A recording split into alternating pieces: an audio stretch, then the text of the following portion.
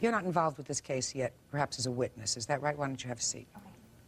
And neither are you, so why don't you have a seat? Okay. Mr. Houston, the defendant was a friend of yours. Yep. You had been arrested for domestic violence, and according to your complaint, called the defendant and asked for his help. And according to you, you said to him, you can take my rifle and hold it as collateral for some money that I'm going to give you for being such a good friend. Yep. No, that's not true. Just a second. Then you got out of jail, and he refuses to return the rifle to you, despite the fact that you offered them $100 for it. Yep. You want the rifle back. Yes, ma'am. Defendant says that the rifle was given to him as a gift. That's right. And in addition, he is counterclaiming for some nonsense about fluorescent light bulb. He spent a lot of time. I spent a lot of time. Whatever. We'll get there. And it's not nonsense, Your Honor. Mr. Houston, when were you arrested, sir? The first time I was arrested was August 4th, and that got dismissed and dropped to disturbing the peace. Your Honor, he was arrested later in September, Don't interrupt. my wife and I got in another fight. The neighbors called the police. When the police showed up, they got on the computer and saw that there was a no contact order, so they arrested me. When I saw the judge for arraignment, they immediately said 2.5 years in jail and a $50,000 bond, which basically scared me to death. That's when he got his wife alive for him. Listen to me. If you interrupt again, it's not going to be good for your case. Do you understand? Yes. Good. So at that point, I tried to make phone calls to my sister and to my wife, and I couldn't do that through the phone system in the jail. And so I was calling Paul to assist me in that situation. He had an attitude that he didn't want to be bothered with it. We were supposed to be friends. I mean, we've been friends for 7 years. Let's get to the rifle, please. It came up with a situation where I offered him $100 to help me out, if that's what it took to get my friend to help. He offered me his deer rifle. And I am going to throw you out if you do it again. Do you understand? Yes, ma'am. We proceed my way, which is I hear him, I hear you, I ask questions. If I look at you, you respond. If I don't look at you, you don't speak. You got it? Yes, ma'am. Perfect. So you offered him $100 to help you. That's what you're telling me. in a sense, and I asked him if he could go pick up my items, so when I got out, I would not be able to go back home. And he acted annoyed. He didn't really want to do this, so that's when I offered him the $100 situation. I says, look, Paul, when you go pick up my stuff, you can hold my rifle for me as collateral until I pay you the $100. And then all of a sudden he was all excited about, well, okay, I'll help you out. And then you got out of jail, and he helped you out. Well, when I got out of jail... No, he helped you out. He made phone calls. Good. And he went and got my stuff for me, my Okay. truck. Okay, and the rifle. Yeah. Now, when I got out of jail, he wouldn't let me stay at his home because he had his grandparents over there. But besides that fact, my wife had moved out of the house. And so I immediately went and got a court order to allow me to move back into my own home. Now, okay, let's get to the rifle. He came over to my house, and he sat down and started talking, and I asked him to go get my rifle, and I give him a $100 check. And he at that time told me that he had given it to his father, which made me very off. So I asked him to leave my home immediately because I didn't want to get in trouble for any kind of domestic violence. Okay. Now, sir, I'll hear your version of the rifle. Okay, he was in and out of jail starting in April. I picked him up from jail every time he was there. How many times did you pick him up? At least 3. 2 I times. can remember. I took him out to dinner after I picked him up, gave him cigarettes when he got out of jail. He called me repeatedly, constantly, 4, 5, 6, 7 times a day, whining and crying he's in jail. Please get me out of here, please get me out of here. Of course, the last time he got out of jail, I didn't give him a place to stay because my grandparents were there. That was the last time. Plus, I was fed up with it anyway. Now come to the rifle. He's crying on the phone, whining. I'm doing everything I can, bending over backwards for the guy. He called you from jail. Yeah, constantly.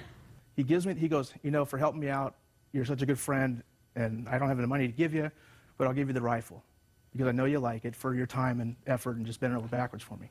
Well, as a friend, that's great. So I took the rifle. So we went to pick up the rifle from Darla, me and my wife, and when I got the rifle, she goes, don't ever let Rhett buy this rifle back or give it to him. Because if something happens to you, it's going to be on your conscience. Next thing you know, I pick up Darla from the hospital because her arm's all bruised up and sprained. Is that as a result of this domestic violence Yes. dispute? Yes, Your Honor. Go ahead. Then I just decided forget it. I got the rifle out of my control, and I said, forget it. I'm not going to let him buy it back from me. I'm not going to even give it back. Because if something does happen, it is on my conscience. Well, just 1 second. Was there any mention at the point where he said take the rifle of his wanting to buy the rifle back from you? No, not at all. At that point, he just said take it. Yeah, his time. for my time and effort and everything else. I believe you, Okay. because I watched his eyes when he said to me, I have a witness that heard the conversation. My Really? sister. My witness heard the conversation on the Appreciate if you speakerphone. heard. I'm more than happy to hear a witness. Who's the witness? My sister His wife. Jade. Tell me your name. Jade Houston. All right, Miss Houston. You overheard the conversation about the rifle? My brother Hugh said, I'm giving him the rifle as collateral to give him $100 when I'm able to get back to work to get the money. You heard him say that. Yes, I did. That's what he told her, but that's not what he told me. I was on Ma'am, That's not what he told me and my wife. That's not what he told me. She was on the speakerphone at the And time I- he said it. You're the wife? Yes. Step up. Real cases, real people. Judge Judy. Hugh Houston says after he was arrested for domestic violence, he gave former friend Paul Pierce a rifle as collateral for bail. Hugh says Paul refuses to return it. Mrs. Houston, there came a time when the defendant came to your house when your husband was incarcerated. You evidently had a rifle in your house that belonged to your husband. Yes. What did Mr. Pierce say to you when he came to the house? He said he needed to pick up the rifle and Hugh's belongings. And I was kind of scared, and I told him, you know, that he needed to keep this rifle because I was scared. He never said to you at any time that he picked up the rifle, that it was just as collateral for other monies. Is that right? No, he never said. He just said that he needed to pick up his gun Right. and And his his clothes. tools and his truck And and his things truck like and his that. clothes, Yes. and you gave it to him. Yes. And how many times had Mr. Pierce come to your husband's assistance when he had been incarcerated? More than two? I would say 2 or 3 times, yes. Okay, and that was going to jail, taking care of the bail bondsman, whatever had to be done, coming to your house, picking up stuff for him, that sort of stuff? Yes. So he was a pretty reasonable friend. Be a fair statement? Yes, he was. Are you back living together now? Yes. How long have you been married? Well, we're not leaving. 17 years. We're not legally married, is what she was going to say. How long have you been together? 17 years. You have children? 1. How old? She's 9. She at home when these acts of domestic violence take place? Yes. Big mistake. Have a seat. Okay. Okay. Let me hear. You may be seated. Let me hear about your counterclaim, Mr. Pierce. I gave him petty cash. I bought him dinner a couple of times. He stayed in our guest house for a little while, and my wife keeps her ferret and her cat there. This is a shack, not a guest house. Mr. Houston, doesn't I don't matter. want Mr. Houston. Uncross your arms and be quiet unless I'm speaking to you. Anyway, we let him stay in the studio. But the thing is he was taking the light bulbs out for some reason, the fluorescent light bulbs, taking them out. The ferret walks out. He jumps up onto the cot, breaks the cot, and broke the light bulbs. Now, I didn't see it, but he told my wife, and my wife had to That's a clean it up. lie. So, So we're suing for the light bulbs, the cot, all the collect calls from jail, which adds up to about $120. well, do you have proof of the Yes, I do, calls ma'am. from jail? I'd like to see that, please. There's a couple calls on there I didn't get on there. I just misplaced the bill. It's all right with you, ma'am. I'd like to see these phone numbers that he's claiming against me. I'm going to absolutely show you, sir. All right.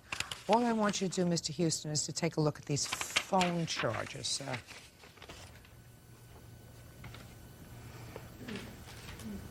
All collect calls. I'd have to say that these calls are probably legit. Okay, good. Fine. Now, he did stay with us on and off, and yeah, he did get his place back after he got out of jail. That's okay, sir. You had no rental agreement with him. No. Mr. Houston, I don't know whether anybody else gave you a pep talk about what happens when children witness acts of I'm domestic fully aware of it, violence. ma'am. I'm sure that they At have. this point right now, I do have counseling happening, and I am attending it. Anger management program? Yes, it is, ma'am. And what about your child? Is it a boy or a girl? It's my daughter. Is she in counseling as well? No, she's not. She ought to be. She's a happy child. She's not a happy child. Happy children don't see their parents fighting and their mothers ending up in slings. Happy children, if they hear We had a, arguing... we had a very stressful time in our lives. My mother I was understand. dying, and our Allegedly, financial I don't situation care. was bad because I I don't was doing care. a lot of traveling back and Mr. forth. Houston, doesn't make any difference. I know it doesn't. Children don't. All I'm doing is suggesting to you that if you're in counseling, I don't know if your wife is in counseling, but certainly if you want to be good parents, you make sure that your child has somebody to speak to. because that's important. She may not be able to verbalize it to you, but she's probably witnessed things that it's unfair for a child to have witnessed, and you're supposed to make sure that you are protective of her. I totally agree with that. Okay? And What I don't agree with is the way you believe his story, because there's no way in a million years I'd give up my rifle. Yes, you would. If you were in jail and you wanted out fast enough, you would. Ma'am, it's not true. It's not true at all. Yes, Okay. it is. The fact of the matter, I was giving him $100 to cover the expenses of the situation. Okay, no, you Now, I can give expected him to be a friend, and he really didn't want to act as one. And I offered, Paul, you can hold on to my rifle. It's collateral. Can I ask and you a that's what question? it became, Can I ask you a collateral. question, sir? What acts of friendship have you done for Mr. Pierce? The reason what have I done for him? Yeah, I would like to. This is a guy who came over to our house for holiday dinners. This is the guy I offered my garage for him to fix his car. Well, he dropped, when I asked him not to put oil all over my driveway, and he spilled oil all over the entire garage. You're and they right. smeared it all over the hear you. place. Just This is a a man that has no integrity about anything whatsoever. No, but his you're own not selfish answering my world. question, Mr. Houston. My question to you, sir, is what have you done in the framework of your friendship for Mr. Pierce? He calls me periodically, lots of times, to talk about his son. He has a custody situation with his son. So he asks calls me you for for advice. and guidance towards that I situation. would never want. Shh. Hey, He just recently, he had to rebuild the Toyota engine in his Toyota truck. I came over here about 3 days in a row and helped him with that. I'm a helpful guy. I go out of my way to help people when they need help. it doesn't I'm not compare. one to sit It there doesn't and compare, Mr. Houston, to the aggravation that your incarcerations caused him. Doesn't compare. But- Having him over for dinner is not it, and I can, quite frankly, Mr. Houston, envision the conversation of, you like the rifle, take it. No, And ma'am, you it's shouldn't have not the the way rifle it in your went possession down. anyway, so you're not getting the rifle back, and in addition, you're going to pay him for the phone calls that you made collect to his house in the amount of $160. That's all. Parties are excused. You may step out. He's a piece of garbage. I want my rifle back. It's just slime bags like that, that take advantage of everybody. He should have called him and said, do you have my money? If not, I'm going to get rid of the gun. Darla needs to get out of that relationship. He constantly beat her for the last 10 or 15 years. To carry things by yourself and don't trust a soul. And now the next case. All parties in the matter of DeSante Wentworth versus Bacho, step forward, please. 35-year-old homemaker Jessica DeSanti Wentworth is suing her sister, 36-year-old nurse Lori Bacho, and her husband Frank Bacho. Jessica says after her 11-year-old daughter was hit by a bus, the couple held a fundraiser and kept the money. Miss Wentworth, the defendant is your sister and the co-defendant brother-in-law? Yes. According to what I've read, you have a daughter Yes, who I was do. in an automobile accident. Bus accident, actually. Bus hit her, Yes. and you had a lot of medical bills and expenses. Yes. Your sister and her husband decided that they would hold a fundraiser Correct. Correct. to help pay her expenses. Yes, they help did. you out. And they did. What kind of fundraiser was it? We had a benefit at a bar that we have a lot of friends at, and it was we just had food and raffles and 50-50s and entertainment, things like that. And how much money did you raise? $1,017. Did you put that money in a bank account? No. What'd you do with it? We tried to. I asked for her, my niece's Social Security number, and I wasn't allowed to have it. So what did you do with the money? I was given to an aunt of mine, which I have a statement from her stating that she received the money on December 3rd and how much it was, and she had it and she kept it. Your lawsuit says you want the money. Yes. Well, it's for my daughter. I think she deserves to have it. How old is your daughter? She's 11. What do you mean you think she should have it? Well, the fundraiser was for her and her medical expenses and whatever she needed. The accident did put me out of work, so therefore I'm surviving on my child support. She needs a lot of medical care. She goes to the doctor once a week. She needs prescriptions. She needs pain Did she medicine. go to school? No, she's tutored at home. Now she's tutored at home. She's been tutored at home since December. What kind of medical bills do you have for her? Don't talk to me about you. Tell me what you have for her. I have $86,000 worth of medical bills for her. Unreimbursed medical bills. Yes. She has a And- lawsuit other than... Yeah, she's that suing the people that hit her, and that's where the $86,000 is. The Exactly. things that we raised the money for was basically for small needs, prescriptions, Right, for any Katie. kind of cotton swabs, stuff like that. Exactly, But I for told her, Katie, I told her not straight you. up in the beginning. Just a second. Miss Wentworth, you're not entitled to this money. Let I me know, explain my something. daughter is. You're not entitled to this money. I'm not asking it for me. Good. And you didn't raise this money. Yes, I did help raise that money, actually. We put out 5 collection jars in the town of Riverside and Delanco, which funded the benefit. No, it didn't. The only thing that Mr. Bacho paid for was the basket of cheer, which cost $65. Okay. He paid for that. Fine. Everything else came from the baskets that we collected I told money from. anybody that was making anything or anything that they had We to had do a lot with of the our friends benefit. make food. Yes, a lot of And people I had donated them things. give- I I had said- two Just a second. delicatessens. Juan, listen to me. I don't think that the defendants want to use the money for themselves. That's my sense. Exactly. Exactly. What I think that they want to ensure is that the money is used For Kitty. for your daughter. Exactly. Neither one of you is entitled to this money. I know that. Good. So I'm going to come up with a solution for you. Okay. Very good. We're going to put this money in a bank account for your daughter. That's fine. And the three of you will be on that account in addition to your daughter, which means that no one can withdraw any money from that account Okay. without Everybody's signature. everybody's signature.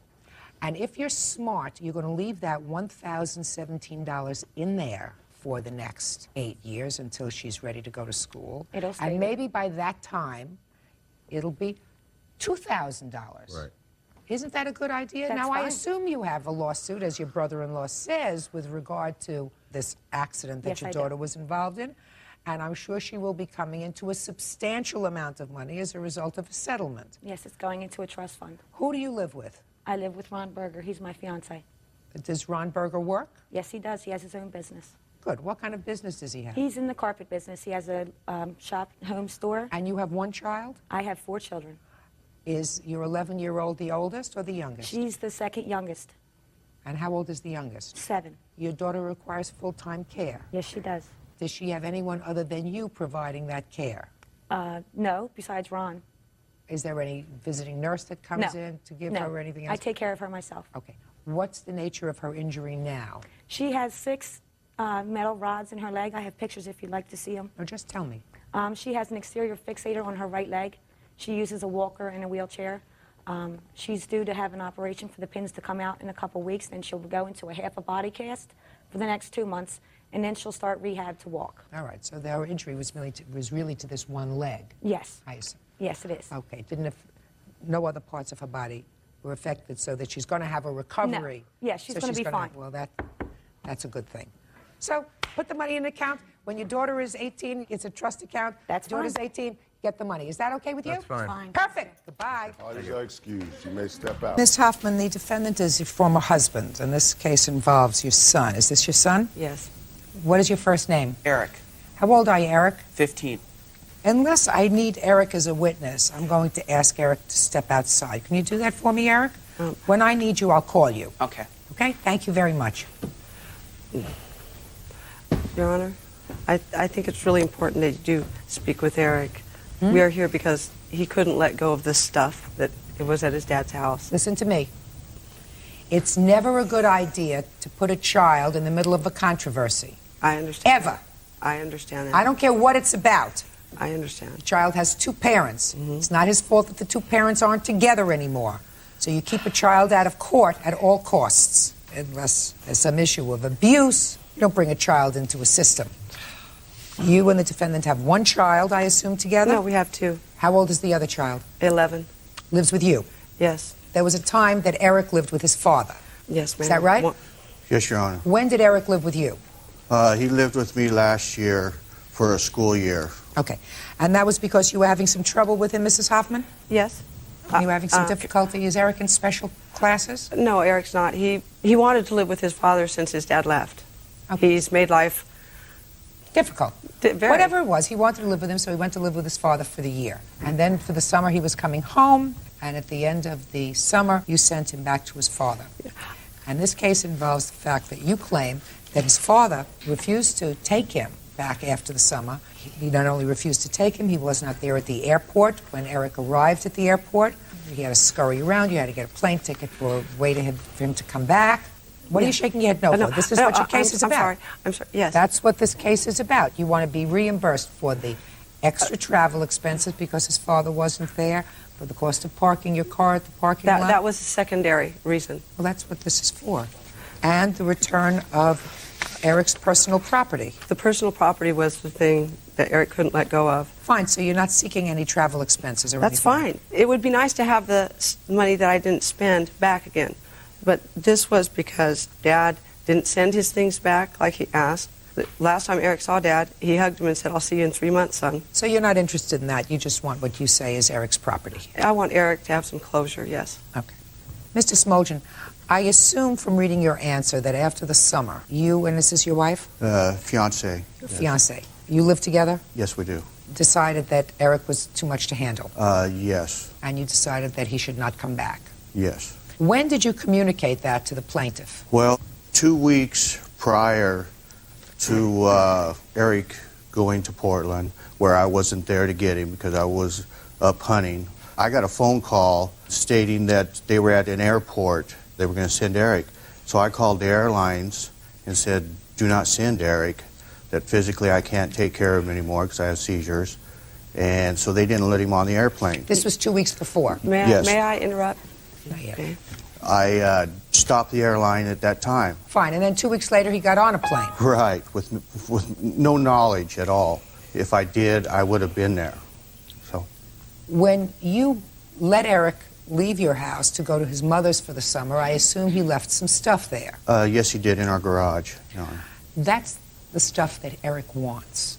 Yes. Tell me what it is. Well, I brought a bag that was Eric's, and there was some clothing. We sent him a Pokemon game, and I think that was in it too. In where? In the paperwork that's stating that that's what he was suing for. Right. We sent that back because he said he lost it on the airplane. Well, we did have it at the house. We did send that to him. So basically, it's the clothes, the bag, what was in the garage. Let me see what his mother says was left. The travel And then we'll expenses. let's go through This it. is a list he made himself, Okay.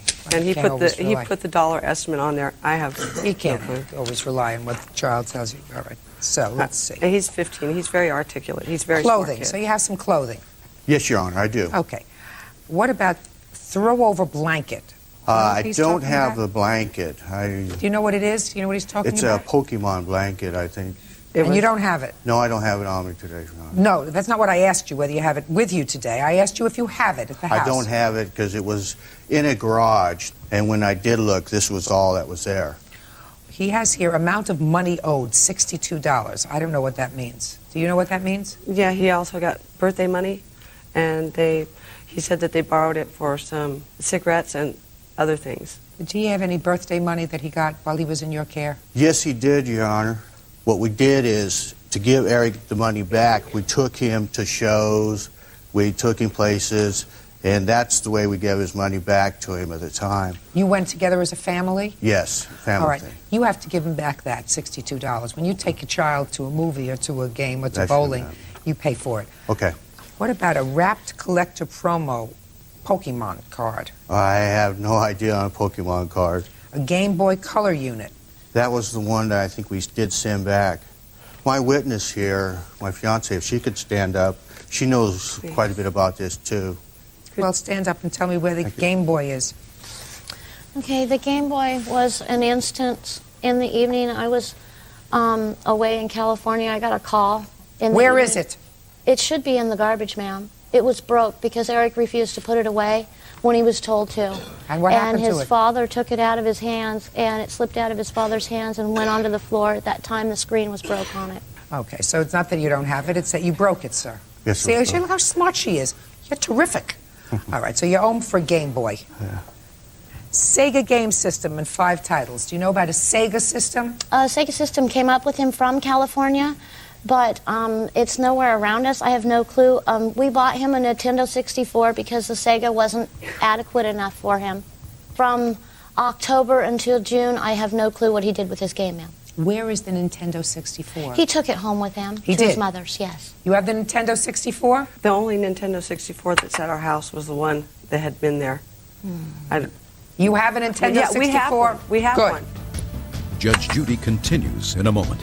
She didn't send everything back when she sent him home if there was no intent listen for to him me. to be back. Stop with the nonsense. This is nonsense here, madam.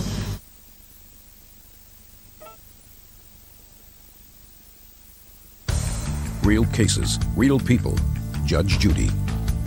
Suzanne Hoffman says ex-husband Nick Smoljan owes for travel expenses because he didn't show up at the airport to pick up their son. Suzanne also says Nick refuses to return their son's belongings. personal journal? Did you find the journal? No. We cleaned out his room thoroughly. There was just a bunch of garbage left in What it. about family photos? I have seen family photos that he had. Do you know where those are? No, ma'am, I don't. If I did, I would definitely give them to Of course you would. Could you take another look for them? I certainly will. Okay. What about a bicycle? We bought him a used bicycle. He never rode it because he didn't want to fix it up. It wasn't good enough for him because it didn't come from a brand new store. And he was very upset. He's a very material young man. I disagree with that completely. About what? Him being totally materialistic. All right. Well, he's always been satisfied with what he's had. Do you have a receipt for the bike? No, ma'am. We Do you paid know where it is? $25 cash at a yard sale for it. Do you still have it? Yeah, it's probably. Do you want to been pay out to in have the it rain. shipped? Do you want to pay to have I it don't shipped? want to Of course pay to not. have it shipped. Well, sorry. What about a microscope? Do you have a microscope?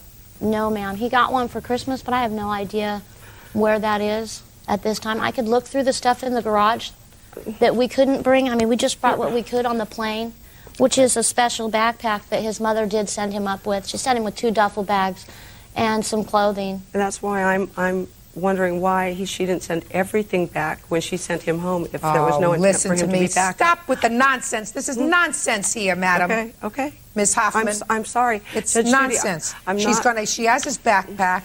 Certainly, I don't believe that the child has to pay for his own entertainment from his birthday No. money when you go as a family. So that goes back to you when you broke his Game Boy, which he values at $80.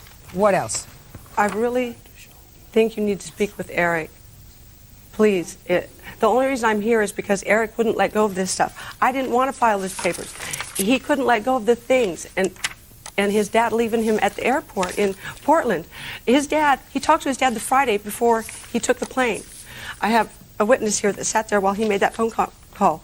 The last time I spoke with Nick, when I was at the airport, I was paged, and they changed the flight to 2 weeks later. Ms. Hoffman, you said that your son spoke to his father the Friday before he was going to leave. Right. Yes. Well, shh, just a second. Did you speak to and said to you, Dad will be there at the airport, I assume? I talked to him 2 weeks prior to that. 2 weeks prior to that was when you were going to send him before, and he told you not to send him. After that, did you confirm with him that he would be there to pick him up 2 weeks hence? Did you confirm that with him? Yes or no? No, not me personally, because... Just a sec. Well, I'm Okay, talking about okay. you personally. No, I did not speak to Nick personally. After that. So your son did? Yes. That was a mistake. I guess so. Well, that was a mistake. May I address that Just issue? a second. If you're making arrangements for a child who is clearly a troubled child, as you just quiet and listen, been around the block a long time, and I've seen a lot of kids. I understand. You Okay. have been. Good. So And I was- if you're making arrangements for that kind of a child to be transferred and traveling alone, you don't rely on the 15-year-old who vacillates between who he wants to live with. To just listen to me. Yes, I'm listening. You don't rely on that child to make the travel arrangements with his father. You get on the phone with his father or the fiancé with whom he lives and make clear arrangements when he's coming, what time the plane is going to arrive, what time he's going to be there. You didn't do that. I did that. No. I didn't do that 2 days before the flight. I did that 2 weeks before the flight, but I did that. Eric's really a very smart kid.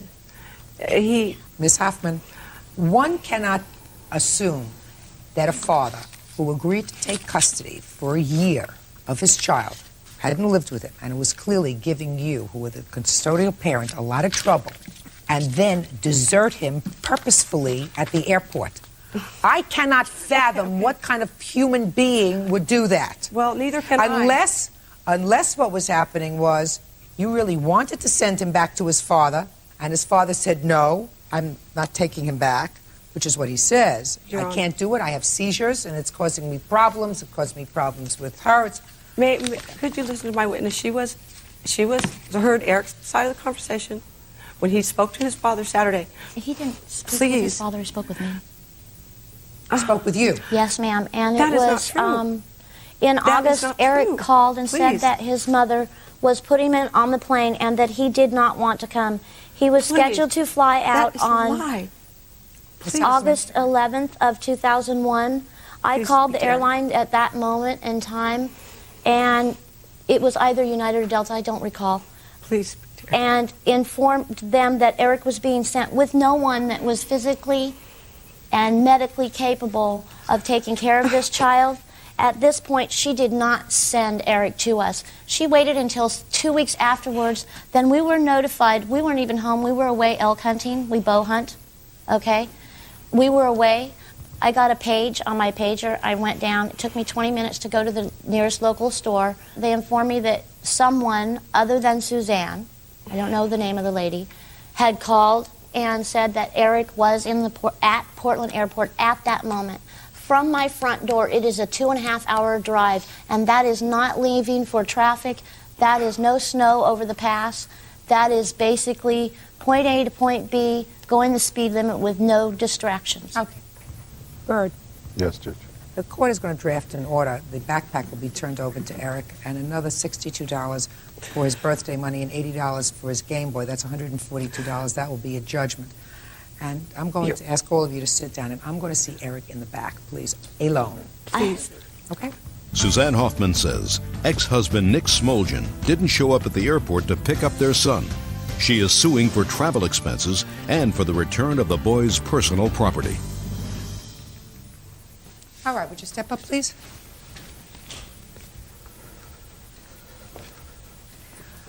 I will briefly tell you what I told Eric. I said that just because people are parents don't make them perfect, and that I believe that the fact that you weren't there at the airport to pick them up was a case of real miscommunication among everybody. And if, Miss Hoffman, you don't buy into that, that's your problem. I know. Why don't you be quiet and listen? If you don't buy into that, that's your problem. But if you want to do anything to protect your son and make sure that he feels as if both his parents care for him, then that's the story that you'll either start to believe or you will start to project. Because the fact that you have let him buy into this sense that he was totally rejected by his father by leaving him abandoned at the airport doesn't make him feel any better. It may make you feel better. No, it doesn't make me feel better. Why don't you just listen? You are not perceiving. I don't care what the truth of the matter is. What I'm telling you is any child that is made to feel that they were abandoned doesn't make them feel good. Now, I have said to Eric, I don't believe, after hearing his father, that there was a purposefulness on his part of leaving him stranded. And I hope he believes me. And if you do anything to dissuade him from that belief, you are not being a good mother. Period. End of discussion. And I don't care what the truth of it is. I don't care. It's my sense. And that's what I told him.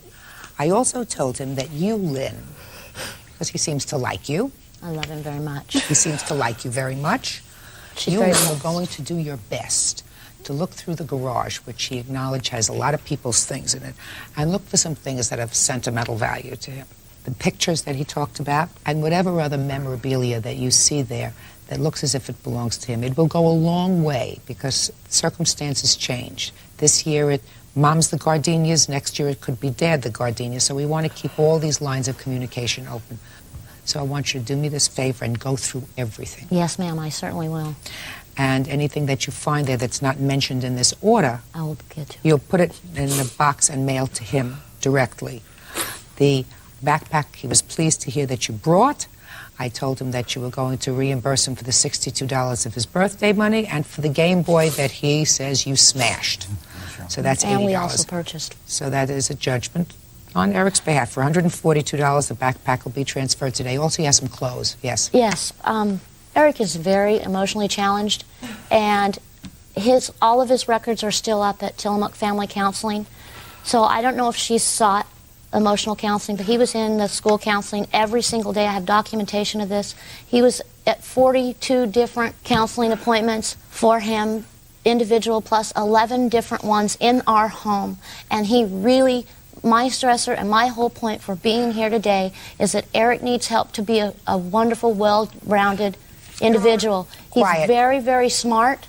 He has a lot to offer our world, but if his emotional issues are not met, I fear for both Eric and our world. May I suggest that you photocopy all the records that you have? I have them for her. Give her a copy. Do you have them today? Yes, ma'am, I do. Okay. Make sure she gets it today. What she does with them is totally up to her. She has primary physical custody of this child at this point, so she should be able to take care of. What are you crying about? Because I'm not I'm not as articulate as I should be, and I'm sorry. I have taken Eric to counseling. We have been doing all the things that we're supposed to do. Fine, then what's the problem? She's giving you the records. The problem is, she's this giving you man the comes in records. here, and I'm sorry. I don't mean to put him, to say anything against him. I don't. So then don't. So then don't. Okay. Then don't. I said to you there was a miscommunication. There was a miscommunication. I don't believe that. Well, that's your problem, Ms. Hoffman. Get over it. You told me that. Get over it. Get over it. And if you're taking Eric to counseling, that's wonderful. And she's going to give you a copy of the records that she has for the year. That's good. You should be able to give them to your counselor. So I don't know what your problem is. I'm sure the counselors already have been in touch with each other from California to Oregon because I released all so they could go back and forth with information when he moved all up she's there. doing is giving a copy of your record. She's trying to be complete. Thank you. Goodbye. Parties are excused. 14 on the calendar in the matter of Ross versus Miller. How you doing, Judge? Parties have been sworn in, Your Honor. You may be seated, sir. Have a seat, please. Ms. Ross, according to your complaint, you and the defendant were engaged to be married. Yes, Your Honor. Did you live together? Yes, Your Honor. From when to when? I believe it was June of '99. And when did you separate? January of 2000. January of 2000 or 2001? 2001. Your Honor, we started dating at that time. We weren't actually living together in June of '99. Well, when did you start to live together is what I want to know. He moved into my place in Roseville originally in 1999. What month? It was in October. October of '99, not June. Okay.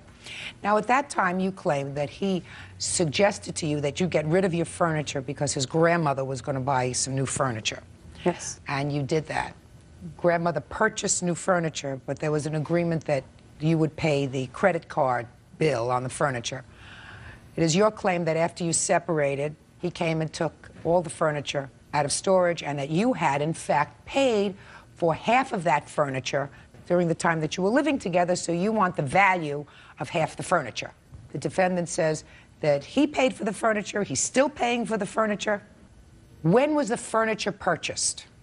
On the March 15th, 2000. And what furniture was purchased in March of 2000? It was pretty much a whole client, a living room set. Living room set, so far, is that right? Yes. A bedroom set, plus a dining room table. Table? But that was not on the credit card. That was paid in cash to his mother. Is that right? That was given to me from my mother. It was a dining room table from her previously So that was a gift, so let's forget the table. Yes. And that was all purchased in March of 2000 on a credit card, Grandma's credit card. Yes. How much do you say you put towards this furniture? $1,000 about. $1,000 about? Within the year that we got the furniture, each month that we paid a month. Were you sharing the expenses of living together? Pretty much. Not pretty much. Yes, Your Honor. You were? Yes. And how were you sharing them? What were you doing at that time? Were you working? Yes. What kind of work were you doing? At the time I was dancing. Dancing? Yes, at that time. And how much money were you earning dancing? $1,000 a week usually. So you put money into a joint checking account? No, we had our own separate accounts, but I would give him cash to pay for bills, and he would write it out as the man of the house. Is that right? No, Your Honor. Well, tell me how it worked. Basically, she kept her money, I kept my money, we split the bills, and we came together to purchase things together, and the things that were purchased together, she was allowed to take with her when she left. But we had separate checking accounts, and she never came home and gave me, you know, large amounts of money. I didn't say large amounts of money. Well, she said that what you're saying to me is that she's correct that you did, in fact, share joint bills and purchase things together. Yes. Now, one of the things that you decided to purchase together was this living room set and the bedroom set. No, Your Honor. Well, tell me why not. Because when we agreed to move in with each other, she put her furniture in the stores because I said that my mom was going to buy me furniture and that we could use my furniture. You said my furniture? Yes, my furniture. Mr. Miller, were you engaged at that time? No, we were not. When did you become engaged? Only about 3 months after we moved in together. You moved in together in October of '99. The whole timing thing is a little confusing to me because... Well, but try not to make it confusing to me, Mr. Miller, because I'm supposed to be able to resolve this case. Sure. The furniture was purchased in March of 2000. Mm-hmm. So my question is, were you engaged at the time that the furniture was purchased? No.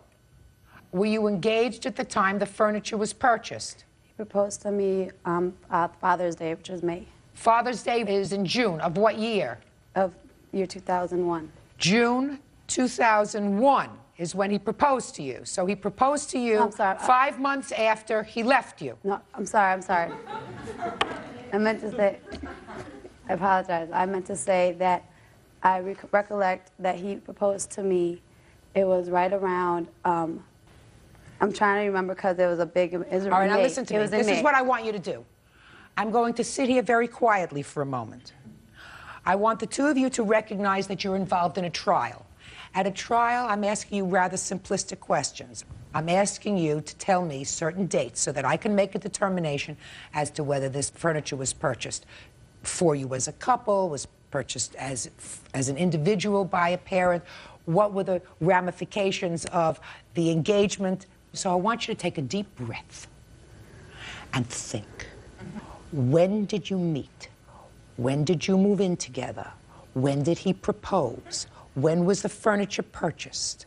Do you understand? Yes, Your Honor. Now just be calm. Think. You don't look like you're thinking.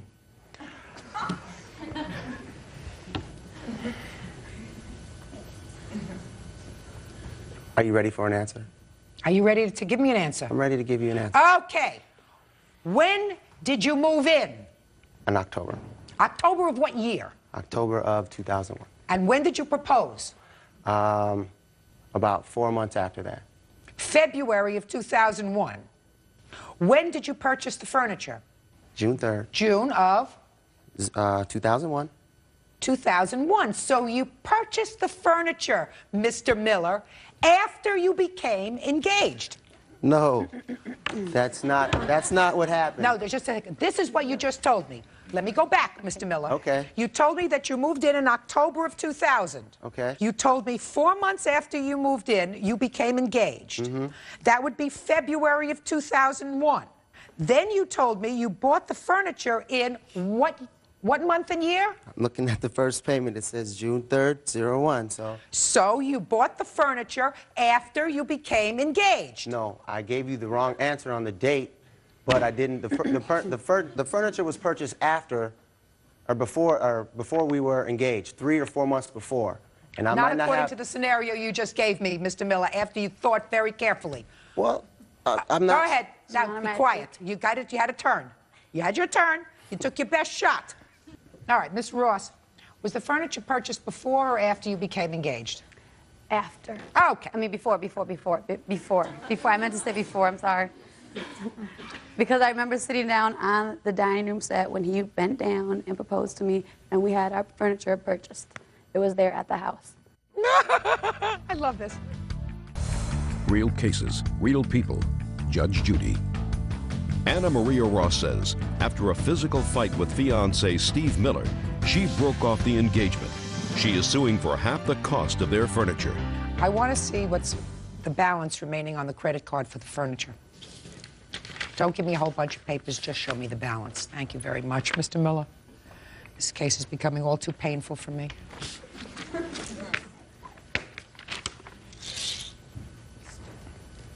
Could you read this? You have on your reading glasses. I know, but look at this here. I know. Look at that there. Can you see that? Whoa. I see the new balance here, Judge. It says $2,478.68. Is that the new balance, sir? Is that what's left on the Yes. And what was the original purchase price of the furniture, Miss Ross? About $3,000 almost. We're in a court. Excuse I me, want to know I'm- the exact amount. Because there were separate payments, I can't find the total amount of the entire furniture. Ma'am. Let me take a look. Mm-hmm. Because there were different. Trying to think of how many years my father this is paid just- to educate me for this. Did you folks ever learn about being prepared? You know, you come to court, you're prepared, you have all your information, you have numbers, it's all down there.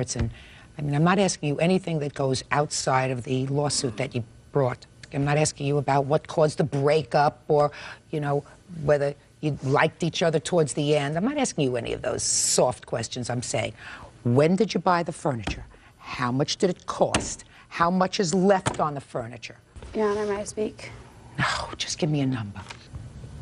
When you buy furniture, you have a bill.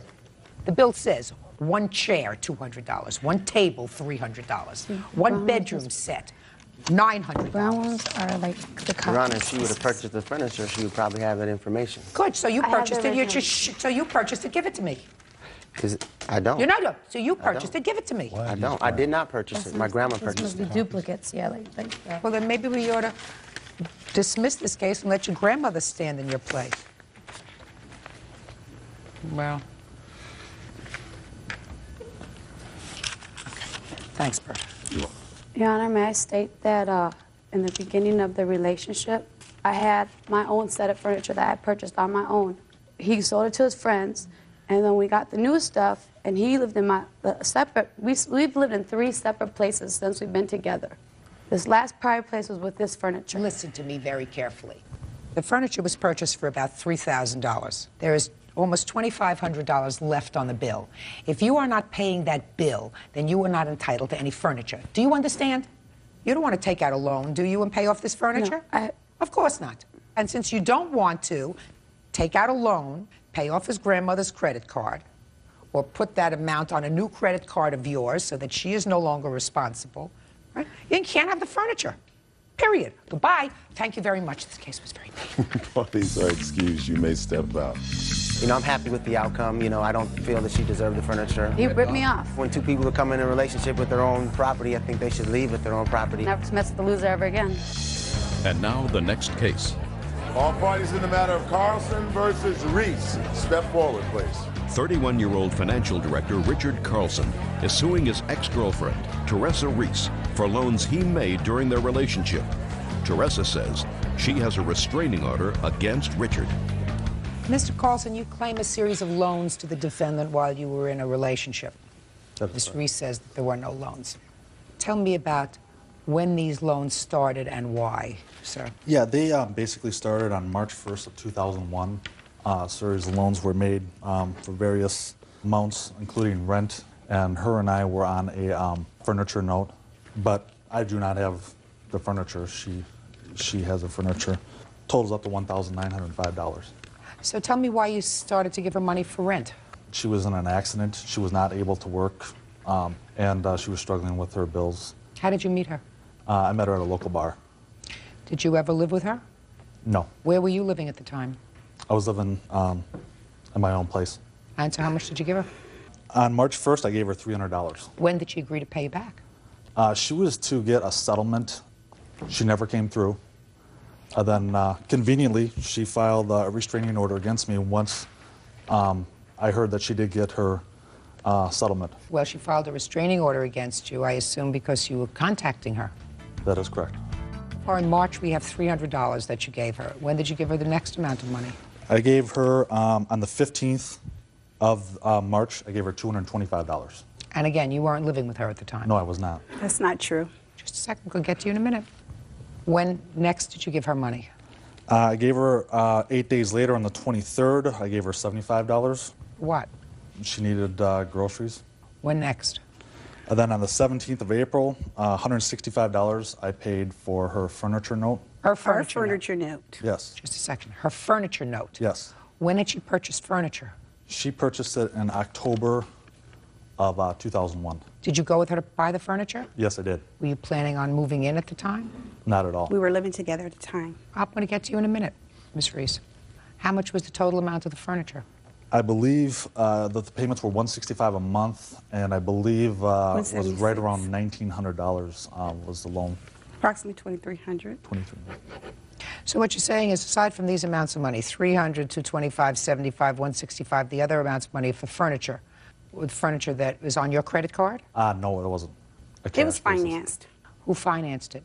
They're a local furniture company, and I have the agreement right here, which our name is on it. With both, we're under the same address, and he's signed on to this. Can I see it, please? And he's given me a lot more than the amount that he's suing for. He's given me money as late as October, 2 weeks before the restraining order was filed. Both names on it? Yes. And one address? Exactly. Is that right, sir? That is correct, yeah. If I can add to it, you know, I never once was on her lease. Hey, she don't have to be on her lease to live with her. Mr. Exactly, and that is my Miss point. Reese, be quiet. You don't have to be on her lease to live with her, Mr. Carlson.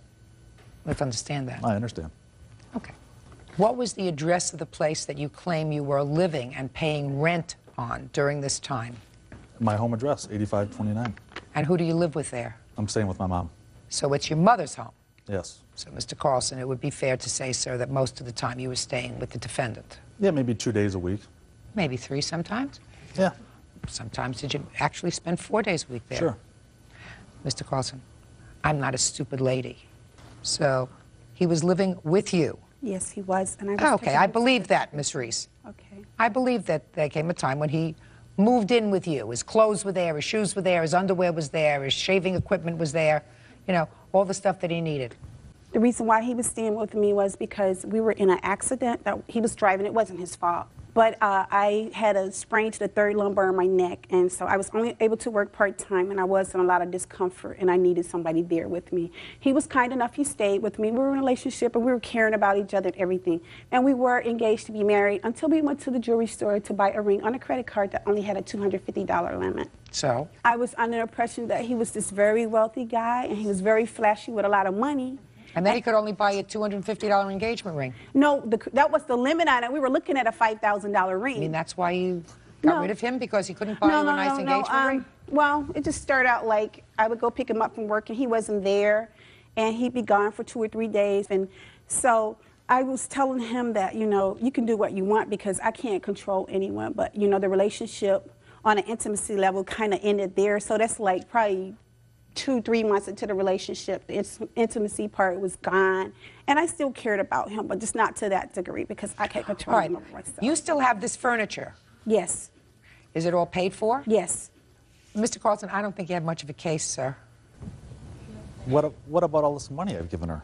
I mean, you know. Yeah, you were staying there. And if you paid for the joint living expenses and you paid part of her rent. For 2 days? No, I sir. A week? So, 2 days a How week, does that sometimes constitute 3 for a days a full week, month of sometimes rent? 4 days a week. What do you want me to do?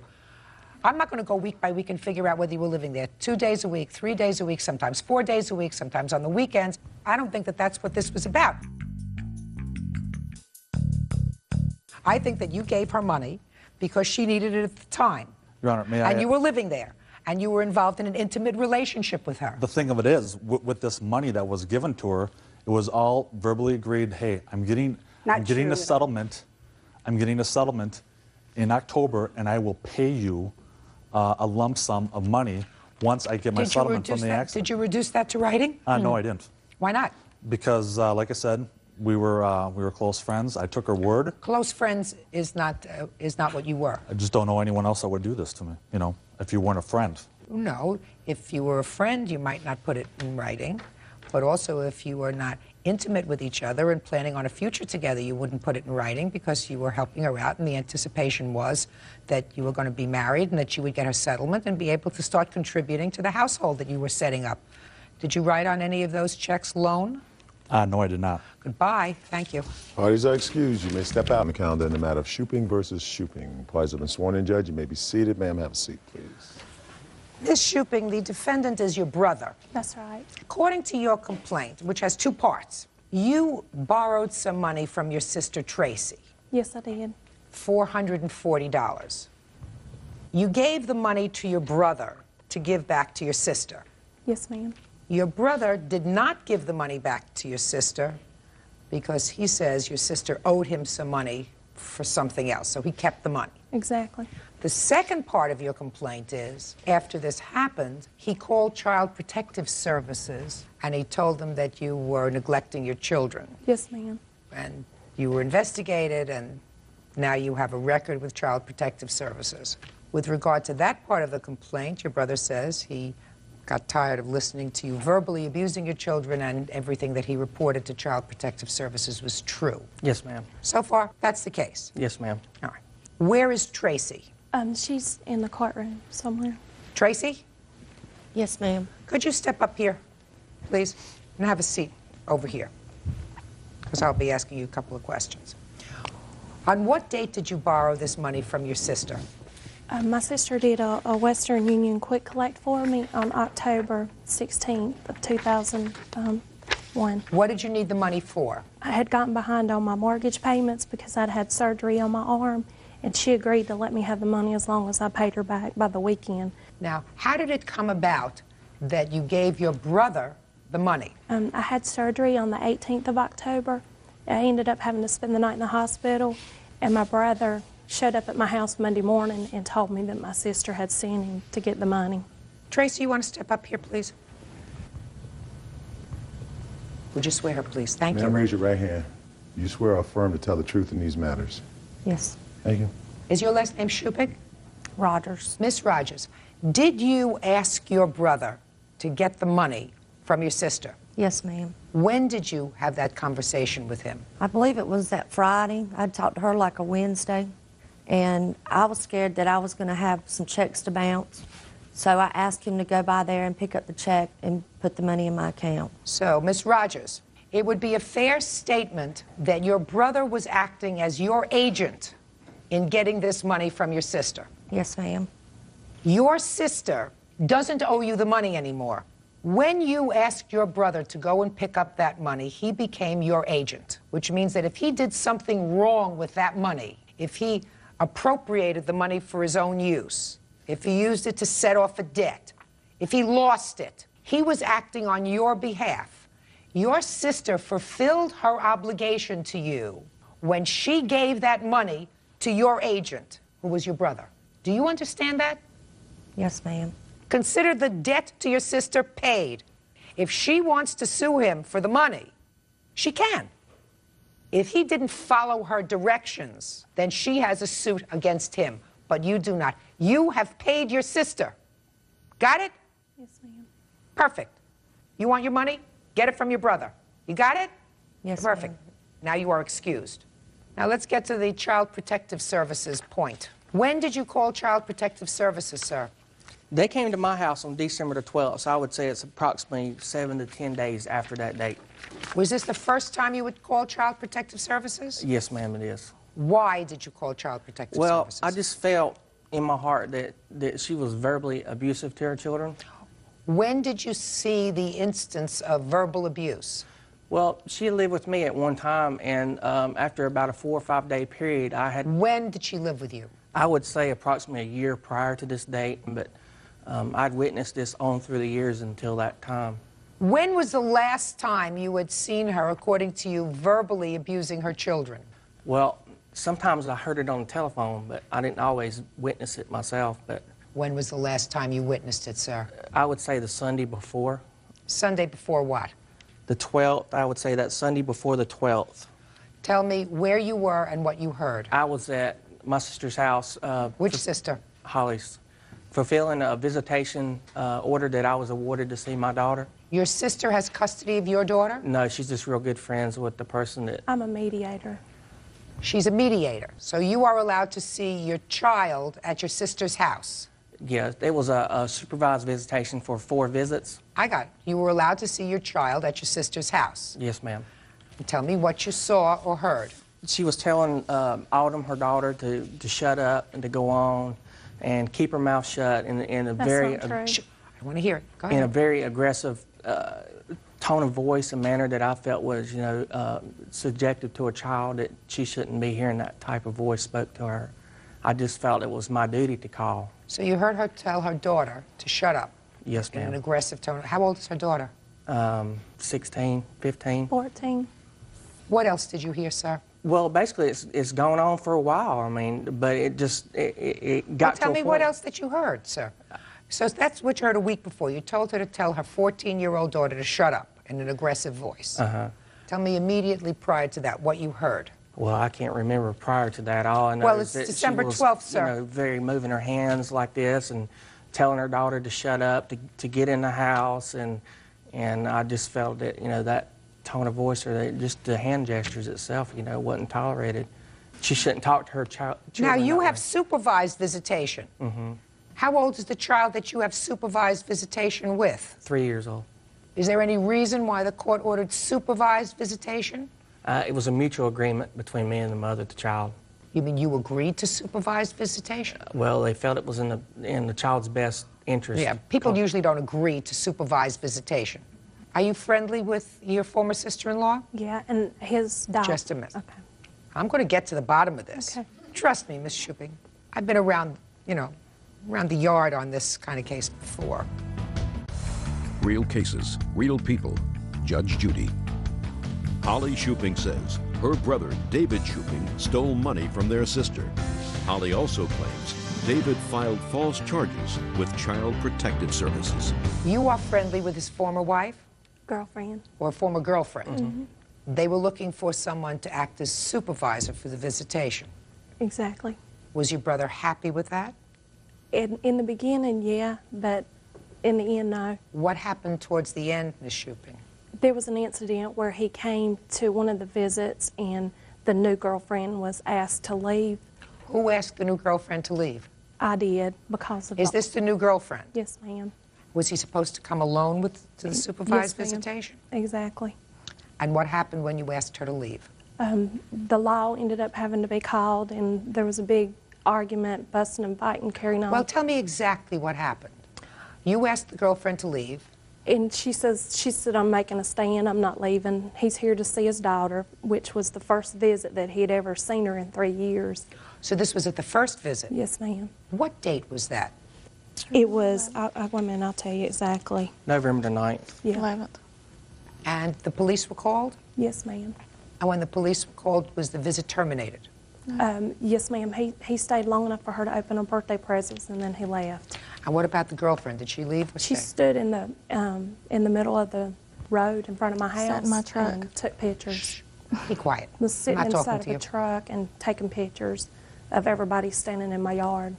Did your brother come again for visits? Yes, ma'am. He comes regular now, still. To your house? No, he has it at his ex-girlfriend.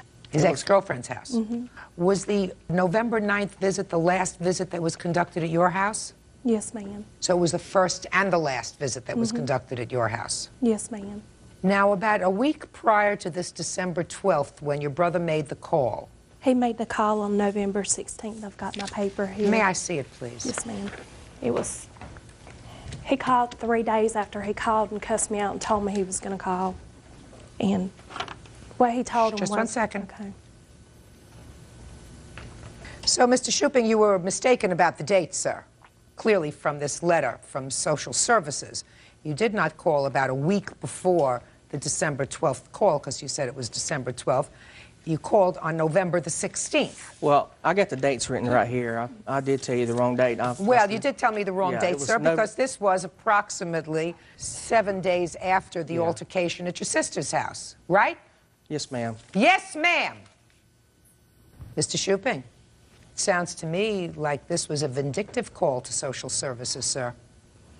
Well, I told her I was going to call. And the reason I did call is because someone... My first visit, by the way, was on November the 11th, and someone called on me the November the 13th and said I was abusing my kids, too.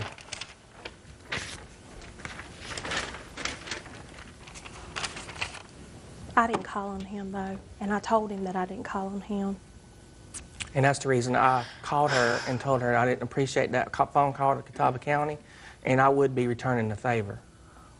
Then I am correct. You did it not because you feared for your 14-year-old niece's welfare because her mother was yelling at her, but because you were angry because someone had called Social Services because of your alleged actions. That's what you just said to me. Is that right? Well, it wasn't in Well in that is not an stance. answer, sir. It's not in that stance. It's exactly that way. You acted like an idiot by bringing your girlfriend to your first visit with your 3-year-old in a very long time. Not her visit, it's your visit. It's your visit. And before you introduce another person into your child's life, what you're supposed to do is you're supposed to get to know your child yourself. How long had it been since you saw your daughter? Well, it's been... Not well. Give me an answer. I seen her the first day when she came home from the hospital. And then you didn't see her for how long? I paid child support for 2 years. I don't care about your child support. And I'm asking you, when was the last time you saw your child prior to November 9th? I haven't. Well, if you haven't, then you're an idiot for bringing your girlfriend along. And she's an idiot for coming. Because what you're supposed to do is you're supposed to have a single-minded purpose, which is to let your daughter get to know you. And if your sister said, let her leave because I don't want to get into hot water with the mother of my niece, who I'm doing this for, then what you do is you don't make a scene. And she doesn't either. And you acted in a retaliatory fashion by picking up the phone and calling social services on your sister. It was nothing more than vindictive. It had nothing to do with child welfare. And, sir, you are going to pay for that. Because while you don't owe this lady any money for the $440 that she gave you to pay back this sister, she's suing you for $4,000, most of which is the aggravation that was caused because her name will remain in the state central registry for child abuse and neglect for a very long time, without any cause whatsoever, because you used this to get even. Judgment for the plaintiff in the amount of $4,000, that's all. Parties are excused. You may step out. I don't think it could have been handled outside the courtrooms. My 14-year-old daughter had to go through a lot of unnecessary trauma, and she didn't need that in her life. She seen dollar signs, that was it. And now the next case. All parties in the matter of Cushel versus Rice, step forward, please. 32-year-old nurse David Cushel is suing his former friend, 18-year-old gas station attendant Mike Rice, for damage to his home. David says he allowed Mike to throw a New Year's party, and his friends trashed the house. Mr. Cushel, do you live in a house or an apartment? In a house, Your Honor. Is it a house that you own or rent? I own it, Your Honor. Defendant was a friend of yours? Correct. According to your complaint, the defendant invited you to a New Year's Eve party that he was going to have at a hotel. You volunteered to let him have the party at your home. You were not going to be home New Year's Eve. Is that right? He indicated he was going to have a get-together with a few friends, maybe up to a dozen friends at a hotel party. Just listen to me. You volunteered to let him use your home. You weren't going to be home New Year's Eve. Is that correct? Correct, Your Honor. I'll get to some specifics in a minute. Let me just lay out the case. He had the party. Your house was trashed. You want him to pay for all of the damage that was done to your house. Correct, Your Honor. That's the case. And Mr. Rice says, what? I was there. Is not an answer. Okay, sorry about that. I was there, and I had a few friends over, and some more showed up than I invited. And at midnight, some friends got in some fights, and they broke some of his stuff. So? So I don't think I should be held responsible because it was my friends and not me. You were there? Yes, I was. You know which friends damaged the property? Yes, I do. Sue them. After he sues you. Gave you permission to use his home for the purpose of a party. If more people show up than you had invited, you have a responsibility to eject them. If things get out of hand, you have the responsibility of calling the police. If either they refuse to leave or start to get into any altercations at the house. But you are responsible. He's not responsible. Why is he responsible? It's his house, and he never delegated any responsibility. Of course he did. Let me see pictures of the damage to the house. I'm inordinately calm because this is an inordinately easy case to decide.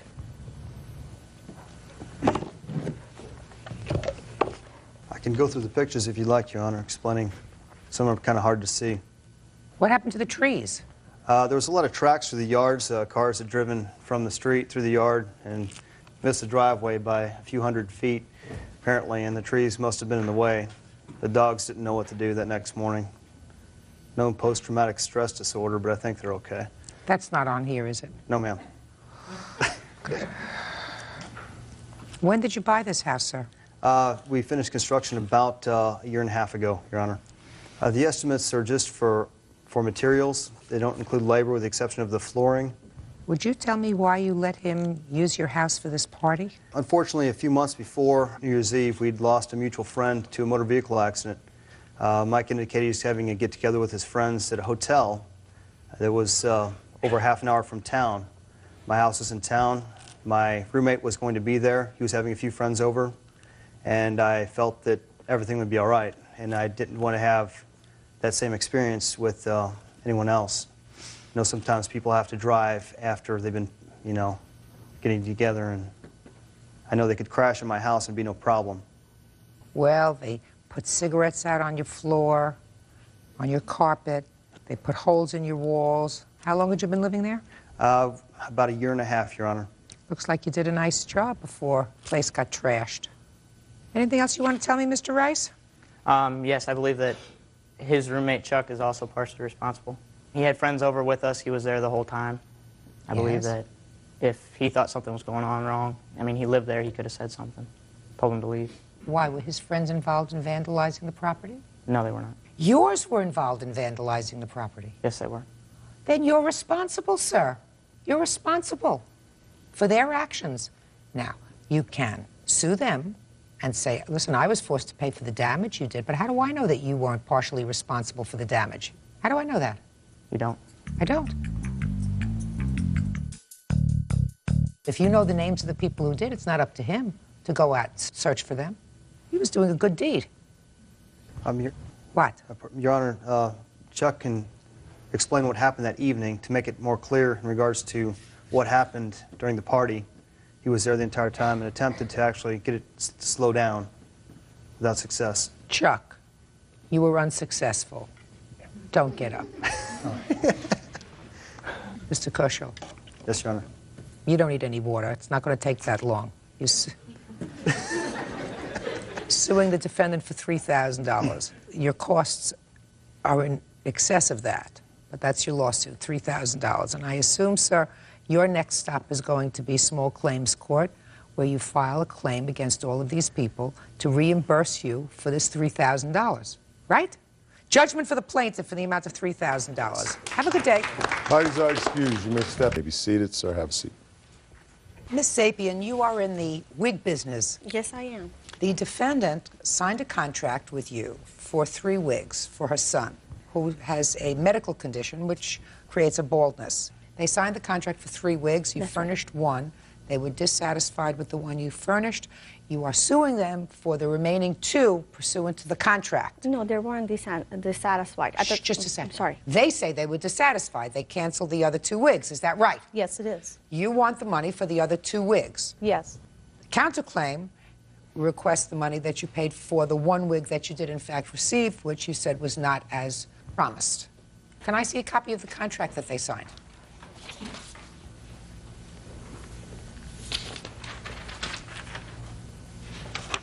Your Honor, can I just mention something? Not until I read. So you ordered all 3 wigs at the time?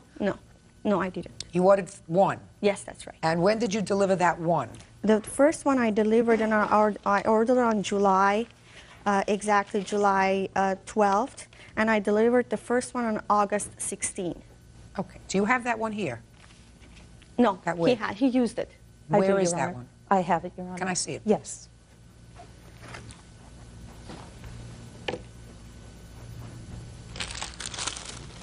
Would you show it to the plaintiff and ask if that's the wig she delivered? No, with the base. Yes, it is. It is? Yes, it is. Can I see it, please?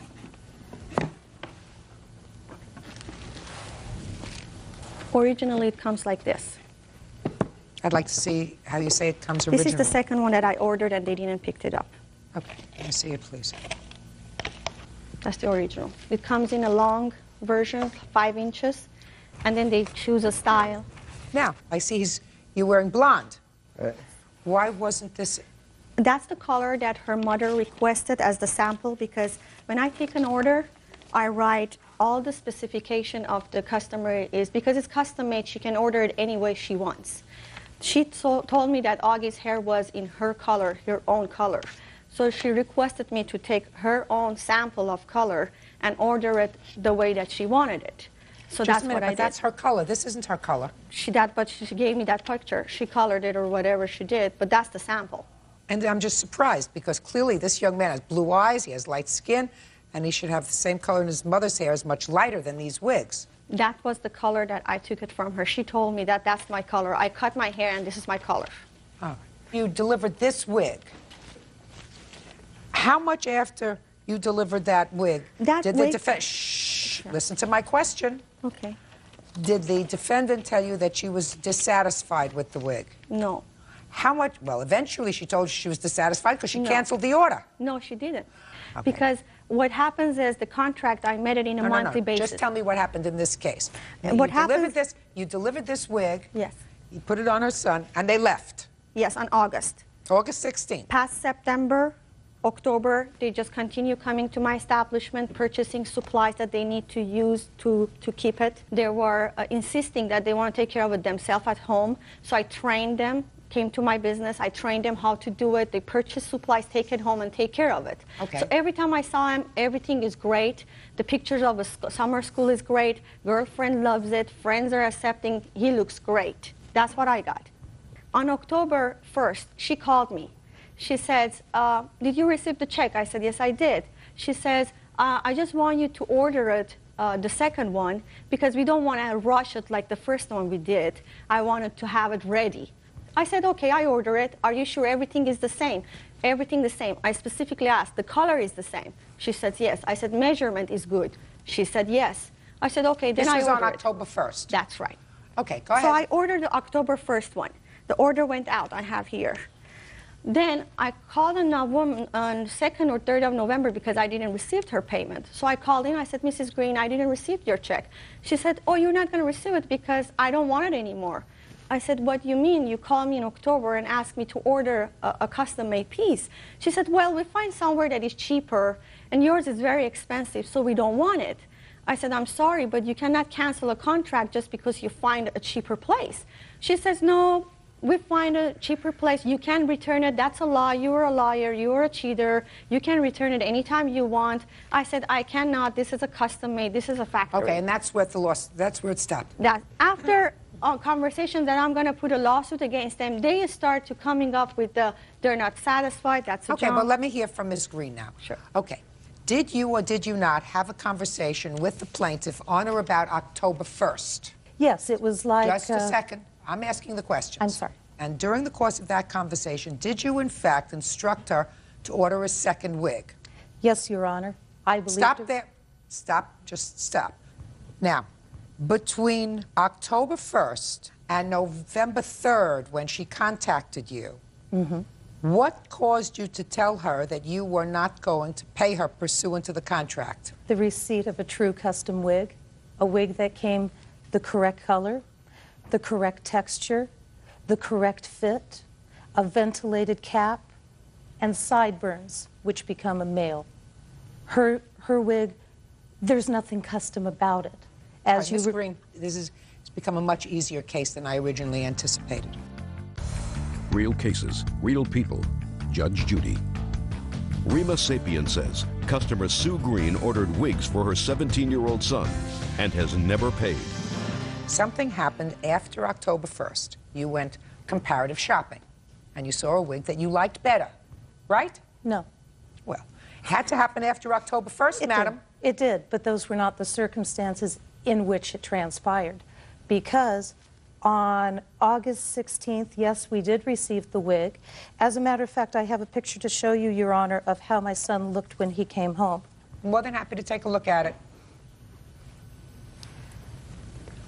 When he had the wig cut and he was in the salon, I was stunned. My son had hair for the first time in 3 years. But when we came home, and I really looked at him, and my husband looked at him, we went through the roof.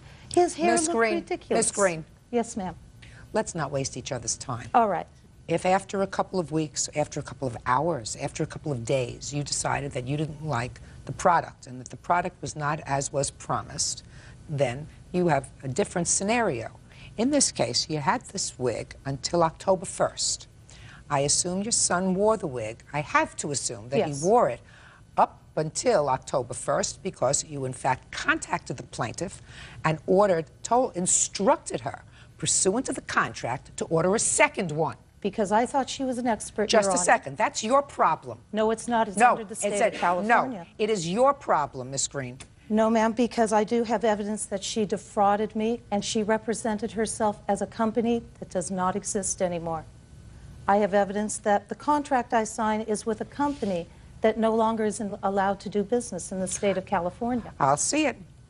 That you didn't know on October 1st. No, I found Okay. that out. That you didn't know on October 1st. Because, Let me ma'am, see. I relied on her expertise. I'd never handled a hairpiece before. Just a minute. I thought what she was telling me was the truth. I thought her expert opinion about the fact that the sweat was collecting under the wig. This wig was designed to be worn 30 days at a time. Just a minute. HRC International, Inc. Is that your company? I'm one of the franchises. Their corporate powers, rights, and privileges had been suspended. No, that was for the Wilshire office. I am a Glendale HRC, each location, Torrance HRC, Newport Beach HRC, Glendale HRC. Originally, it doesn't have nothing to do with me. It's a different HRC, another location of HRC, let's say. That's the Wilshire office. If you can make a phone call, you can see that it's closed. Right, this talks about the Wilshire Center. Yes. But, Your Honor, I had no idea that any of it was out of business. Her business card, the brochure. Miss Green, that had absolutely nothing to do with your Yes. judgment. I have to tell you, Miss Sapien, I don't know what they did as far as grooming or as far as color or as far, I don't know whether before they brought this piece to me, they put it in bleach. That's a whole possibility. Yes. All right? But this piece, the quality of this is certainly different from this piece. Yes. The color is certainly different. However, the defendant called and ordered a second hairpiece on October the 1st. Yes, Your Honor. And based upon her telephone call, because you had not ordered another hairpiece, up until that time, don't go like this. Up until that time, if she had not called, you would not have been out any more money than the one hairpiece that she may or may not have fully paid for. I don't know whether she did or not under the Your Honor. contract. Exactly. But then she went and called, and pursuant to your direction, she ordered another one. So, Miss Green, yes, you are going to pay for two, not three, two hairpieces, because that's what you ordered. But, Your Honor, that contract is invalid. Hair Replacement Centers Incorporated is not in business. I thought... Just a second. That's not true. Yes, You it haven't- is true. No, Hair Miss Replacement Sapien, Centers. listen to me very carefully.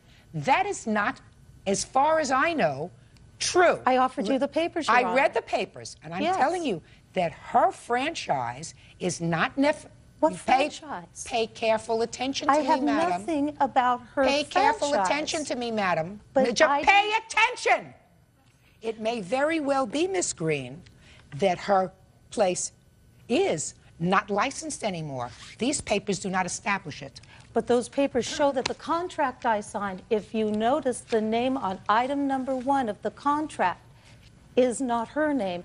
It's the gentleman who represents Hair Replacement Centers. Listen to me. Original institution. It has absolutely nothing to do with this guy. I want you to forget that.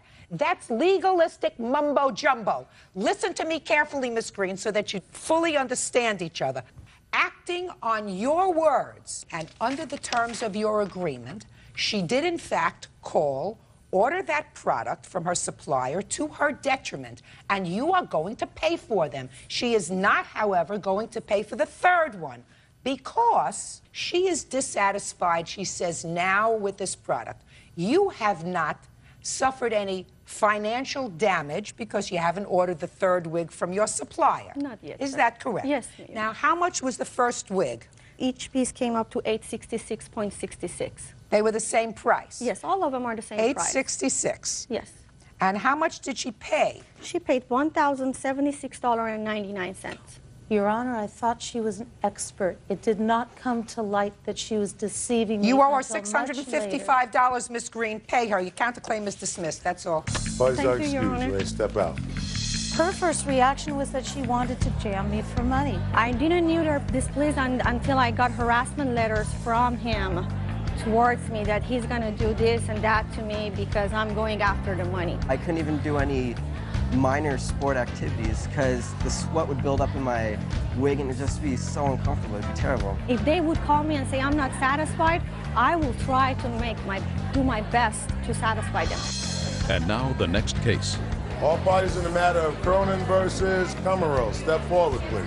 23-year-old customer service supervisor Jennifer Cronin is suing 30-year-old homemaker Kristen Cummerell for the money she paid to enter a road rally. Jennifer says she was given an incorrect start time and missed the event.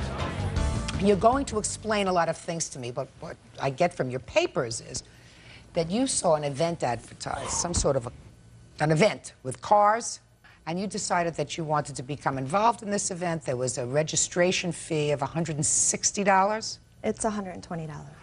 You saw a flyer for For it. 6 people, it's $20 per You're going to person. explain to me how this all worked. It was $120. Defendant was running the thing, which you're going to explain to me. You sent in your money based upon what you saw on the flyer. Somebody told you what time the event started because that wasn't on the flyer that you had. As it turns out, the event started earlier. You got there and the game was over. You want your money back. The defendant says it's not her fault that you didn't see the right time and they spent your money. Okay, so now explain to me what this thing was. It's a road rally. What's a road rally? Basically a scavenger hunt on wheels. You go from destination to destination retrieving clues to tell you which destination you need to go to next. And at the end, there's like a final meeting place where everybody has dinner. In this case, it looked like it was like a party with beer and wine and food. And then there's prizes designated to those who get to the final destination first. Well, that sounds like a fun event. Yeah, it is. Have you ever done it before? Yeah. And it's fun? Oh, a lot of fun. And you were running this? Yes. How did you see the event advertised, Ms. Cronin? I got a flyer. Can I see it, please? Yeah. From Lawrence. He is one of the persons that's listed on the flyer for questions and comments in coordinating it. Good. And how did you get this flyer? He handed it out to us at work. He's a coworker. Show this to the defendant, please.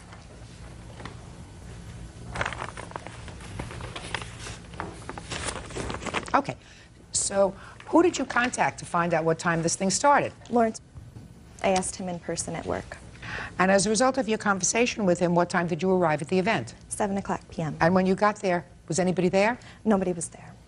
Who did you send your money to? Kristen Kummerl, the defendant. And you received her money, $120. Yes, I did. And what time had the event started? At 5:30. She wants her money back. Why shouldn't she get it back? I don't feel that she should get it back because when she asked Mr. what time the road rally started, he stated that he wasn't sure, that he thought it started around 7 o'clock. How do you know that?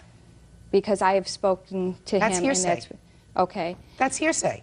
Why would she pay her money, $120, and then arrive after the event was over? She also received a copy of the flyer that was not for distribution. It was for Larry and his wife to review before we had the copies made and had the flyers distributed. Where does it say that on here? It doesn't. This was the first time that we put on a road rally. I gave it to them because they're friends and said, review this, make sure we aren't missing any information, get back with me, we'll finalize it, get it printed, and then distribute it.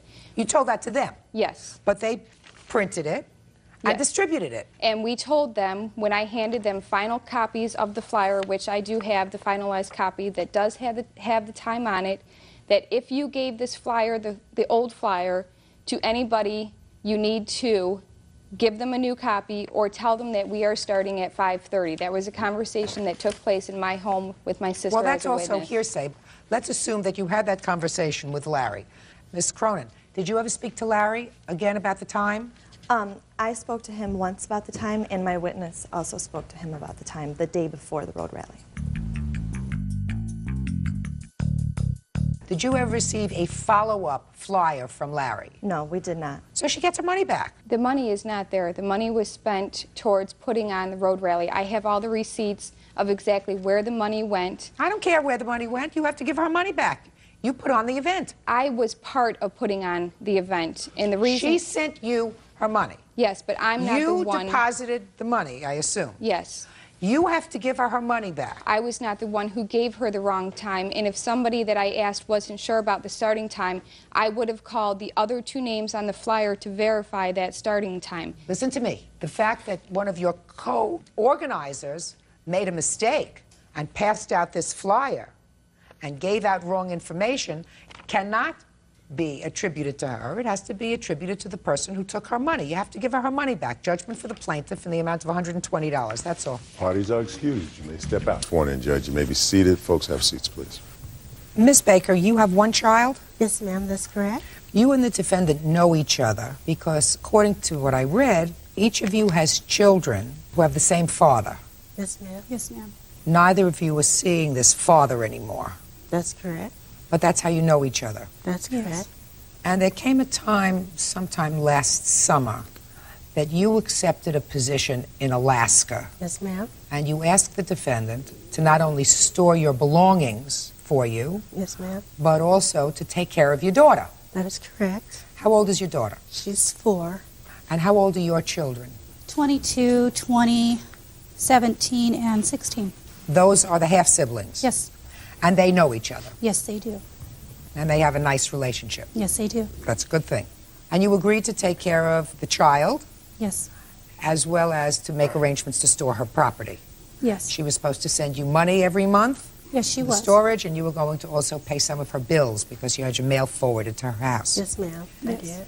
And it is your claim that despite the fact that you sent her money, she refuses to return property that she was to store for you, That's correct. that she didn't pay your bills as she was supposed to, and that she used the money on herself. Yes, ma'am.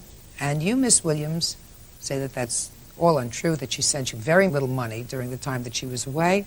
And as a matter of fact, she owes you money for 10 months' worth of storage bills for her property, and that you paid whatever bills you could from the little money you sent, and you have a counterclaim. Yes. Your counterclaim is for that, for storage and other things, and also you claim that she caused some substantial damage to your personal property when she was angry over something. Mm-hmm. When did you accept this job in Alaska? In June 2001, What kind of job was it? seafood processing. Had you ever done that work before? No, ma'am, I had never. Why did you decide to leave your daughter and go to Alaska? I needed the funding, and I got lots of overtime hours in this job. Did you have a place to live there? They provided everything, room, board, fooding. And how much were you earning there? I was making $675, Your Honor, overtime plus double time on the weekends. On any given week, how much would you bring home? I would get paid once a month after taxes. I would bring home $2,038 a month. Okay. And you started working when? The last part of July. The last part of July? Yes, ma'am. What happened, the fishermen went on strike the day that we got there. So no work, no pay. So how were you surviving? They were still providing food, and board is free. When you work for the canneries, it's all free. Did you contact the defendant and tell her that you weren't making any money? Yes, ma'am, I sure did. Okay, I told but her- starting July, you started to make money. I did. Fine. And when did you return home? I returned home December 16th. So how much did you send each month to the defendant? The first time I sent the sum of $550. Second month I sent $525, and I sent her. I'm not quite, but I sent money twice in August. Your Honor, I have received none of this money. I received money one time, and it was for specific bills of hers. How much did you receive? Altogether, I received about $550.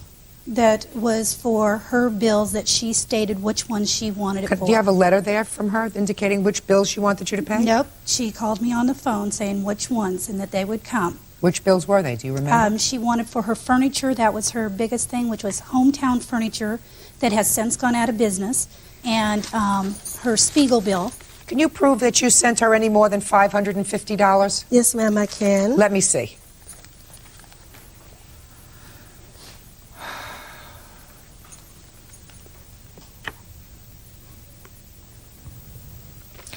Well, I have a Western Union to you as the recipient indicating $750. Yeah, but 200 of that was for her oldest son. No, ma'am, it was not. Just a minute. Well, you didn't mention anything about $750. Are you telling me that you got $750 and she told you to give some money to her oldest son? Yes. Well, tell me about that. She had sent the money, and I was supposed to give her oldest son $200 of that money. How old is She's he? lying, Your He Honor. is. She's lying. I'm not sure. He's like 21. How did you give it to him? When he came over, he came over to visit his sister. He is the only one out of the family that ever did come over. She wouldn't let him visit his sister at her home. She would not let him visit. I don't know whether she would or whether she wouldn't. She wouldn't, and she's lying. Okay. Is this the only money that you received? The $750, $200 of which you gave to the son? Your Honor, I All right, have a Miss Baker. letter let me- from shh. Western Union that I sent the $200. No. Listen to me. Do you have any proof See, here you have a Western Union token. I had Western Union send me my receipt billings. This is the proof where I sent my son. His name is on that. Directly to my son, not to her. And she could have sent that to him, but Same that's all month, fine Your and Honor. good, but If all you she see it sent the me same was that month- amount of money. Okay. Let us say this, Miss Baker. Let us assume that I believe you that you sent her $750. Yes. Okay? I did. Fine. Do you have any proof that in the 6 months that you were away that you sent her any more money? I have another receipt for $100 here. Well, I'd like to see it, please. Here you are.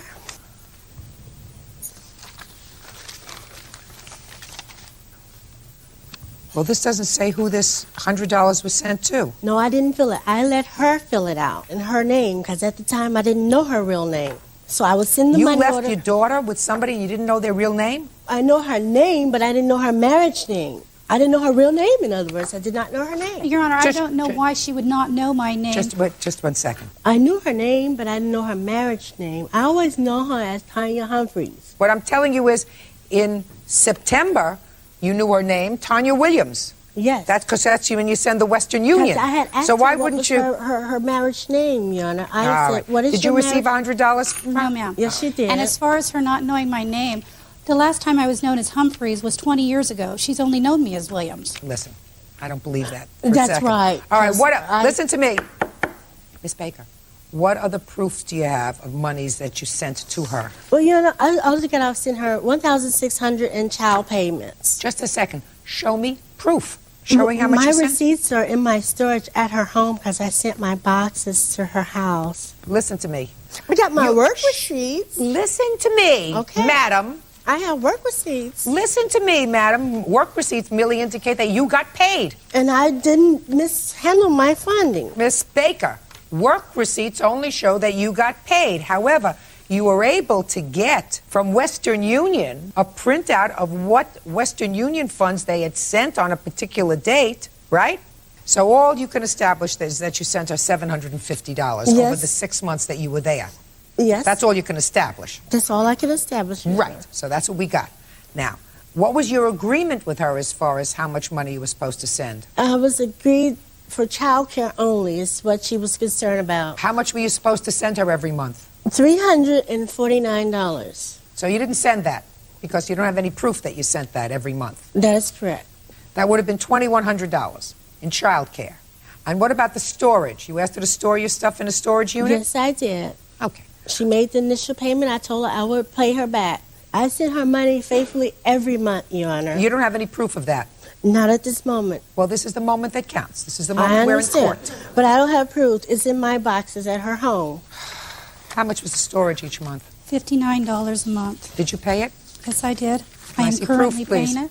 Your Honor, that storage was supposed to be put in my name. She did not do that. She put it in her name. I cannot get access to my storage. Your Honor, you cannot rent something in somebody else's name. She could You put have to in care sign of. I a- spoke with the lady. She said Whatever, she you could put didn't in pay care for of it. on there. She's That not is going to let you right. get your stuff and stiff No, her for the I money. paid her for that storage. No, you didn't. Your Honor, you must know that this storage contains all my home items, okay? So? Well over $13,000 worth of stuff. She is not going to get her hands on my storage. She doesn't want your hands on the storage. She just wants Oh, you to but pay. she won't turn over my storage. She's sitting here lying, saying that I listen to knew me. I paid my storage. Listen to me. You have no proof that you paid your storage. I got to talk to the lady at the storage. She Listen said to that. me. This is the time. You have no proof Well, that you could you paid the have her to storage. turn my storage over to me, Your Honor, please? Excuse me? Could you have her to turn my storage to me? She wants to return your storage over. She doesn't want to continue to pay for it. She wants you to stuff out of this so she can close up the storage as long as you pay her for the storage. Where is her daughter? I'm the one who. I'm speaking. Her daughter is in my custody right now. And she shouldn't be. I You have kidnapped her. CPS I don't papers. want you to speak to her. I have CPS papers right here stating why and that there is a case pending. Pending. Let me just take a look at it. All allegations I am she brought against me so she could continue to get money fraudulent for my daughter. Nobody but her, but nobody talks about her and how she been doing drugs, men. Who are you, Ooh. sir? Who are you, sir? He's my witness that I sent all this stuff here. Who are you, sir? Herbie, come here. You listen to her, Herbert, very fast. How are you related to her? He's a witness for me, Your Honor. I want him to speak. He can't be a witness unless he speaks. How are you related to her, sir? I met her at King Cove, Alaska, So you met her in Alaska? working with her. Thank you. Sit down. I just wanted to know how you know her. Your Honor, I have a list of items about my things in Have you? storage. Just a second. I don't want you to talk to me about your things in storage. You're going to get your stuff back from storage. We're just going to make arrangements for the payments for storage. I want you to be very quiet. Do you understand? I understand. Good. Now, at what stage of the proceedings are the child protective proceedings with regard to a permanent order? We go back in 2 weeks. Does Miss Baker have any visitation with her daughter? When we went to court this time, that was tried to be worked out. It was worked out. She disagreed with it, so the judge took it away and said, if you want visitation, you can go through CPS. She's lying. Judge Judy continues in a moment. I did not come to discuss kids, Judge Judy. What about your child that she was taking care of? That's part of the lawsuit. I just want the truth to come out, and the truth of it is, this lady lies. Terry Baker says former friend Tanya Williams owes for unpaid bills and for the return of her property. Miss Baker, it really isn't urgently important for the resolution. I need to talk about my storage, Your Honor. I already told you I'm going to resolve your storage. Okay. So then I want you to be quiet today. You're going to get All right. all your stuff out of storage. It's very important, Miss Baker, for you to pay attention to what I'm saying to you. I'm going to make an order that Miss Williams, on her counterclaim, will be receiving money to pay off the storage, and I will give you a I date paid certain. her money for the storage, I don't Your want. Honor. No, you haven't. Yes, I have. I paid her money for the storage. Miss Baker, you're I not paid helping. her money You're for not the helping storage. yourself. No, I no, no. have paid Miss Williams. I sent her money for bills, for storage. I sent her all this money. You didn't send her all this money, madam. Yes, You sent I her did. $750. I have a witness here. He can tell you that I sent money. He's been with me from the day Herbert, one I was at the Herbert, cannery. Stand up. How many times did you go to Western Union to send money with the plaintiff? How many times? About 4 different times. And did you see who she sent money to? She sent it to Tanya Williams. You saw her write that out?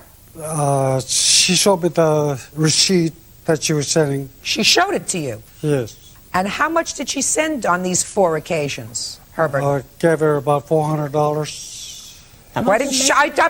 Don't speak.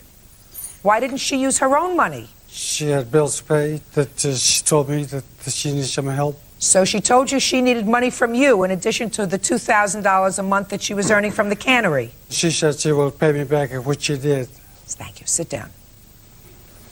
On more than one occasion, Your Honor. He helped me because when I first got there, like I explained... Miss Baker, I want you to be quiet and just listen. Yes, ma'am. You're going to get your furniture.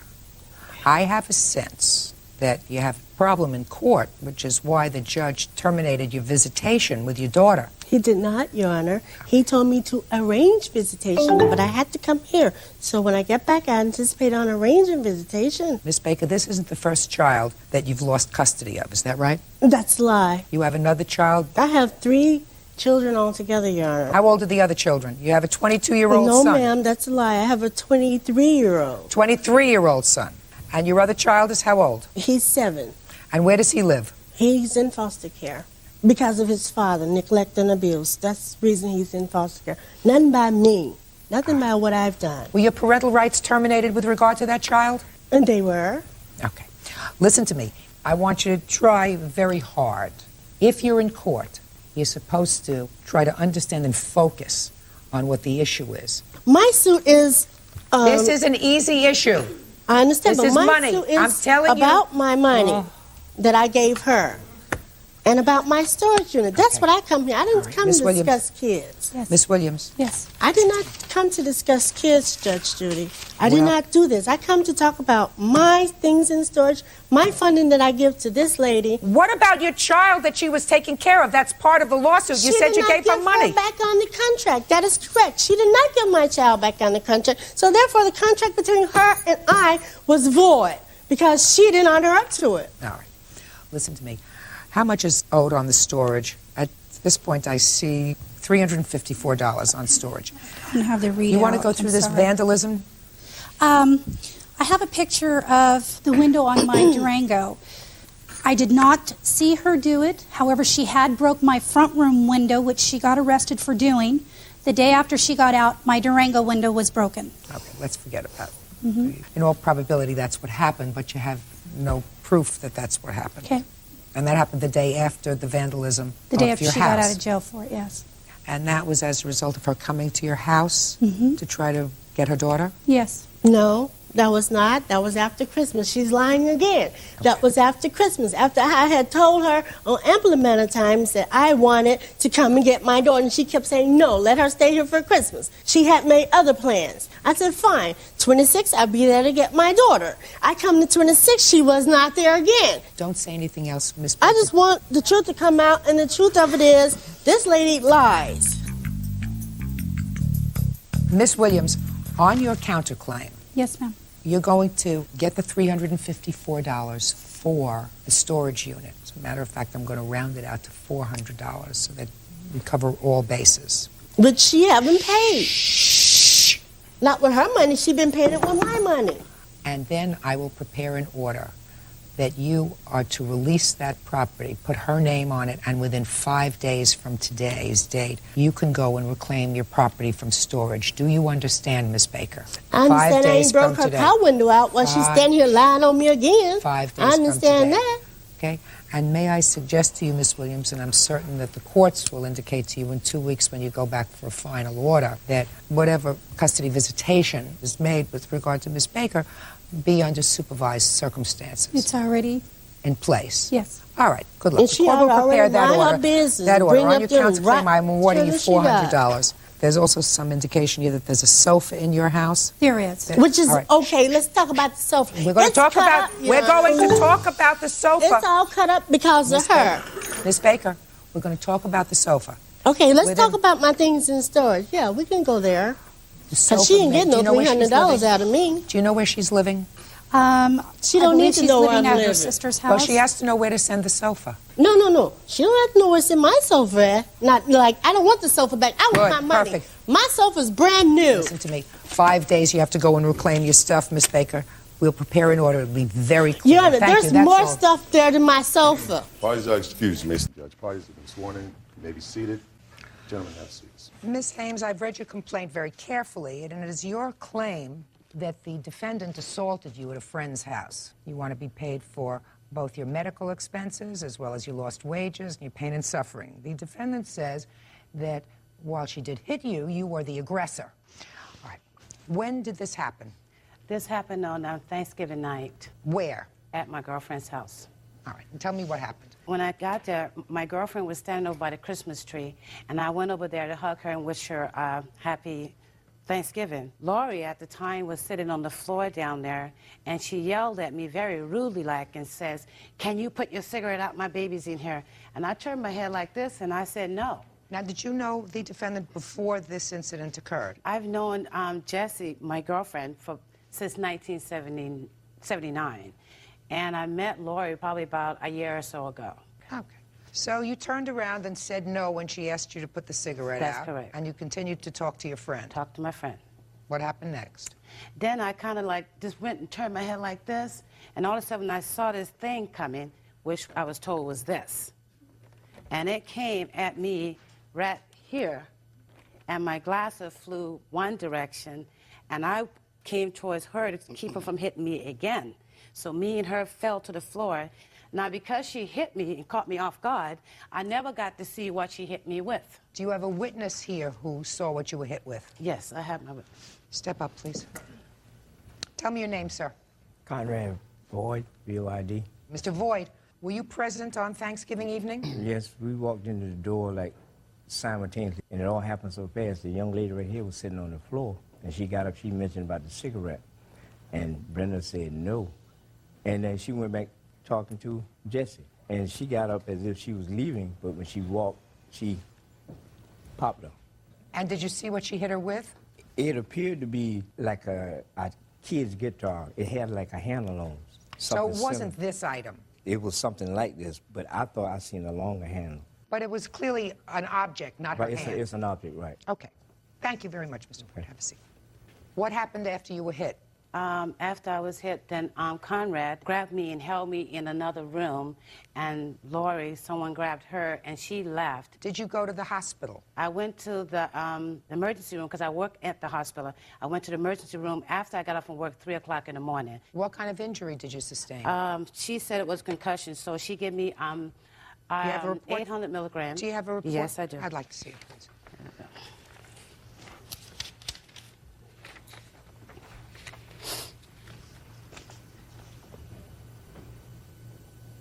So there was bleeding in the area? Yes, yes. Underneath the skin? Yes. All right, Mr. Adley, let me hear your version of the events. It was Thanksgiving Day. I was over at my boyfriend's mother's house. I was sitting on the floor. We had been over there all day. We were watching football and, had a very nice family Thanksgiving dinner. And Brenda knocks on the door, and, the door's answered, and she comes in, and she knows that we do not allow smoking around our child. Don't tell me what she knows. You don't know what she knows. Okay, sorry. So, we don't allow smoking around our child. Our daughter was in the house. She walks in with a cigarette, and I nicely asked her, I said, can you extinguish your cigarette, put it out, please?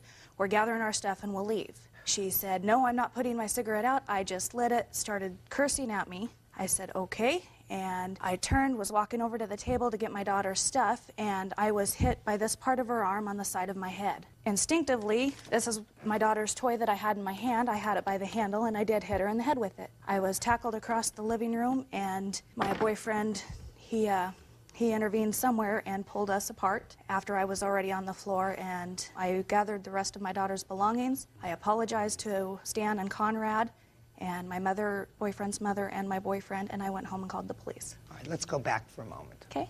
You were sitting on the floor. Mm-hmm. She said, I'm not putting out my cigarette. Mm-hmm. Ms. Hames says that she just continued to have her conversation, which, by the way, Ms. Hames, I think you were wrong. Wrong to say I won't put out my cigarette. It's Thanksgiving. You were asked to do something. Some people really object to smoke around babies. So if she said to you, would you put out your cigarette, she may have said it in a rude fashion. But it would have been better if you just put it out, because you can understand why she wouldn't want smoke around her baby, right? Right. These are two completely different stories. And I have to make a determination as to what is more logical. And to me, Ms. Stradley, it sounds more logical to me that you got very angry when she said no and just ignored you, because that's what mothers do with their children. They are very protective. And when somebody says to you, no, I'm not going to put out my cigarette, or whatever else she said, and you thought someone was threatening the health of your baby, it is more logical that you attacked her first. Can I add one thing, Your Honor? Sure. There was alcohol involved. Brenda and her boyfriends had been drinking when she showed up to the house. That wouldn't make a difference. Brenda and I have not gotten along ever. So you don't get along. That's even more of a reason for you to have attacked her first, because she was just blowing you off. She just said, no, I'm not putting it out, and turned around to continue her conversation. That really annoyed you.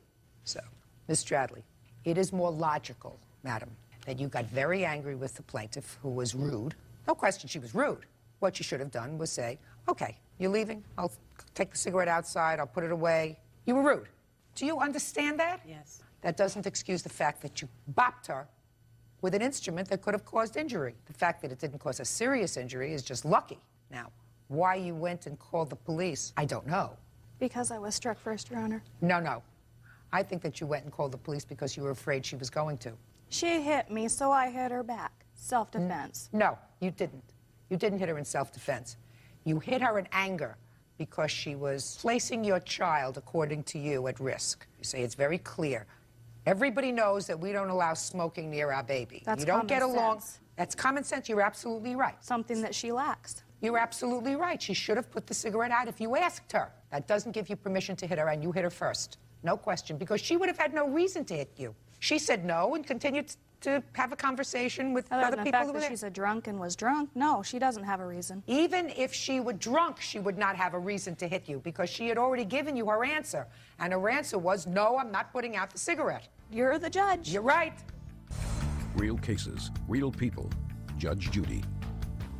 Brenda Hames says she was assaulted by Lori Stradley on Thanksgiving Day.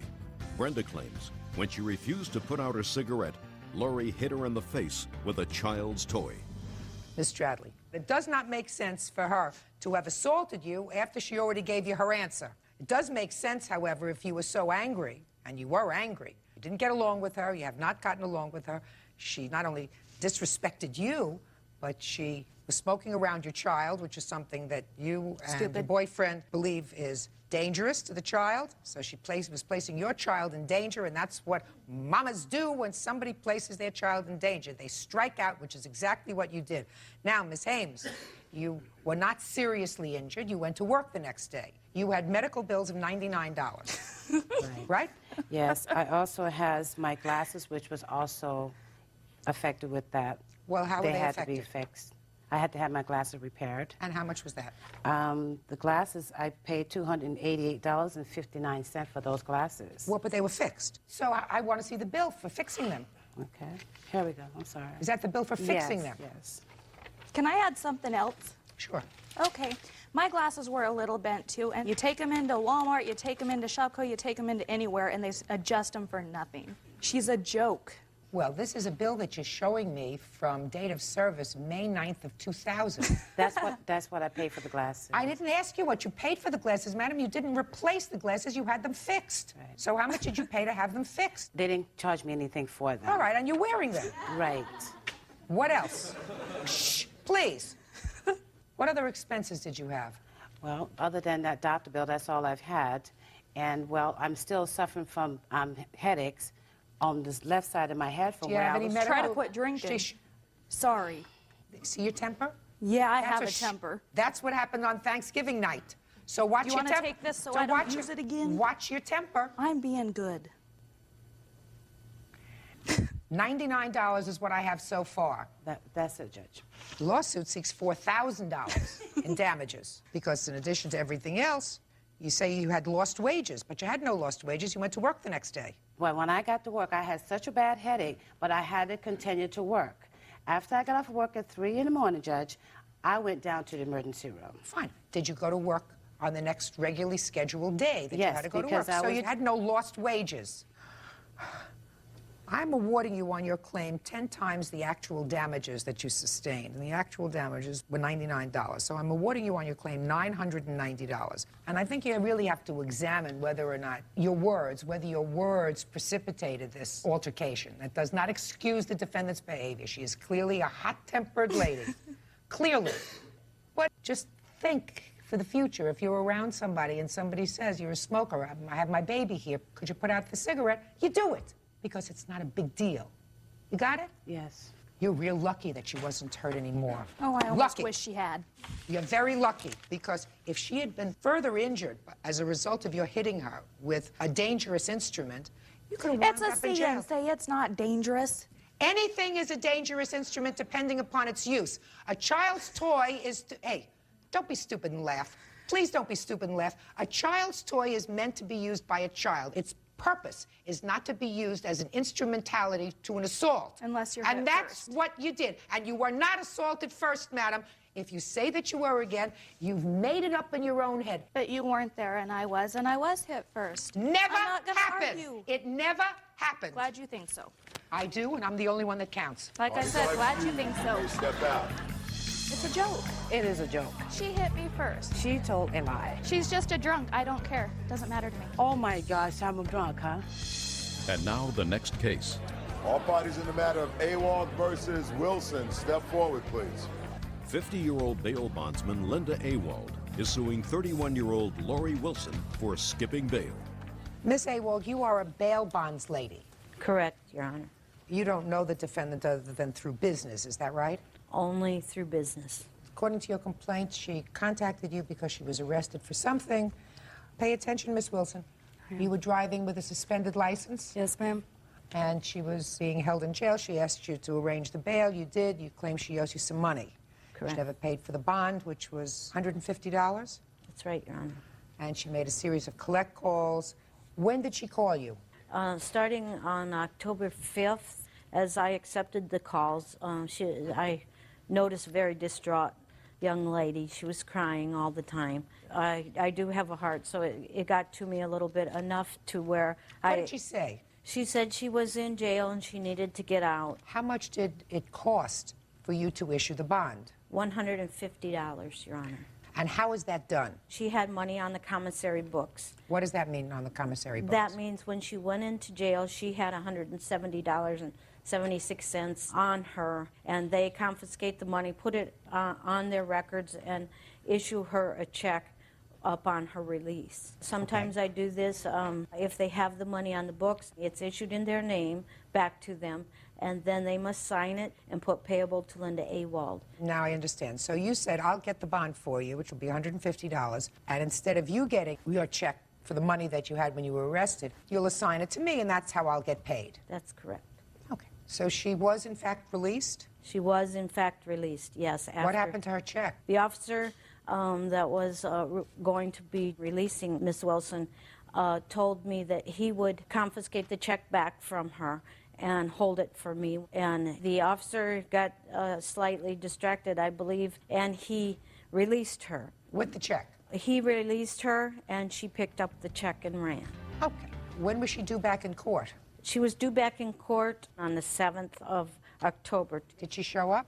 No, she didn't, Your Honor. So what happened? So that issues a warrant for her arrest. At that time, it is my duty to either recover her or arrange for a recovery agent, which was done. And she turned herself in after 2 weeks. She went to the courtroom, I believe, on the 6th of November, and Ms. Wilson and I did talk a little bit. She came over and approached me, which I thought was big of her. Ms. Wilson was wanting very much to clear things up. She now has 3 children and 1 grandchild, and the grandchild means the world and all to her. I think enough to maybe turn her head at that point in time. Did she give you your $150? She never paid me. Okay, Miss Wilson, let's go. Let's start with, you call her. You tell her you want her to bail you out of jail. She tells you it's $150. You tell her that you have a commissary check. You left with the commissary check. Why? Because my boyfriend was supposed to have paid her. He didn't. I told her if he didn't pay, if she really didn't get her money, I told her I would give her her money. But you didn't. $10. No, I haven't yet. I didn't. I don't have it, ma'am. All right. So you didn't give her the $150. You have no proof that the boyfriend gave her $150, which is what you said in your answer. He was supposed to when I I don't supposed to. All you had to do was say to your boyfriend, did you give her the $150? I hadn't seen him. But you did see him eventually. Eventually, yeah. So? And he did say he didn't give her the money. Why didn't you show up in court when you were supposed to on the 7th of October? I really don't have a good explanation for that. Okay, that's honest. You were arrested for driving with a suspended license? Yes, ma'am. This is the first time you were arrested? No, ma'am. No. So you've been through bonding procedures before? Yes, ma'am. So you know the drill? Yes, ma'am. How many different bail bondsmen have you used in the past? Just 2. Did you stiff the last one? No. I wasn't trying to take anything from her. Yeah, you were. You took your money. You have 3 children. How old are they, Miss Wilson? 15, 13, and 11. Who do they live with? My mom. Your 15-year-old has a child? Yes, ma'am. Where does that child live? With my mother. You don't live with your mother? I moved in there about a month ago. Your mother has custody of the children? Yes, ma'am. Who are you working for now? I'm not. You have a substance abuse problem? Yeah, I'm an addict. I'm an alcoholic. Have you ever been into a residential rehabilitation program? Yeah. How long? 60 days. Didn't work? No. No. Why don't you try longer? Yeah, 3 children. Yeah, I know. Well, you're going to have to find something. Your Honor? Yes. Can I say something? Yeah. I've arranged for her a victory home. It's run by a pastor and his daughter, but this is a commitment on her part, and she must make that commitment voluntarily. What got you so interested in her, Miss Awald? You don't go the extra mile for everybody. No. I felt sorry. I have kind of a soft heart if they cry a lot. And she cried a whole lot. And I felt right away very strongly that this girl is on a dead-end road. How old are you, Miss Wilson? 31. Yeah. All right. You're a 31-year-old grandmother. Got 3 children, none of whom live with you. You can either be dead by the time you're 40, or you can be a parent to your children and a grandparent to your grandchild. It's all up to you. Probably been abusing yourself for a very long time. Time to stop. When are you going to stop? 31. When are you going to stop? When? No. I hope so. Judgment for the plaintiff in the amount of $250, that's all. Parties is Waitler. Parties have been sworn in, Judge. You may be seated. Folks, have seats. Mr. Coley, you are a caterer, Yes, ma'am. and you were retained to cater the defendant's daughter's wedding. Correct. You did so according to your complaint.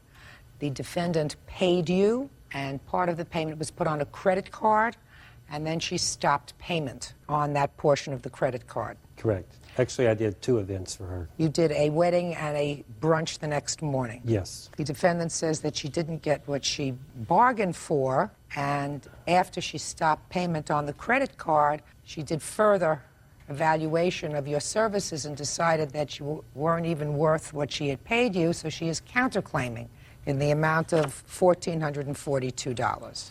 When was this wedding planned? The wedding was planned July 1st, 2001. And when were you retained? Deposit was made January 20th, 2001. Do you have the initial contract? Yes, I do. May I see it, please?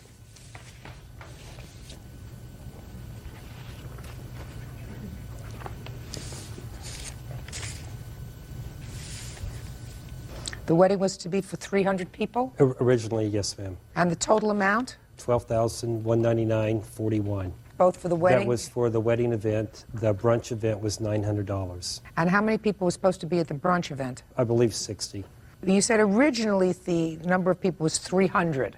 Correct. Ms. Bueller had changed the guest count to 265 approximately 2 weeks before the event. So far, is that correct? Yes. Did anything else happen, sir? I'll start with June 1st. I made my first visit to the house. It was to be a home wedding? Yes, ma'am. Okay. Surveyed the property, presented some diagrams. We set up a little plan of what we were going to do. About June 15th, Ms. Bueller called and asked me to come back. She had decided to add canopies to the event. I came up on June 19th. We discussed the canopies, where they should go, and I made a few phone calls and I ordered the canopies while I was at the house that day. And I do have the rental contract for that. And were you paid for that? Yes, I was. Okay. How much was that? All total for $1,600. Okay. Go ahead. Part of my services was that I was going to stir-fry the vegetables next to the buffet. By putting up the canopy, I felt that we weren't able to do it. Legally, you cannot have a fire underneath the canopy. And also, it makes for a bad situation when you have the walk underneath the canopies. And you had discussed that with her? Yes, I did. What else? July 1st, everything went okay. There was more than my count. There was more than 300 people there. I had ordered tables and chairs for 300 people. Why did you order tables and chairs for 300 if she gave you a count of 265? You always have to have a few extra tables or chairs and plates. Okay, go ahead. And I'd like to present my pictures too, if I can. I'd like to see it, please. During the time that we set up the party, the night of the party, everything went off well. We ran out of plates. We had to wash plates during the event. By my account, all the seats were filled. We were bringing out extra chairs. There was more than 300 people there. The next day, we did the brunch. That went okay. I had the canopies removed. I had all the property cleaned up. That afternoon, I settled on the bill. The client paid in full for the brunch. There was no problem. For the dinner event, Ms. Bueller's husband, Earl, had asked for some kind of compensation. He felt he should have had leftover foods after the wedding event. There really wasn't much in the way of leftover foods because I pointed out to him that he had too many people. We had more people than what we had planned for. But anyway, everyone ate. It was an all-you-can-eat meal. The client was very happy. He complimented on how successful we were. And then they stopped payment on the credit card. He wanted to give me a $10,000 credit card. It was my understanding they were going to give me a $10,000 check. I agreed to accept a $5,000 check and a $5,000 credit card payment. At that time, I called my office. I had my accounting person run the credit card while we were sitting in his office. We shook hands. Everything was fine. We left. 2 or 3 days later, I got a call from him that he wanted a refund on part of the money because the vegetables weren't prepared correctly, and that over the issue over the dessert station. Within a couple of days, he had called the credit card company and stopped payment in the amount of $1,080.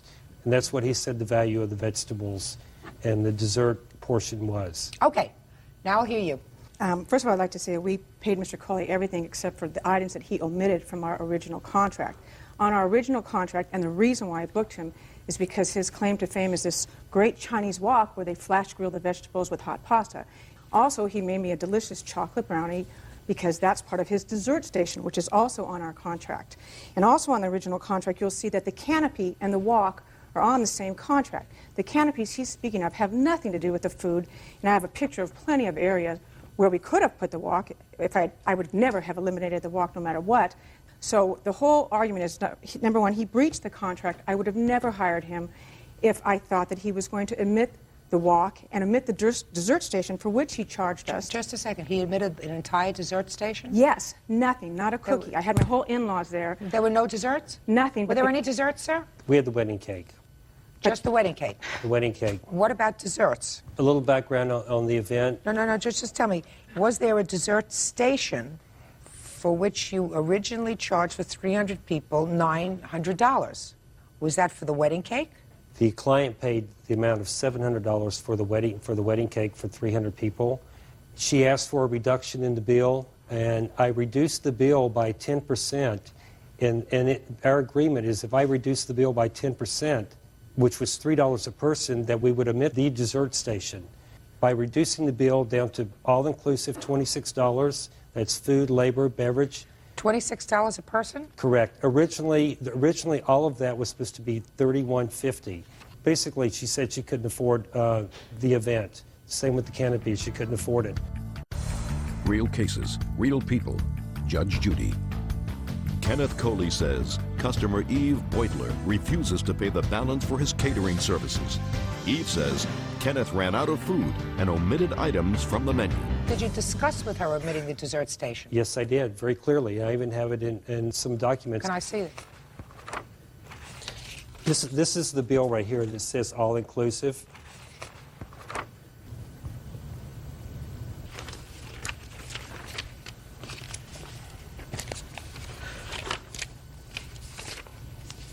The dessert station was optional. Correct. I have the statement here, and it's 2618. The dessert station was never optional. Well, let me see what you have. I have the same right here. It's 2618, and it includes the dessert station. Let me see. It says right there on it. Let me see. It was not optional. It was part of the bill. No, that's not true. It says dessert station, $3 optional. Well, we paid for the. Do you have the invoice? This is my husband. Oh, he did the financial dealings. Yeah. And my daughter Davia, whom he also promised the dessert station to, and the wok. Those were Don't tell me about the wok. Listen to me. Okay, so you made a wedding. I want to tell you something. You made a wedding for $26.50 per person. You can't get it cheaper anywhere. Hey. I don't know where you found this guy, but you ought to clone him. Right? Your Honor? And Sorry. I'm talking. How many weddings did you make? Just one. I have a lot more experience. Now, how many people did you have at your wedding? 269, and I have the wedding list here. He set up the tables. He set up 26 tables and the table for the bridal party. There were no more seats for maximum 275, and 3 of those tables were set up for wheelchairs. So his statement of over 300 is absurd. We would have had people standing there eating out of their hands. What caterers usually do is they put out number of plates that they have. Plates. Sometimes when people are having a buffet, they say, well, we can always add a couple of people. 4, 5, 6, 7, 10 people, and there'll be plenty of food. You spent $12,000 for just this part of a wedding. And to be quite honest with you, I don't understand why you would do anything after a wedding to make it unpleasant. Because we didn't get what we ordered. I would have never gone with him. So what? You had to walk Because out it a was nice important wedding. for I'm my looking daughter. at pictures. I'm looking at pictures. Stop. If your daughter is worried about a wok, and And that's the what she's desserts. and that's what she's worried about at this stage of her life, wait until she has some real aggravation or tsuris. You know what that means? Exactly what service means, Your Honor. She's worried about not having an open flame wok at her wedding. If that's what gets her. Your Honor, we didn't bring this. I know you're aware of this, but we didn't bring this suit to Mr. Coley. I mean, He brought a lawsuit because you paid him and you stopped payment on his bill. Your Honor, What did you expect him to do, roll over? I contacted him twice. I have the emails. He never responded to my emails. He's saying that, I called him is not true. I emailed him twice. He never responded. I finally, in desperation, I would like contacted to the see credit your card company. email. He gave me 5 days on a holiday weekend before he stopped I'd like payment. to see you. I'd like And to see further, Your Honor, Read when the he... last line in his email. He says, congratulations, you were very successful. And just please read that last line. The wedding was very nice. I sent him these emails. When he responded finally, after the credit card company withheld the money, he said, "This is the first I've heard of this," which I have also his notes on that. Just a second. You have any other children for whom you're going to do a wedding? I hope not. We have 2 other children. Hopefully we won't be doing weddings for You the have boys. I just don't understand. So it doesn't matter if you choose a certain buffet and you don't get it, it doesn't matter because it's a nice wedding? Bottom line? Is that what you're saying? Yes. Okay. Bottom line, what I'm telling you is, when you plan a wedding that has a lot of different courses, a lot of different foods involved, something is going to be not perfect. But if overall the caterer has done a nice job, and everybody seemed to have a nice time, and the event was uplifting and fun, and everybody enjoyed themselves, and the bride and groom are happy, then you don't do anything to diminish that by being picky. You may not refer him to somebody else again, although the end of your email says, "Thanks once again for catering what was overall a very successful wedding." And if it was a very successful wedding, then you don't pick apart the fact that you didn't have, that your vegetables were cooked before they got to the big buffet, if that's what it was. Because it's not a big deal. I'm going to tell you right now, nobody who's planned a wedding says that $3 is going to include an elegant, all-inclusive dessert buffet as well as a wedding cake. I know, I think the last time I paid for wedding cake, it was $5 a person just for the cake. I was promised what's on the contract. Many times you tried to substitute the vegetable thing, which is, you say, is not a big deal. Stop with the wok. I don't want to hear the wok What anymore. I'm saying is, I'm not interested in the wok. Lighten up. Well, Are you serious okay. about your counterclaim? No, I just... Just a second. I'm getting to the counterclaim. Yes. Are you serious about your counterclaim? Yes, Let's Your hear it.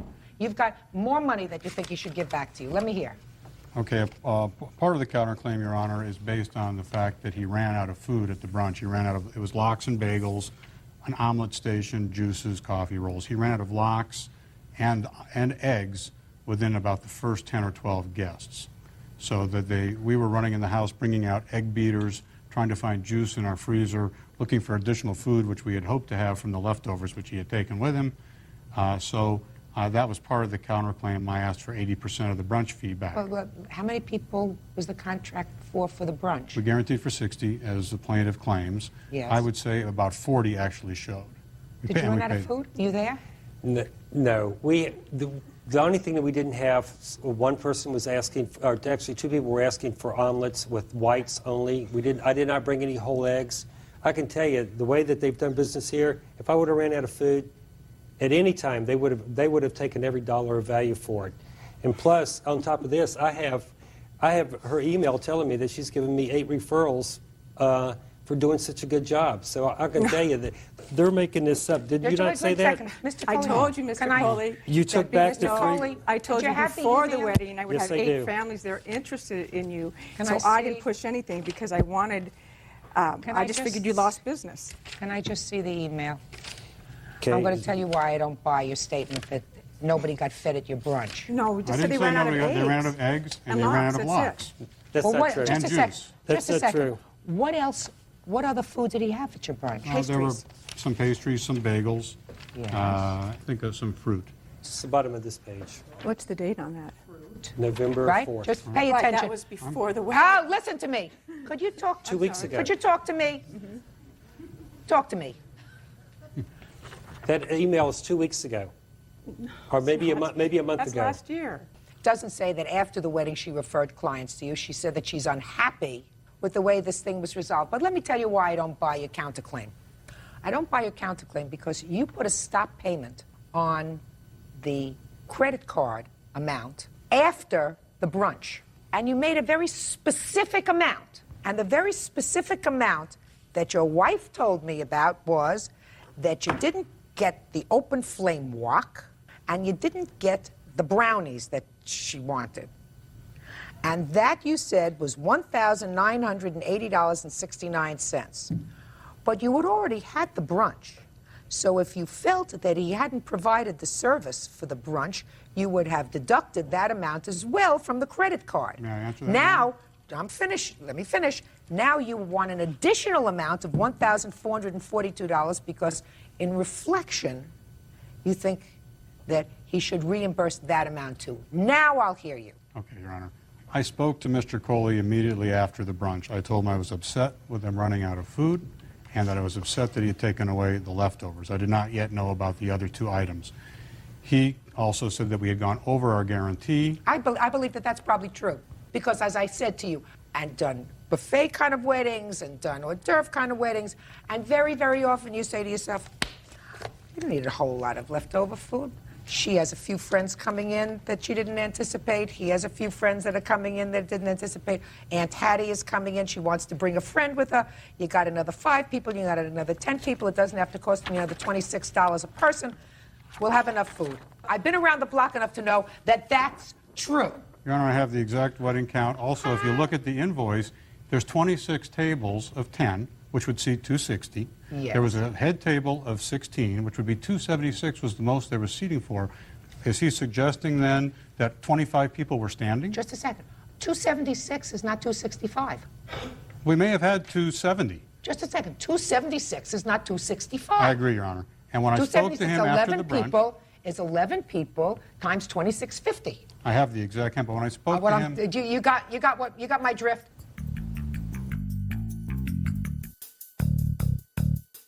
Answer my question, sir. If you have an answer about your reflection days later, after you had already canceled part of your credit card charge, why you now think he should give you more money. I spoke to him about the running out of food at the brunch and the leftovers immediately following. He countered with the fact that we had gone over our guarantee. I had not done the count yet, so I agreed we probably had. And we called it a wash at that point. It was not till later that I discovered the wok and the desserts had not been served. I contacted him twice. He never responded. Just 1 second. No. You don't try to confuse me. I'm a little bit smarter than you are. Probably a lot.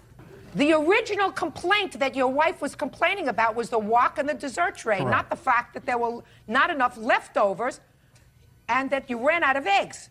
That was what she originally said she was complaining about. The lack of the wok and those wonderful brownies.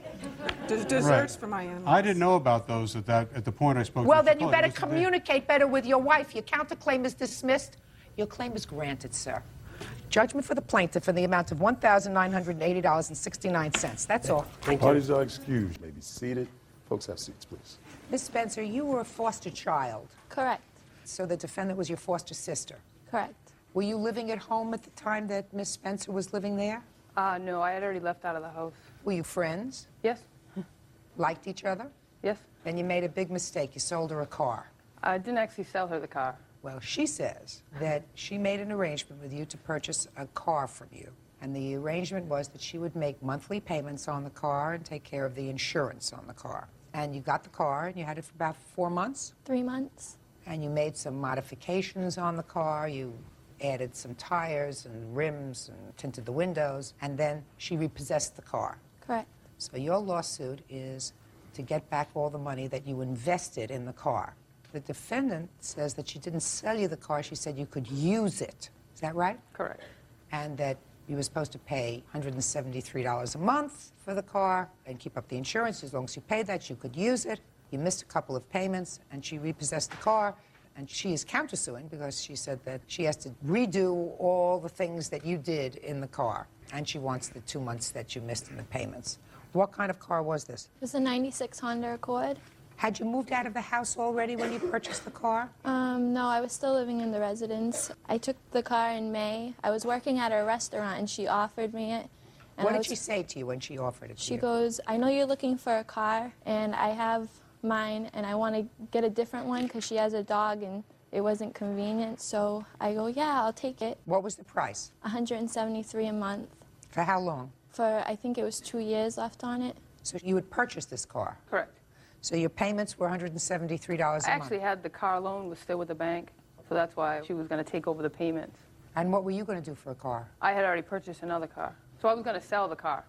Yes. And I knew she needed a car, and she said her boyfriend Phil was supposed to get in her a car, and he hadn't gotten her a car. So I said, if you want, you can take over the payments, and you can, but you got to pay the insurance and you got to make the payments. I said, I'll let you use it. And I said, if you can do that, then that's fine. But if you can't, then I'll take the car back and I'll just sell it. So you want me to believe that you never agreed to sell her the car if she made the 2 years' worth of payments? No, no, no. She would have gotten the car, correct. Oh, so you did sell her the car? Well, I mean, you could say that, I guess, but Well, it's not I'm really saying selling that the you car. agreed to sell her the car because your answer says you told her she could use it. Well, if she had made all the payments and made all the insurance payments on time, yes, she would have had the car. Then it was going to be her car. So you were really sort of leasing it, but at the end of the lease, it was going to be yours if you made all the payments. Did you ever discuss exactly how long you were going to make these payments of $173 a month? No, she gave me the payment book. She did. Can I Yes. see it, please?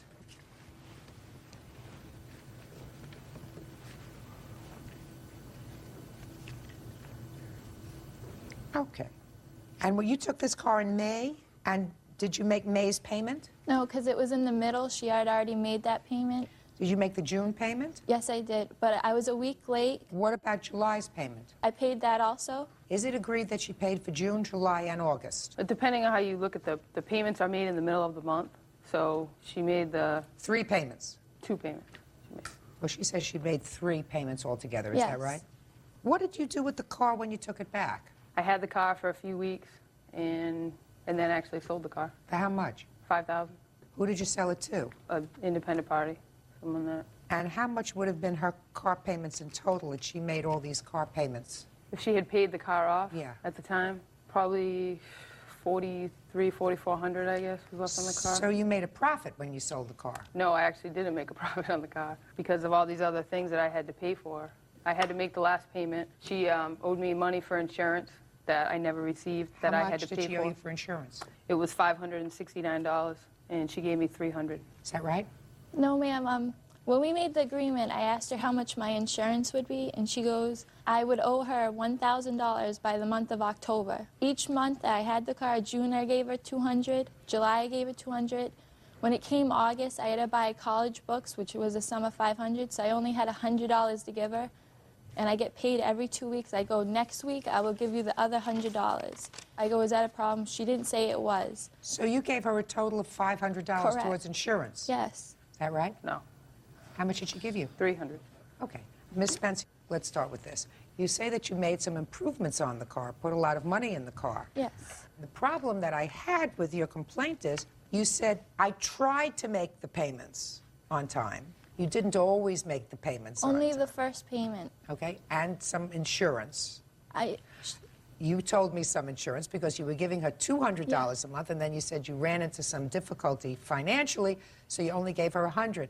Well, why would you spend any money tinting windows and putting in a pricey stereo system in the car if you didn't have money to pay for the car, is my question, Ms. Spencer. Oh, the answer is I had just graduated high school, and my boyfriend purchased me presents along with some of my friends. They bought me the stuff to put in the car. The only thing I purchased personally with my money is the CD player, which I don't have a receipt for. Well, why would you buy a new stereo system if you couldn't afford to make the car payments and the insurance payments on time? Well, I purchased the CD player, I'd say, in July, so I was doing fine with the payments. You weren't. You told me that you missed the first payment because you had some problem. You had to get a second job in order to make the payments Yeah, on the the first car. payment was only a week late, and with my second job, I was making plenty of money. But then why didn't you give her the insurance money when you were supposed to? I was giving her $200 a month. But then you stopped. Then you only gave her $100. Because I had to go to college and buy school books. School books is a good thing. A stereo system isn't. But had a radio in it, didn't it? Yes, I couldn't take back what I had already purchased a month So ago. you made a mistake. Yes. I also made the mistake of agreeing to do this with this lady. Real cases, real people. Judge Judy. Susan Spencer says foster sister Jamie Cronin repossessed her car and refuses to return the stereo. Jamie says Susan owes for the car's original stereo. What else did you purchase for the car? When I first got the car, the 2 back tires were no good, so we had to purchase 2 new tires, which we have receipts for. Let me see the receipts for the 2 tires. Yeah.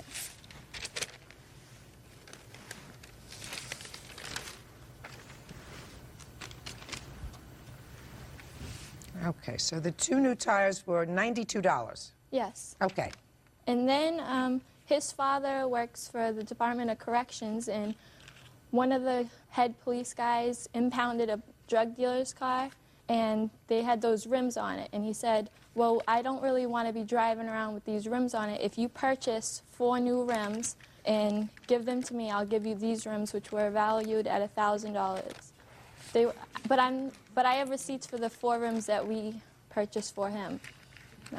Rims you don't need. You could drive a car without rims, right? Yes. What else? We just have the receipts for the system we purchased. Well, what system was it? Tell me. We have 2 12-inch speakers and subwoofers and How an much was that? amplifier. Well, the speakers were $165.95, and the amplifier was $188.99, and that was the system that was in the car. Now, Miss Cronin, if you had given her back the speakers and all that other stuff, and she told you that you could have the radio back, why didn't you give them back that stuff? The tires that were on the car, I didn't give those back because the other 4 tires that she wanted to put back on the car, she had already told me that he had stolen. Phil's friend had, I guess, worked at some tire place. And Your Honor, you have the receipt. We have a receipt. I'm just telling you that's what she told me. I mean, if he works there, I'm sure he could have made that I receipt still have up, those too. rims and tires in my backyard. I also have a note that he wrote to my parents with a big list of things that he has had to pay for her. So apparently these are things that he has paid for and not her. Your Honor, So I that don't note know. was my foster mom was hounding me for $40 for a cell phone bill that I owed her, and I was trying to get money to pay for the car and also the books, and I go, can I give it to you in a week or so? Because she did not help me getting any of my stuff to move into the dorm. She did not help me with anything. And she made a big deal about that, and he just gave her a list of stuff that I had to buy. That I wasn't blowing my money. I had stuff I had to get. It says in Are here... you going to college now? Yes. Get a scholarship? Yes. Good girl. Okay. Let me get to your counterclaim for a second. You sold the car for $5,000. Yes. How much did you have to put into the car? 2 weeks after I took the car back, the car was vandalized in front of my house, and the radio, the speakers, all that stuff that she's suing me for was all stolen.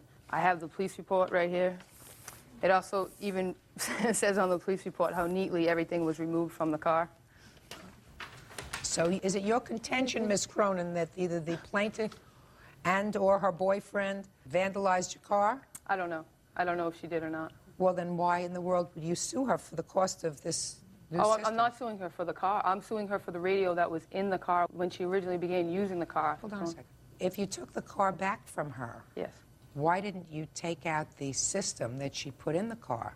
I was very willing to give back these things, to be honest with you, except for the day after I took the car back. I had spoken with her that day, and I told her, I said, you can have your stuff back. I don't care. I said, I have all your things. I'll be at work tonight if you like your stuff. So instead of her coming to get the stuff, instead, Phil's father decided to show up at my place of business during business hours and confront me with his friend that was a state trooper and tried to confront me and telling me that I need to give these things back because they were Phil's.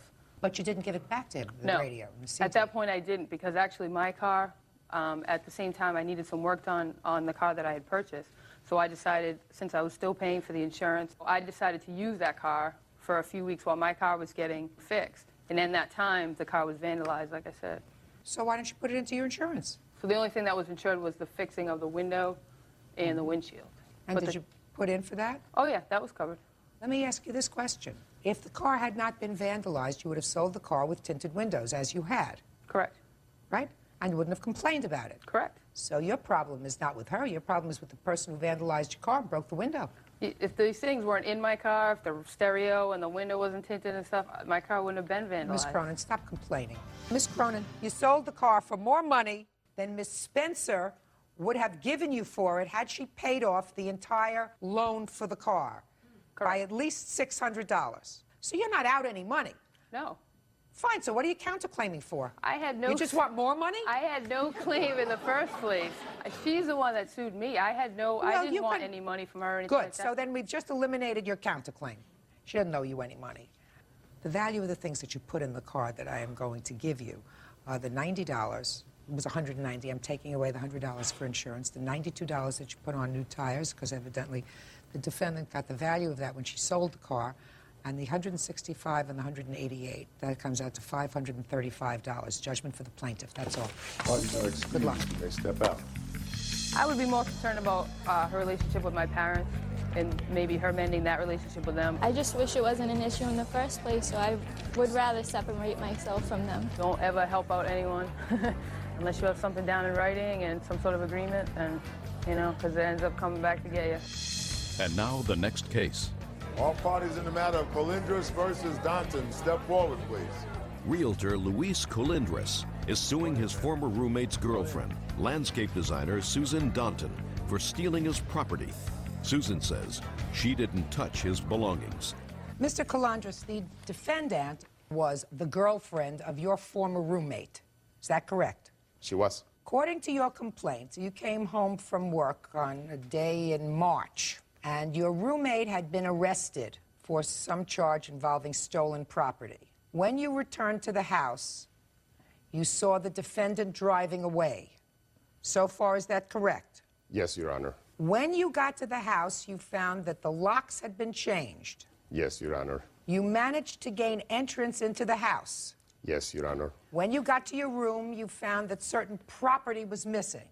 Some personal property and some cash, correct? Yes. And it is your lawsuit that the defendant stole your property. Yes, Your Honor. Tell me how you know the defendant stole your property. These are the evidence. If you don't mind if you hand it to her. No. Okay.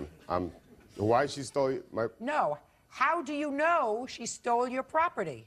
Your Honor, she's the only person that went into the property without police supervision. And she was alerted of my arrival by her son because she was on Bollinger Canyon waiting for my arrival. And they had a two-way radio. So maybe when I was driving down, probably Chris said, Mom, he's coming, get out of the house. So you didn't hear any of this. This is what you're thinking. No, actually, I saw her just driving in front of me. Almost she ran me over, Your Honor. She was driving away from the house. She's just driving away. That's the evidence that you have, because I read your complaint very carefully, Mr. Colindres. And your complaint said that you know it's her because she was driving away from the house. Your Honor, may I interrupt? Why just go in and change the locks without police supervision?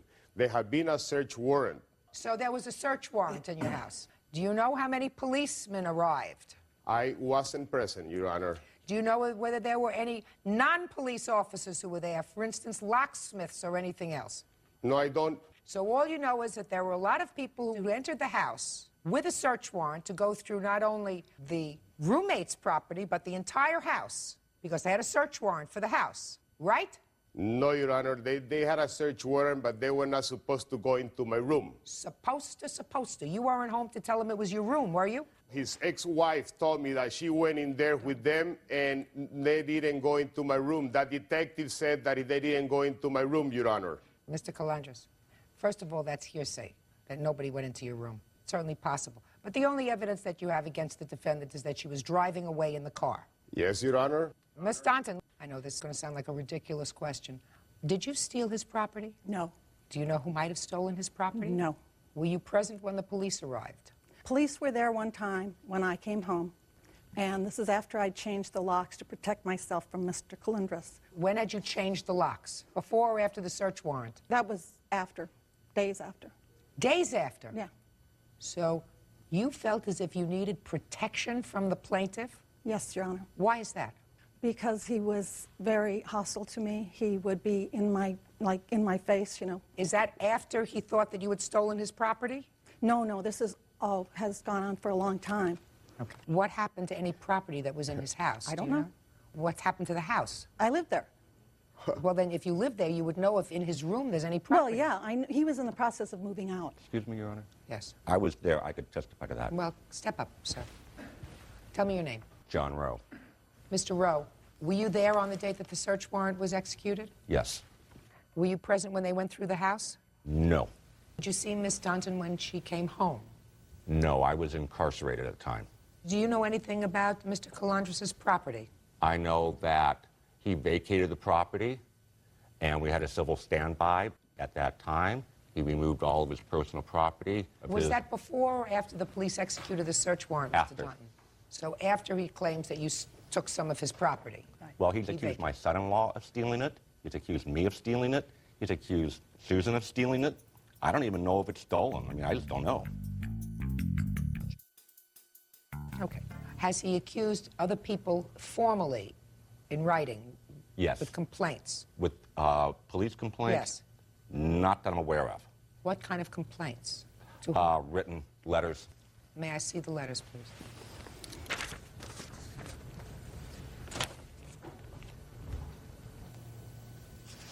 Did you ever think anybody else stole your property, sir?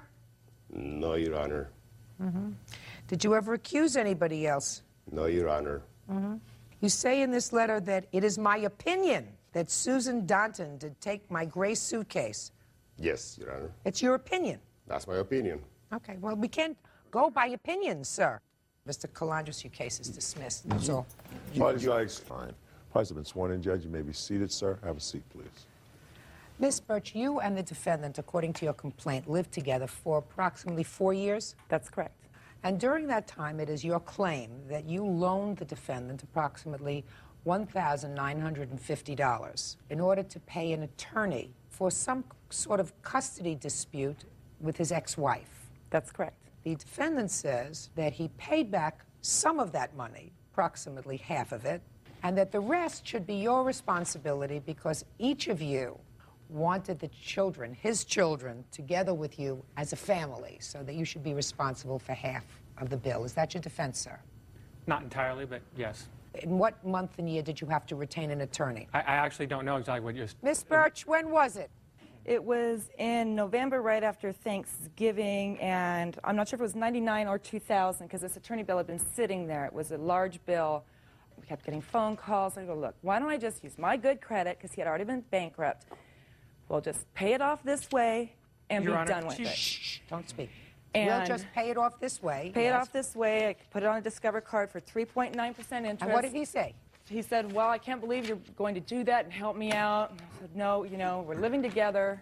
Let's just do this to get your finances in order, because we already had taken care of his bankruptcy and other Ms. bills. Birch, so what you said to him was, let's just get this taken care of. Get this taken care of. I'll loan you the money. Just take it. No, that's Let's the be first time done. you said the word loan. You And never when said, he moved shh, out... Ms. Birch, don't interrupt me. When did you discuss with him that it was a loan? Right after we did the phone call, and then I was very nervous. What phone call?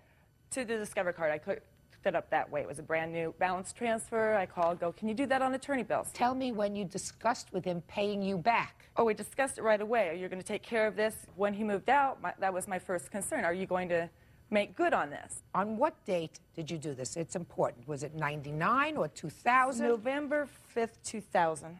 And he moved out when? January 5th, 2001. So immediately after you did this with the attorney's bills, practically immediately, he moved out. That's correct. So it was just 2 months later. And we were dating each other for about 6 weeks, and then he was paying during that time, and then suddenly he stopped paying, probably after I married his best friend. It's possible. Okay. That's I married possible. him April 8th, and May was his last payment. May I see the payments that he made, please? You sure can. Here's where it was put on an attorney bill. Here's a photo of the attorney. Listen. And I here's asked the you for one 200 thing. payments. Miss Birch, listen to me. I asked you for one thing. Don't give me a piece of the yellow pages. What I asked you for was a list of the payments that he made after he moved out. They're highlighted on the top right here. Let me see, please. He would drop off a check, and then he mailed 2 of them. And I took them down to Sears, because Sears will take Discover card payments, and since I was paying the 4, interest on it at 6, that time, 8, 10. So he paid $1,000. paid $1,200 payments. So he owes you $950. Correct. Okay, now I'll hear you. I dispute her statement that she says that her and I discussed it, and then she took action putting this on her card. I came home from work one day, and she had put it on her card. Okay? You and were I the did make graduate Listen, Miss Birch, do not speak. You had your turn. If I want an answer, I'll come back to you. Do you understand? Correct, I do. Good. I did make payments. There's also a phone bill for $3.09, and I wanted to make good on that. I don't dispute Good. that. I wasn't even paying attention to that. But that's nice. The attorney fees were directly associated with Ms. Hansett Birch. She's alleged to have been abusive to my children. And were they living with the 2 of you at the time or just visiting? Yes, they were shared custody. is what it was. Was your former wife happy about that? No. So she made an allegation that Miss Birch was abusing your children. Not necessarily an unsubstantiated allegation, but an allegation, yes. Did she lose the case? Yes, she did. Who has But she custody? lost it on second. Who has custody of your children? Shared custody. So She you has still primary. have. So she has primary custody of the children. Was that the way it always was? She had primary and you had shared, so that the status quo remained. Yes. And she tried to have that amended in some way. She tried to remove the children away from Beverly's residence on the allegation of abuse. When was that, sir? When was that I have initiated? This was. When this was it initiated? Shortly after Thanksgiving Of what year? 2000 Of 99. So it was a long time before you finally separated. Yes, considerably a long time. And the matter had been ultimately resolved, of course, long before you separated. Yes. All I want you to do is talk to me about the discussion that you had, sir, with regard to the attorney bill. Directly after I came home, she told me she put it on her Discover bill. We had discussed it before. I didn't say, yeah, do that, or we didn't What had make you any kind of agreement. There's no What had you discussed before? She discussed it as an option. She doesn't have a discussion alone. Right. She has a She discussion discussed it with with you. me as an option to put it on her credit card. And what did you say? Well, then I didn't see any reason why I couldn't just continue making payments to the attorney as I was. And how much were you paying the attorney? As much as I could. Much as I could is not an answer. So you were paying him in dribs and drabs. I wasn't. I was paying him pretty quick. $4,000 is a lot of money. All right. Now, I see that you made $1,000 worth of payments, sir, that stopped in June of 2001, right? Tell me why you stopped making the payments. Well, one of the reasons why was I received a bill from Beverly. It was seeming kind of petty in some of the other small areas of dollars. And then it's like, well, why am I paying all this? If it was not for her, I probably wouldn't have even had to go to court in the first place. That's I what quit you paying. said. Just a second. That's what you said to yourself. Pretty you much, said yeah. self. I said, if it wasn't for the fact that I was living with Beverly, I wouldn't have had this problem with my ex-wife in the first place. So she should really be responsible for half the bill. That's what you said to yourself. No, I just want to know. That's what you just told me. I was talking to myself. I agree to that. But her actions helped initiate this case against me, therefore necessitating the need for an attorney. She would have, as a matter of court record, that children were removed from her house as a result of abuse. Mr. Bartline, you know, if I had my children in somebody else's house and I believed that that other person abused them, I would take my children and flee. Your argument suggests to me, and the timing of this suggests to me, that there was an allegation by your ex-wife that you could not believe was true because you continued to live with the plaintiff, continued to live with her, with your children ultimately coming back to visit with you. How could you do that as a parent? How could you do that as a responsible parent? I did not I'm make- speaking, Mr. Bartline. If you actually believed that the plaintiff did anything to harm your children, think very carefully about how you answer that, Mr. Bartline. Real cases, real people. Judge Judy. Beverly Hansett Birch says ex-fiancé Bruce Bartline owes for an unpaid loan for attorney's fees. Bruce says Beverly is partly responsible for that bill. Go ahead. I did not make the allocation of abuse. I understand that. You're not following what I'm saying, sir. What you suggested to me is it's her fault that you had to deal with this attorney anyway, because your suggestion is that she was, in fact, abusing your children in some way. And if a parent permits that to continue, they shouldn't have any sort of visitation with their children, past, present, or future. So this fantasy in your mind that she did, in fact, abuse your children, which resulted in all of your fears and woes and all of your attorney's bills, is a crock of crap. Because if it wasn't, then you're a bad father. You don't want me to think you're a bad father, do Your you? Honor, I'm not a bad father. Good. And no, I Judgment did for the not plaintiff in the amount of $950. Pay her the rest of the money you owe her. That's all. Thank Parties you. are excused. You may step out. I didn't know when they got married or whatever. I can't believe he didn't know that I had married his best friend. I wish them the best of luck, okay? And now the next case. All parties in the matter of Anderson versus Magana, step forward, please.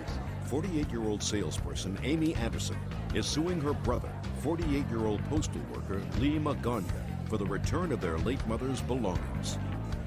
Mrs. Anderson, the defendant is your brother. Yes, ma'am. And according to your complaint, the defendant either stole, destroyed, gave away property that belonged to your mother. Correct. That was supposed to be shared with all the siblings after she passed away. So you're suing him. Yes. You lived with your mother for about 20 years. Correct. How old was she when she passed away? 75. Had she been in good health?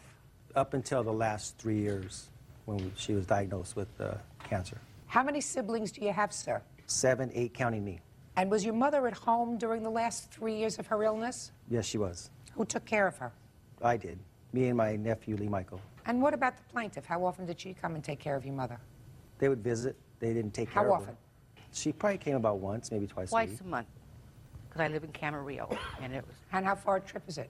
It's not far, but I'm a married woman. I go to work, come home, and I live with my husband's mother, who has Alzheimer's, and I also was taking care of her, which still am, and had a nurse there. So I was dealing Your with mother-in-law? my mother-in-law. Miss Anderson, so it would be fair to say for the last 20 years, your brother lived in the house, which was your mother's house. Correct. With your mother. Correct. The last 3 of which she was terminally ill. Your brother lived with her. Correct. Fine. And when she passed away, according to your complaint, you and your siblings decided that the house should be sold. Correct. That was against my mom's wishes. Just a second. Well, didn't you understand that this had been his home for 20 years? It was all of our homes. No, it wasn't. You just told me you live at home with your husband and his mother, who has Alzheimer's and an aide and a whole bunch of other people. It was his home. Didn't you, any of you feel badly about saying to him you have to move out of your home? May I bring my I'm not talking to you. Are you another sibling? Yes, I am. When I want you, I'll call you. Doesn't you feel badly about saying to your brother, you have to sell the house, we have to sell the house because you want to split the money? No, because when we went in there right after my mother died, we all sat. My brother from New York came down, and we talked. The house is going to be sold, and he says, "Well, I need time to grieve." I said, "Well, fine, that's no problem." He lived there a year. We didn't kick him out right away. A year. I didn't say kick him out right away. I was talking about kicking him out at all. No, I didn't feel bad. Well, you should have. You should have.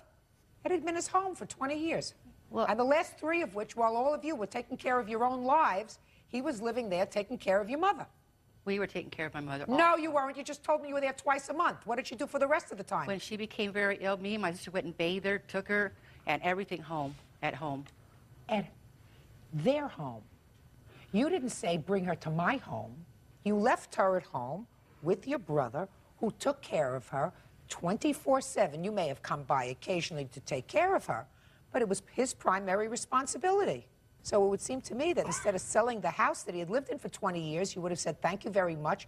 We were all very busy, including my brother in New York, and we couldn't take care of Mommy. You did. You want to stay in the house, stay in it for as long as you like. But instead, you decided to sell it. So you and your siblings decided to take him to court, right? Correct. And you got a forced sell order. And now what you're suing him for is because you say when you went there after the house was sold, you went in and you found a lot of things missing. He took everything in the house, gone. Everything he couldn't take, he destroyed. He destroyed my mother's whole backyard, her flower plants damaged, the stove damaged. He did cut wires. I have pictures and everything of this. I'll take a look at the pictures. And I'll take a look at the pictures. This is this damage he did.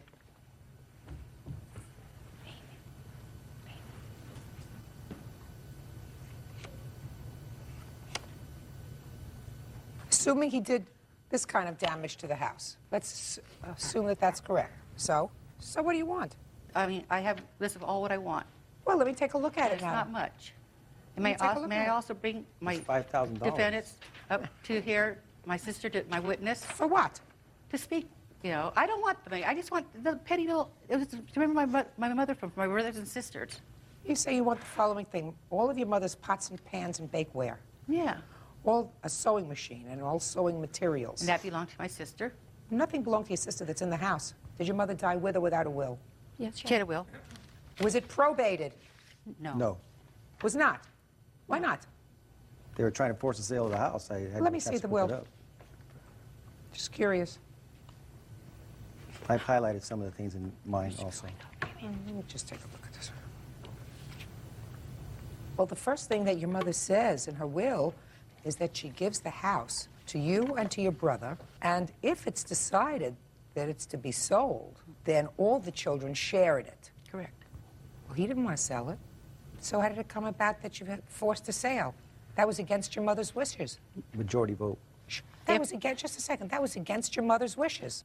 This says that your mother wanted you and your brother to have the house only if you all decided that you didn't want the house anymore, was it to be sold. So why did you go against your mother's wishes? It also says that, I think They were on the deed, Your Honor. Can I explain how they were put on the deed? And they forced the sale on it because they were all put on the deed. Is that what happened? Yes. When were they all put on the deed? And my father passed away in 1982. After he passed away, my brother had an attorney friend, but had my mom sign a deed also, all into our children's name. We did not find out that the names were put on the deed until 1988, when my mom was in the hospital. We wanted to get a loan, and we couldn't get one. I see, because this will was executed in 1988. Now I understand how they did it. I gotcha. May I, Your Honor, may I bring my sister up and speak with me also? Sure. Eyewitness? Your Honor. What? My brother did not live with my mother the full 20 years. He got married, moved out of the house, and then when they decided that they couldn't pay their bills, they moved back with Mom. Lee has never paid my mom's bills. My mother paid her own. I didn't ask him about paying let bills. me tell you. I didn't ask about paying bills. But how can you... Anyway, Lee now has a relationship. During my mother's sickness, he had a relationship with his new girlfriend, and he would spend part of the time there. And as far as that deed being signed, my mother asked my brother Ponto, that lives in New York, and myself to take her and have all our names put on the will. And I says, Mom, are you sure? Listen to me, madam. If that was done in 1982, then there was something wrong with your mother in 1988, because in 1988, she treated this property as if it was hers in her will. If you knew my mother, you'd know. I don't have to know your mother. I'm My listening to brother your wrote that scenario. will. My brother Listen wrote to that me. will. If your brother wrote this will, he would have left the house to himself. Instead, he left the house to you and him, to the two of you. If you are suggesting that he wanted to have a criminal intent to try to deprive you of property, he would have deeded the house just to himself No, I after your mother understand that. died. He was. So, I understand baloney. that. Baloney. Listen, I just looked at this will. It doesn't say that you're entitled to any of these things. I think that you people behaved very badly.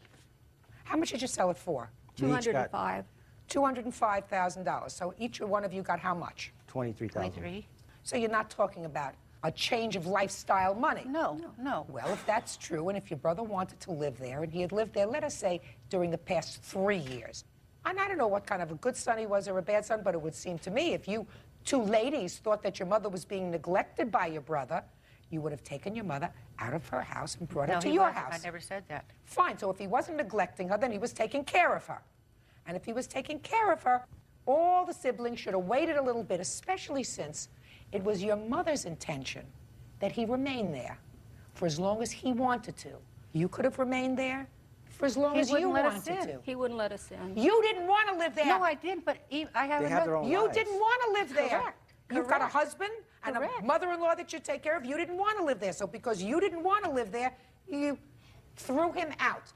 As far as I'm concerned, that was the wrong thing to do. And if you're asking me then to invoke this court's equity power about seeing that you get some things that belong to your mother because everybody behaved right, I don't intend to do it.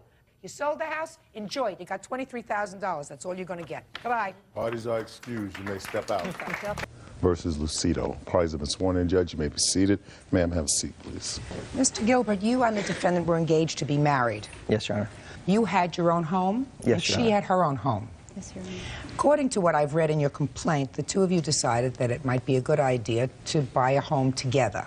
And prior to either of you selling your homes in order to prepare to put down a down payment on a house, you closed out your 401k. I took money out. I didn't close it out completely. I took money out of the 401k. A little over $35,000. Sure. And you put that money in a joint account with the defendant. Sometime later, you were away on a business trip. Your fiance got into a discussion with your former wife. They exchanged a lot of nasties. She left, and she took out about $5,000 from this joint bank account that you had set up for the house. So I have a few questions. This joint account that you set up, Was the only money in that account the money that you had taken out of your 401k? The savings account was purely savings. The only transactions that happened to it was my putting the money in and her taking the money out. Is that correct? That is correct, Your Honor. And am I correct that there was a discussion between the two of you that that money was going to be used as a down payment on the house? That is not correct. That is not correct? That is not correct, Your Well, Honor. tell me what you thought that that money was for. Okay, well, David and I both put it into the savings account. We opened up a new savings account, and then he had it linked to my checking account so that his name was also on my checking account, which was fine by me. I was in love. I was going to marry the man. I wanted to be able to have our money shared. I have a written and verbal contract, Your Honor, that states that our money was our monies, and I didn't just take his money and use it. Were you living together at the time? Yes. In whose house? Mine. And how did you pay joint bills? I paid them all. Out of your checking account? Correct. Did the plaintiff give you any money towards those bills? No, he did not. Is that right? Towards those bills, no, Your Honor, but I did several things around the house to fix the house up. Dinners. I don't care about that. How long had you lived together? About 2 months, I think. 2.5 months, Your Honor. Now you're going to tell me, Miss Lucido, what you took that money for. Primarily for a MasterCard payment. A MasterCard payment? Yes, I have. Let me have. see it, please. Okay. I put $3,500 cash toward the MasterCard payment. Let me see it. Okay.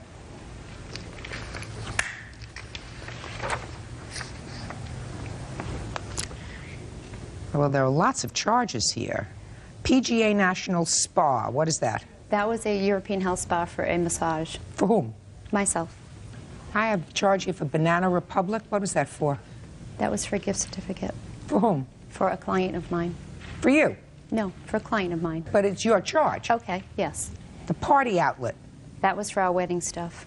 We had invitations, centerpieces, silk flowers, a whole lot of arrangement things that were being purchased. Okay, because I have lots of check marks here. All these things seem to be check marked. PGA National Spa, again, $80. Is that for another massage? Yes, Your Honor, that was for a And client. another one for $67? Yes, Your Honor. That's yours? Yes, Your Honor. A lot of cafes and restaurants. Correct. Food, clothing. I bought him a new wardrobe from head to toe, including jewelry. Well, why did you do that? Because I loved him. And the whole reason that this whole thing incurred was David cheated on me, and I ended... I don't want to hear about him cheating on you. Okay. You left, I you didn't separated. leave, Your Honor. His belongings were moved back to his home. Fine, whatever happened. You separated, and I want to know what you took the money for. First you told me it was for a MasterCard. It is. Okay? Well, the MasterCard... Just a second. The Okay. MasterCard has mostly your charges on it. He's not responsible for your charges. I understand that, Your Honor. Fine. So what did you take the $5,000 plus for? Primarily, I made the MasterCard payment. I used some of the money for the car that I had to purchase. We agreed to lease a car. My other truck was paid for. I never had a car payment. Now I have a lease to pay for every month. So what you're saying is that because this relationship, for whatever reason, didn't work out, you put yourself in a position of having to make a car payment when you didn't have one before, even though you have the car. And you think he should be responsible for that? No, I'm not holding him responsible for it. What did you take this money for? This was his money. To help out with the expenses. I have a checking account that I had a lot of checks written out. MasterCard, American Express, that were both our expenses. Well, I'm asking you, what both expenses? Tell me, what expenses were both? Clothing, food, groceries, the car. There was a lot, a list. You are not entitled to take that money. Your Honor, I have a written contract here, in all due respect, that we had a written and verbal agreement that either could withdraw any amount of money. May I submit this to you, please? He had me the primary account holder, so it was my Social Security number on here on the front. And on the back, it clearly states what we both read, that either one of us were allowed any of that money, and the only reason I used it was for expenses. Miss Lucido, you don't seem to understand. You don't seem to get it. Judge Judy continues in a moment. And later today, I can tell you by the owner's behavior, he started treating me very weird too, and it started to make me very uncomfortable, and it made me believe he had no integrity. They're such cowards, aren't they? Exactly. real cases, real people. Judge Judy. David Gilbert says ex-fiancée Joanne Lucido broke off their engagement and took $5,000 from his savings account. Ms. Lucido, you had no agreement with regard to buying a car, food, any other expenses that you may have had, your massages or any other stuff, that you could take this money out of the savings account that was earmarked as a down payment for a new house, because otherwise the money would have been put in a checking account if it was to be used for expenses. Why would somebody who was under the age of 59.5 years old take out money from their 401k, which in all probability will incur some tax consequence, unless it was for a specific purpose, which was to pay for a new house? And also wedding and also expenses as needed. That was our agreement. I have friends that overheard. Was this money to be used for expenses as needed? Your Honor, it was for the purpose of a house. What kind of business are you in? I work for a defense contractor. Okay. So you have a steady job, and you have your own credit card? Yes, Your Honor. Did you, in fact, when you went out with the defendant... Buy her dinner? Yes, Your Honor. Well, buy dinner for the two of you, because I see a lot of charges here for food. Food in restaurants. Your Honor, whenever we went out to dinner, I purchased the dinners. Do you take people out for business? Yes, I do. Right. That's where all these lunches are. Some of the lunches, Your Honor, I have taken Dave out to lunch and paid for that also. He had no right to empty his bank account when you left.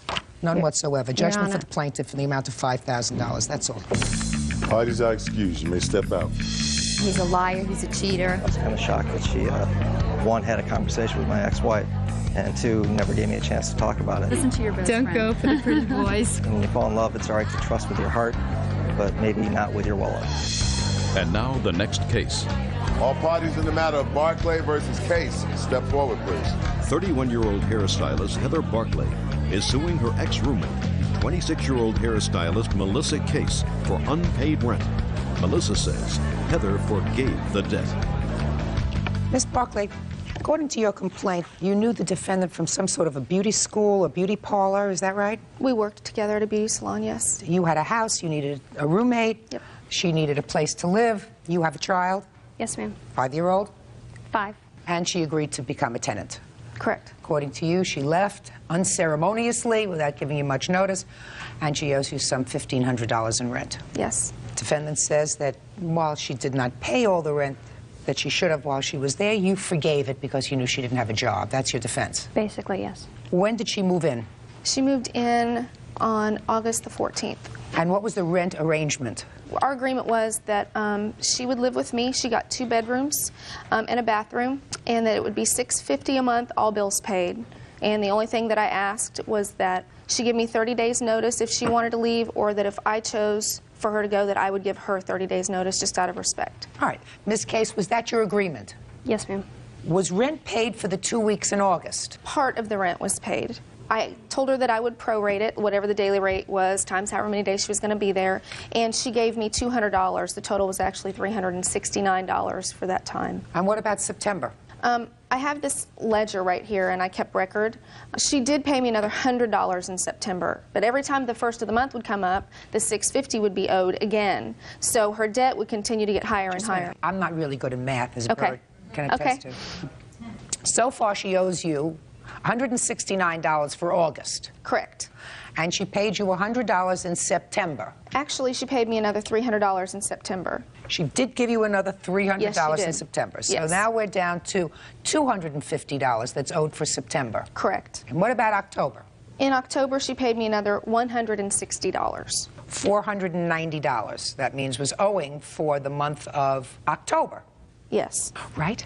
Right. God. And then she moved out in November? Yes. November what? I believe she moved out on the 4th of November. Did you move out on the 4th of November? No, ma'am. I moved out on the 1st. I moved out prior to her birthday. She did not. She moved out on the Sunday after my birthday, which is the 4th. My birthday is on the 3rd.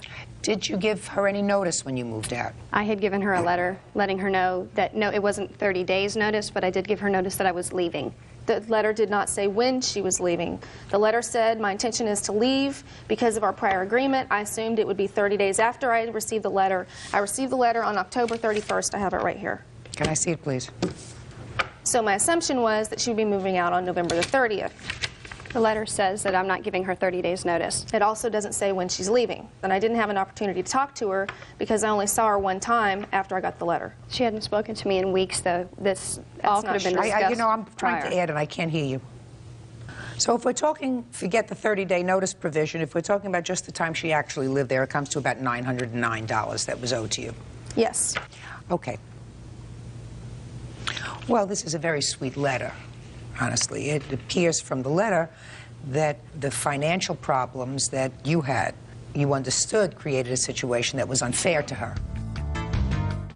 Heather Barkley says ex-roommate Melissa Case owes for unpaid rent. Melissa says Heather told her to pay what she could. Okay, how come you weren't able to pay your rent? When I worked with Heather, I was put on a leave of absence at the beginning of July to allow me to finish school. There was a lot of stress. I had been going through a divorce since the July of 2000. Just a lot of things going on in my life. They put me on a leave of absence. Ms. Barclay told me that I could come back once I graduated. I would become a stylist, and I was under that knowledge going back to school. Came back to about a week before graduating. She told me I should contact our boss, let him know how things were going, make sure he knew I was getting ready to graduate. Had 2 conversations with him. When was this? In August, about maybe a week and a half prior to my graduating. Okay. We talked about the fact that she had let him know that she had wanted me to move in, that I was probably going to do it. He thought that that would be a good idea. She's a good person, she's a good influence, that it would be a positive thing. He said that he had some questions as to my behavior in the salon prior to that. I had hung out with some girls that partied a little bit too much, things like that. I said, okay. I graduated. I moved in with Heather on the 14th because my son started school the next day. About a week after me moving in, she told me that I should just let go of it, that I probably wouldn't have a job there. And I said, well, what do you know? Heather's one of the supervisors there. She's in on all the meetings with the owners. She knew that I wasn't going to have a job there. No, I didn't know that you didn't have a job. I can tell you by the owner's behavior and the way he was giving me the runaround. He started treating me very weird, too. And I kept asking him, you know, don't worry, Missy's going to... We were short on stylists. We needed help badly. I said, don't forget, we've got Missy coming on board. And he kept skirting the issue and acting really weird. And it started to make me very uncomfortable. And I started to get very upset with him because he also gave me the impression that she had a job there waiting.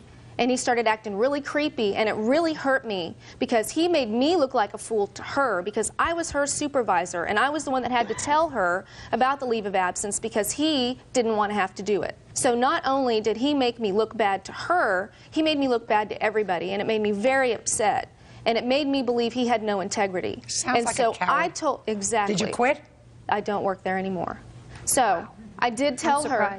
That was discussed the whole time we lived there. That had caused a lot of emotional stress between the two of us also, and that was, you know.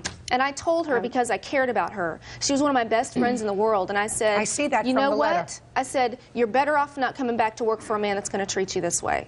I said, and it makes me question my position in this company, too. And I did not know, and he hurt me as badly with that decision as he did her. They're such cowards, aren't they? Exactly. So I had no prior knowledge. I wanted her to live with me. It was going to be a great situation, and it went bad fast. And I tried to be patient with her. I talked to her. We never fought. There was never ugliness in her house. I loved her son. Everything was great. That's why it hurt me so badly that she left the way that she did. Because I'd always offered a safe place for her to talk to me about what was going on in her life. I'd been incredibly patient about the fact that she wasn't paying me. She knew that I am not independently wealthy. I need a roommate to survive. Had you had one immediately before? I had one, a guy that was in college that lived with me, and he graduated from college and left in May. Missy and I started talking about at work her possibly moving in with me. So you didn't have anyone I held the room empty for 2 months. I made a lot of sacrifices to let her live there. I went and had to pay the bills by myself for 2 months just to create this situation for her. Do you have a roommate now? I do. You do? Yes. Are you working now? Yes. I started a job Tuesday. Great. Let me hear your defense. When I didn't have a job to go back to, I began looking for other employment. It took me a month before I went before the state board to get my license. I went to work in a salon, and I wasn't making very much money. My last day of work there, I made $17. So I didn't have any money to give her. Had I known I wasn't going to be employed, I understand that. Tell me about the conversation that you had with her with regard to... I told her, I'm not sure how I'm going to pay you. And she said, don't worry about it. Pay me what you can.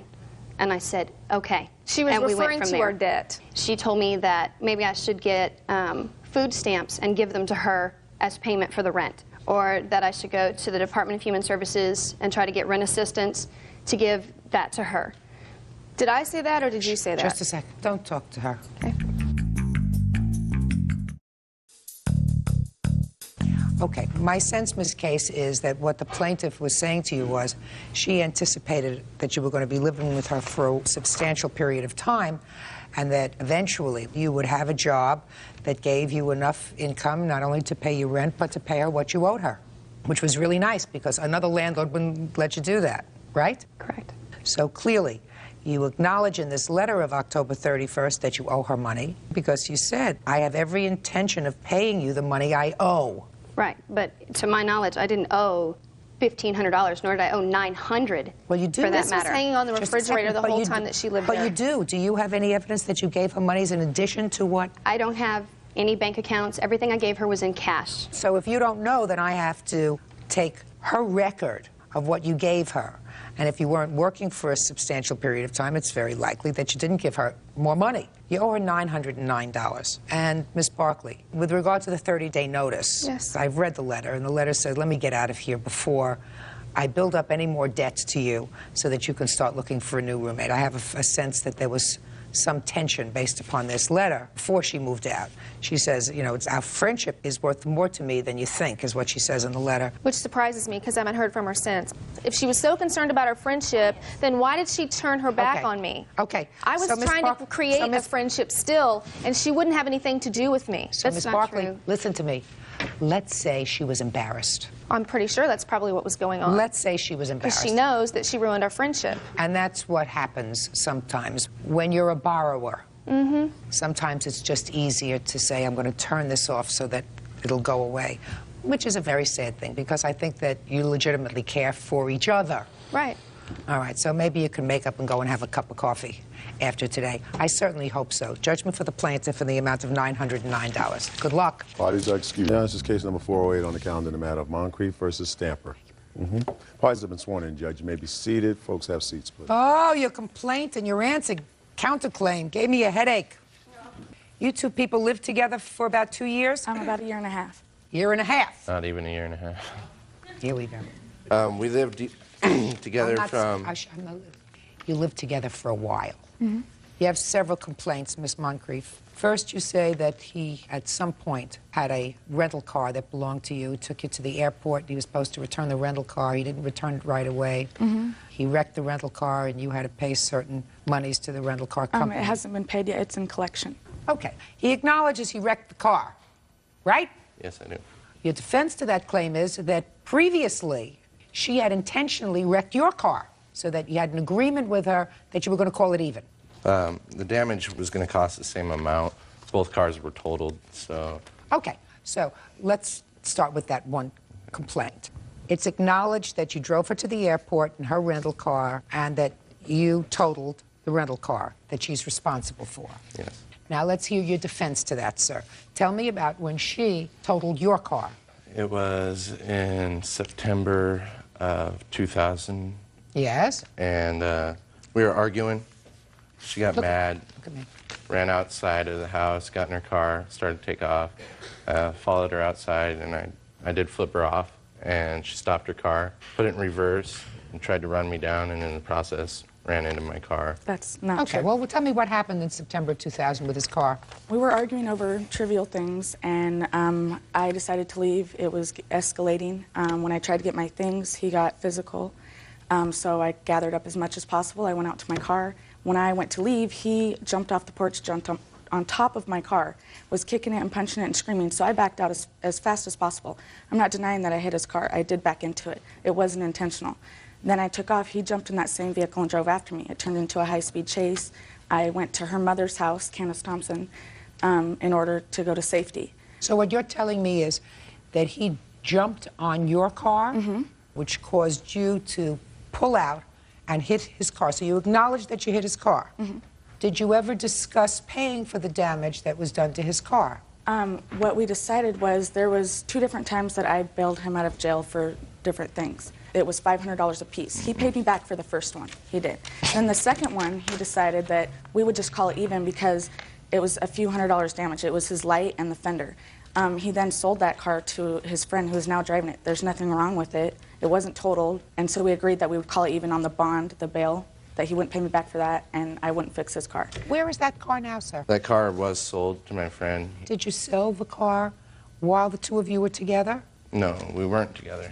Well, you got back together again after this incident with the car. No. Well, you had to because you drove her to the airport later, sir. We were friends. We lived then in you were separate friends. rooms inside of my home. We lived in separate rooms. After September of 2000, did you collect any money from her for the damage to your car? No. Did you sue her? No. Good. Forget it.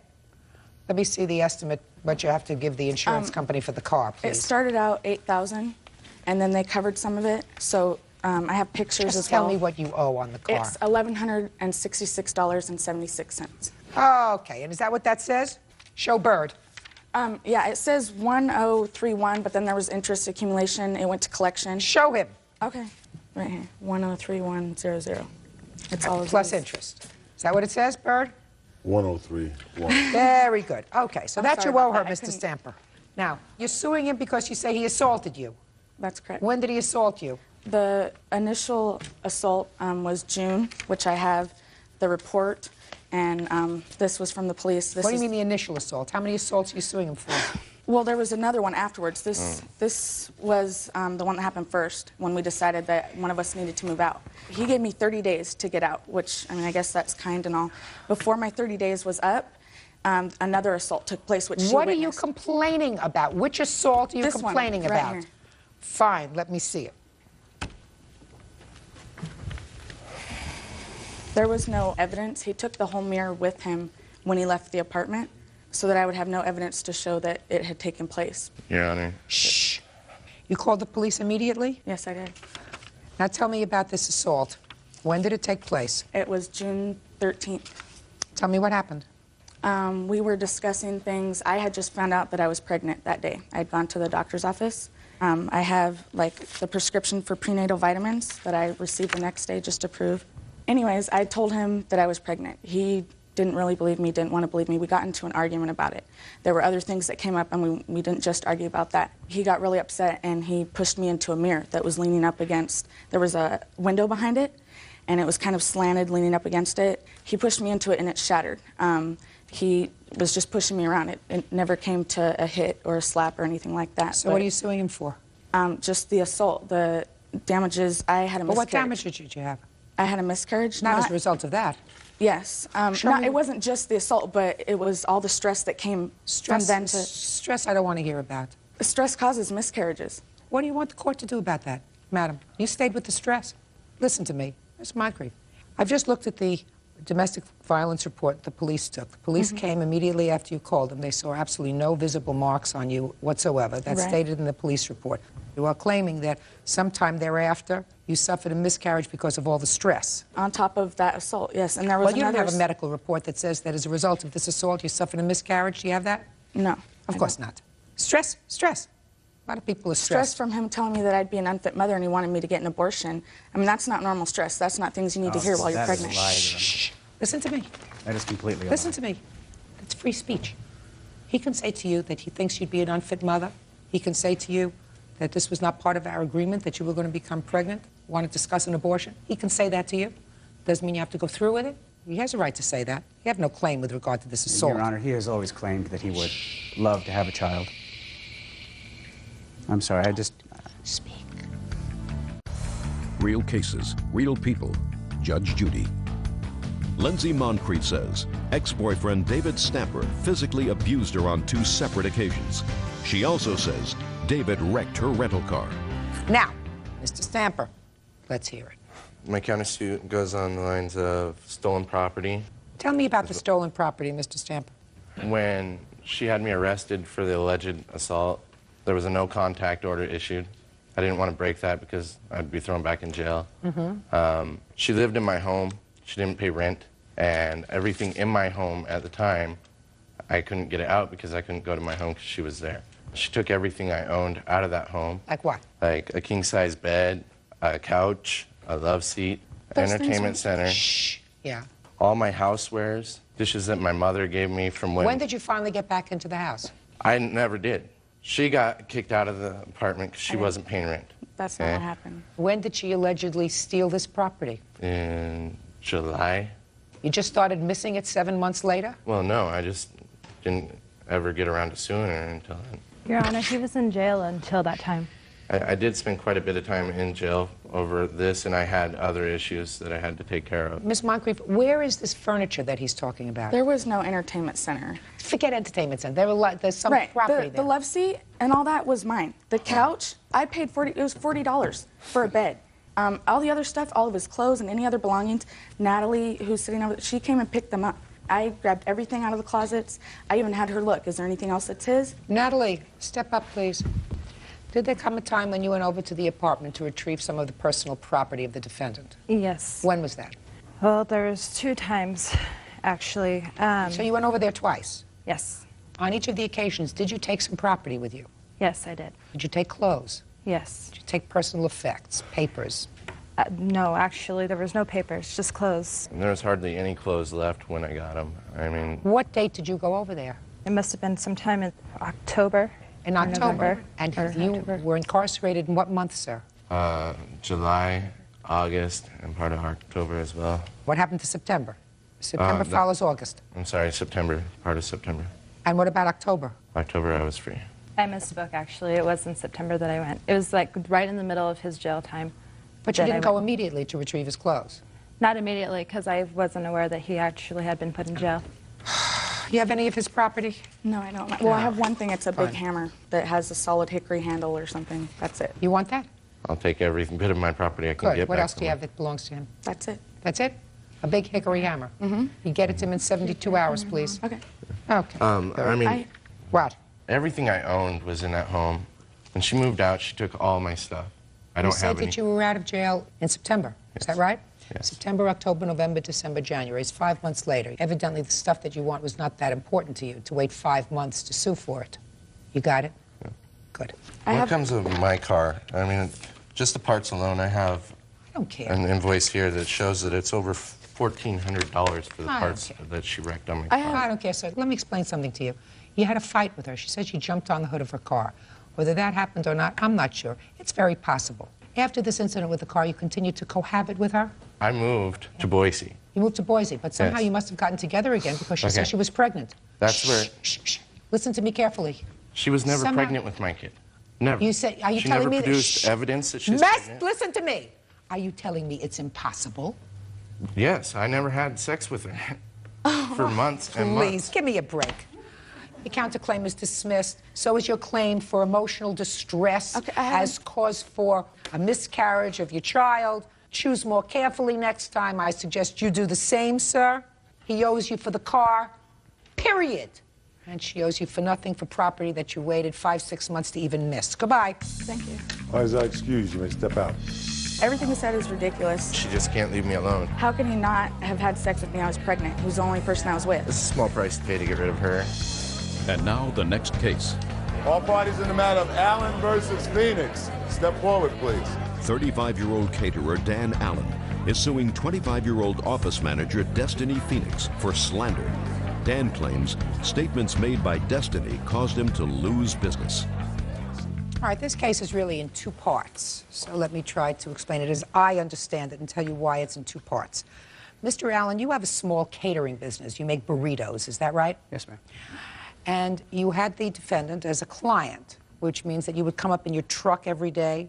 Yes, ma'am. Where you made your burritos, and you would get orders from the personnel that worked in her office. Right. You would make the burritos, and you would do this not only for her company, but for others. Correct. It is your claim that because of things that she said about your business, which were untrue, you lost her business. And in addition, the second part of your claim is that she made defamatory remarks about your business to other businesses who used your service, and they also canceled your service. Now, did you have a contract with the defendant? A written contract? We had a verbal contract. And what was the verbal contract, sir? That would be okay for me to come by every day at a certain time to sell my food. So that is a day-to-day operation. You didn't have a year's contract with her, a 6-month contract with her, so she could say to you, I don't want you to come into the place anymore to sell burritos, or I'm not going to use your service because, I don't know, because we don't like burritos anymore. So she doesn't have to give you any reason whatsoever. That's correct. So the first part of your lawsuit is dismissed. And the second part of your lawsuit is that she made untruthful statements about your little business to other people, therefore causing you to lose business. So you have to establish to my satisfaction, first, that she made the statements to other businesses, and second, that the statements she made were untrue. Do you understand what your legal burden is? Yes, ma'am. Tell me first, what statements can you establish that she made to other businesses that used your service? Sure, I have a witness, Chris Laro, who I've been servicing food to for the past year and a half approximately, and I'm there every day. And I was there about 15 minutes after I was at Destiny Phoenix's business. So he saw me that same day. This is regarding the fact that she said I reeked of beer. He would definitely have noticed that. Oh, no, don't tell me. Step up, sir. Yes, Your Honor. Tell me your name. Chris Laro. Mr. Laro. Yes, ma'am. What kind of business do you have, sir? I am actually a law clerk at a law firm that Mr. Allen services. I am not the witness. I don't believe that he would like to call to prove the defamation. I'm here as a character witness only to prove that I have not seen him ever smelling of alcohol, that he's maintained a professional business. So is what you're telling me that Miss Phoenix never made any statements to you? That's correct, ma'am. With regard to Mr. Allen's job? That's correct. Mr. Allen has a written statement from... I don't take written statements. Okay. You understand that you're a law clerk? Yes, ma'am. Are you going to law school now? Yes, I am. What year are you in, sir? I'm in my 3rd year. So you know a little bit about hearsay? Yes, I do, Your Honor. And what are written statements? They are out-of-court statements offered for the truth of the matter asserted. Correct. And according to the rules of evidence, sir, that would be inadmissible. Is that right? Yes, it would. Thank you. So far, you're halfway to passing the bar. Mr. Allen, do you have any other proof, sir, that the defendant made statements to any other business which were untrue, which caused you to lose business? I believe she referred to the fact that I did not have a food license in this recording that I have of her that she left on my phone. I'm not talking about your phone, sir. I'm talking about other people who your business serviced. I just have a written statement, and I just have my food license here to prove that I have a food license. You have to be able to establish to me, sir, that the defendant said to a third party something about you that wasn't true, which caused you to lose business. There are certain rules, which your witness knows about, which courts will accept an out-of-court sworn statement. What is the reason that that person cannot be here today? He did not want to take off work. That's not a reason, sir. Okay. Right? Yes, Your Honor.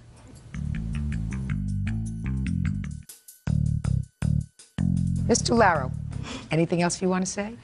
I would love to do this legal exercise with you, sir. It's been a slow day so far. Go ahead. I fear of taking a beating on national TV, but nevertheless, I think that in the interest of allowing this court to look at the totality of the circumstances here, possibly the court could let him admit this hearsay statement, the facts that we are here in small claims court, and the federal or state rules of evidence are a little bit lax for small claims court. I think that you would be able to see that it was relevant and authentic, Your Honor. One of the reasons that we do not allow out-of-court statements, sir, only under very, very strong criteria, is because it does not allow the defendant to cross-examine the maker of that statement. That means that if I were to look at that statement, I would have to, in my own head, say, everything in that statement is true, because it does not give Ms. Phoenix an opportunity to ask any questions, or for me, on her behalf, like I'm asking Mr. Allen questions, to ask that person questions. That's the reason why we do not permit hearsay statements, because it's inherently unfair to the other side. And the fact that this is a court program that happens to be televised does not obfuscate the need to have reliable evidence. Yes, Your Honor. Right? Reliable evidence. Hearsay evidence is inherently unreliable. So that your case is dismissed, Mr. Allen. Parties are excused. But you were... Your Honor, this is case number 407 on the calendar, in the matter of Stanger versus Swanger. Thank you. Parties have been sworn in, Judge. You may be seated.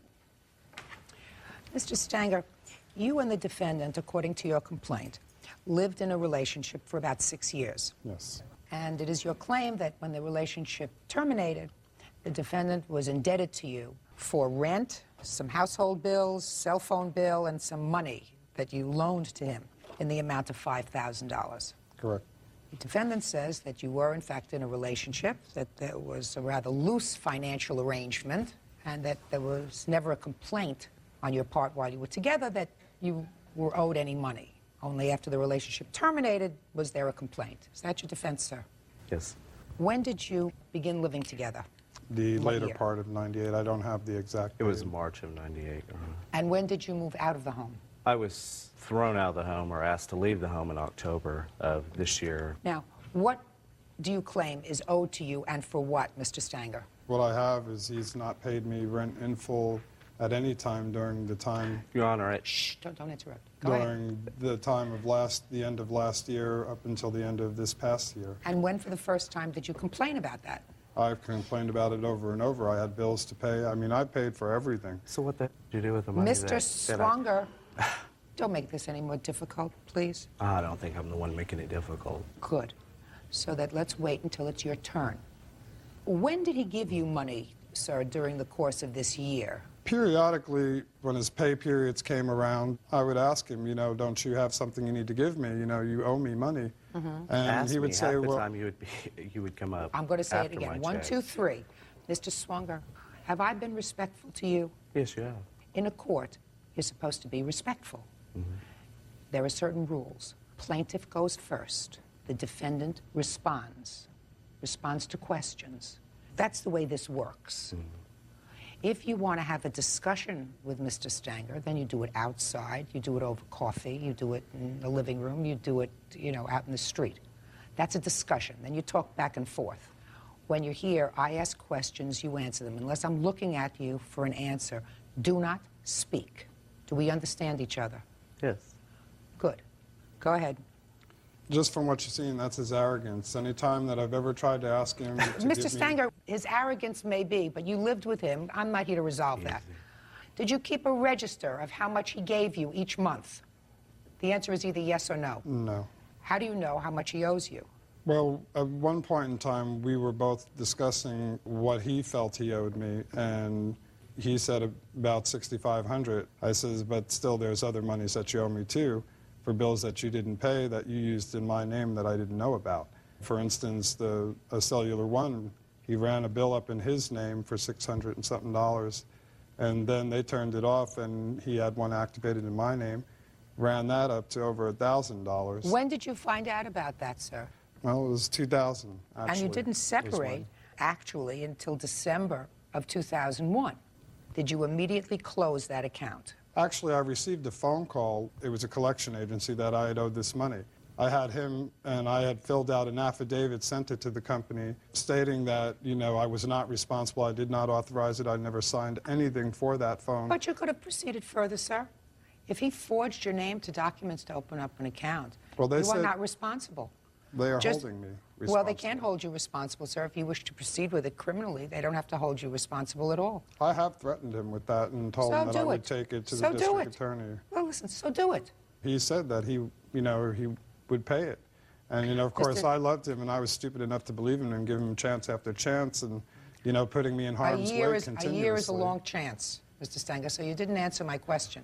Had they turned off that phone? It was turned off, I guess, prior to when I found the bill and then when I received that phone call. Now tell me about this loan that you claim, sir. What was it for? Well, I loaned him monies to fix a vehicle that he had. So when was that, Mr. This was Stanger? earlier in the year. I forget the date that I'd put down. It was April of this year, or of 2001.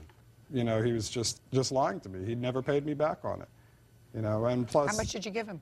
It was actually $498, but I took off some of the amount because he had given me $35 or something. I didn't really keep track of that because there was just so many astronomical figures of how much he owes me. So I was just stupid just stupid for really putting up with this as Right. long as I did. Right. You were. Because if it was in April that you loaned him this money, that was after you found out about the telephone.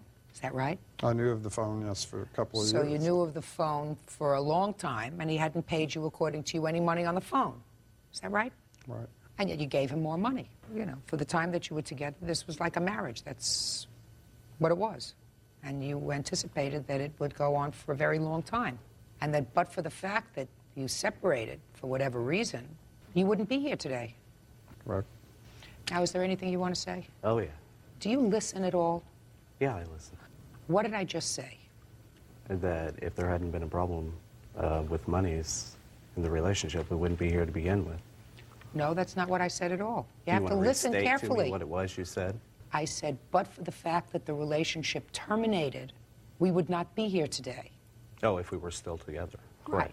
Correct. Throughout the relationship, he threatened me, you owe me this, you owe me this, you owe me this. I didn't keep track of what it was that I had paid him. I did agree with him. I may owe you for past rents, but I pay for this, this, and this. What, I mean, in a relationship, are we keeping track here? Well, then, since you choose to respond, Mr. Swanger, I'm going to ask you a few other questions, sir. Did there ever come a time when you sat down with the plaintiff and discussed what, in fact, you did owe him? Oh, there were several times when it Did came there to the came a- point that he that it was came trying a to throw me time out of the that house there- and had everything I owed in the foyer. Just a Yeah, second. sure Mr. there Swanger, was. did there ever come a time when you came to a dollar figure? Yes, there was. And what was it that you agreed that you owed him? It came up to over $5,000. It came up to like $8,000. But we also weren't taking into account the things that I had paid for as well Oh, either. fine. All right. So, see if he. I mean, when do you're you in a- do you when you're in a understand? relationship I hope and you should all have- understand. Okay. Instead so, of Mr. paying Swanger, rent, shouldn't pay you take the attention. You're bills and meet speaking. him You're in the not house? listening. So there came a time when you sat down and you agreed that it was over $6,500, closer to $8,000, but he wasn't taking into account what monies you had in That's fact paid correct. him. Now, what monies do you claim that you had in fact paid him? Give me a rough I didn't estimate. keep a receipt of Now, it. give When me you're a in a rough. relationship, what the Mr. heck are you gonna Swanger, keep a receipt listen. of it for? Don't speak. What amount do you believe that you had paid him towards the money that you owed him? I couldn't say. I didn't Well, I keep want you an to try. account. No, listen to me. I want you to try, sir. What amount, if you were to be very generous with yourself, what amount do you believe that you gave him towards the money that you now agreed that you owed him? I don't know. I wouldn't have a clue. Well, now, All I want know you to is have a when clue. I want you to have a clue, sir. Real cases, real people. Judge Judy. John Stanger says ex-boyfriend Robbie Swanger owes for rent, bills, and loans. Robbie says he had no idea John was keeping a tab. Now, you had some idea whether you did have an agreement that you would give him $500 I was paid a month? bi-weekly. There was times he would come up and he would get my whole paycheck. There were months when I would just pay bills and not give him $500. I mean, I wasn't keeping in account how much I had actually paid. Were there months, Mr. Stanger, that the defendant paid some bills? Yes, The answer- there were several months in between that, you know, he would pay and then months that he wouldn't pay. That's how we came up with the figure, and I figured it about a year's rent. There was no set date that it was absolutely 12 months consecutively. This is what we agreed upon and what we figured and what I figured. I didn't he kept write it track down. of everything, but when I'd give him money, I didn't keep track of it. Evidently didn't keep when you're track married, you because don't he keep doesn't track have That a was my register. bad business for not writing everything Well, down then, at the Mr. time. Stanger, you can't expect a court to resolve the issue of a dollar amount of money unless you come to me equipped with information. I don't make a calculated guess about how much he owes you. He's written me 2 checks, and with these 2 checks in the memo, he even puts 1/3 payment, recognizing that he did owe me this money. Well, let me see the checks. 1/3 payment of what? 1/3 payment towards all the monies that he's owed Well, me then let to me the see it. 8,000. Let me see. Also, you know, Sure, just a second. Let me see that. they were Maybe checks that were no good. I could not even cash them. No, let me He had see what you insufficient have. funds. Let me see what you have. He did it twice. Just a second. Would you show this to the defendant, please? He was trying to make good on something, but remember writing that, sir? Yes, I do. All right, that seems to indicate, sir, that you had agreed on a specific amount of money, Mr. Swonger, that you did, in fact, owe the plaintiff. And like I said, we had, but... No, you didn't say that, sir. Yes, You I didn't did. say I said that. we sat down and I sat down with him and we came to a dollar figure. No, that's not But what you we said, didn't take Mr. into Swonger. it. What Yes, you it was. said We was didn't you take came into to a account what dollar I had figure. already Nobody paid speaks him. when I speak. You say that you came to a dollar figure, but that did not take into account the money that you had already given him. That's what you said. That's exactly what you said. You didn't say that you came to a dollar figure of what you owed. And then I said to you over and over again, well, what was it that you, in fact, gave him so I can deduct that from what you agreed that you owed him? And you said, I can't tell you. But here it is clear that you agreed that you owed him minimally the amount that he's suing for because you made certain payments. But what about the monies I One-third had payment, paid to him? $2,000. But that check was no good? No good. But that's what you wrote. One-third payment, $2,000. And do you know why that check was written? Because I came home and all my things were in the foyer of the house, and it was done under distress as to our relationship was built on money and Your not. Honor, he not was Then you wrote another check, sir, a month I had later. an affair. He's getting more rides than Greyhound. Then you and I wrote had an another affair. check, sir, a month later for $2,000. Was that check cashed? And stop payment. You stopped payment on that Exactly, you check. did. So it's clear. It says something about balance, $6,000. And then you stopped payment on that. So was your furniture out in the hallway, sir, from September 21st, 2001 until October 2001? It was back and forth. It was a It was roller back and coaster. forth. Judgment for the plaintiff and the amount requested, $5,000. Thank you. Thank you. Parties are excused. You may step out. The guy's like a doorknob. Everybody's had a turn. And when I did it back to him, Takes a bad matter, makes it worse by going out and starting a new relationship with somebody else and expecting me to live with that with him. And I just wasn't going to have it. And now the next case. All parties in the matter of Brown versus Torres. Step forward, please.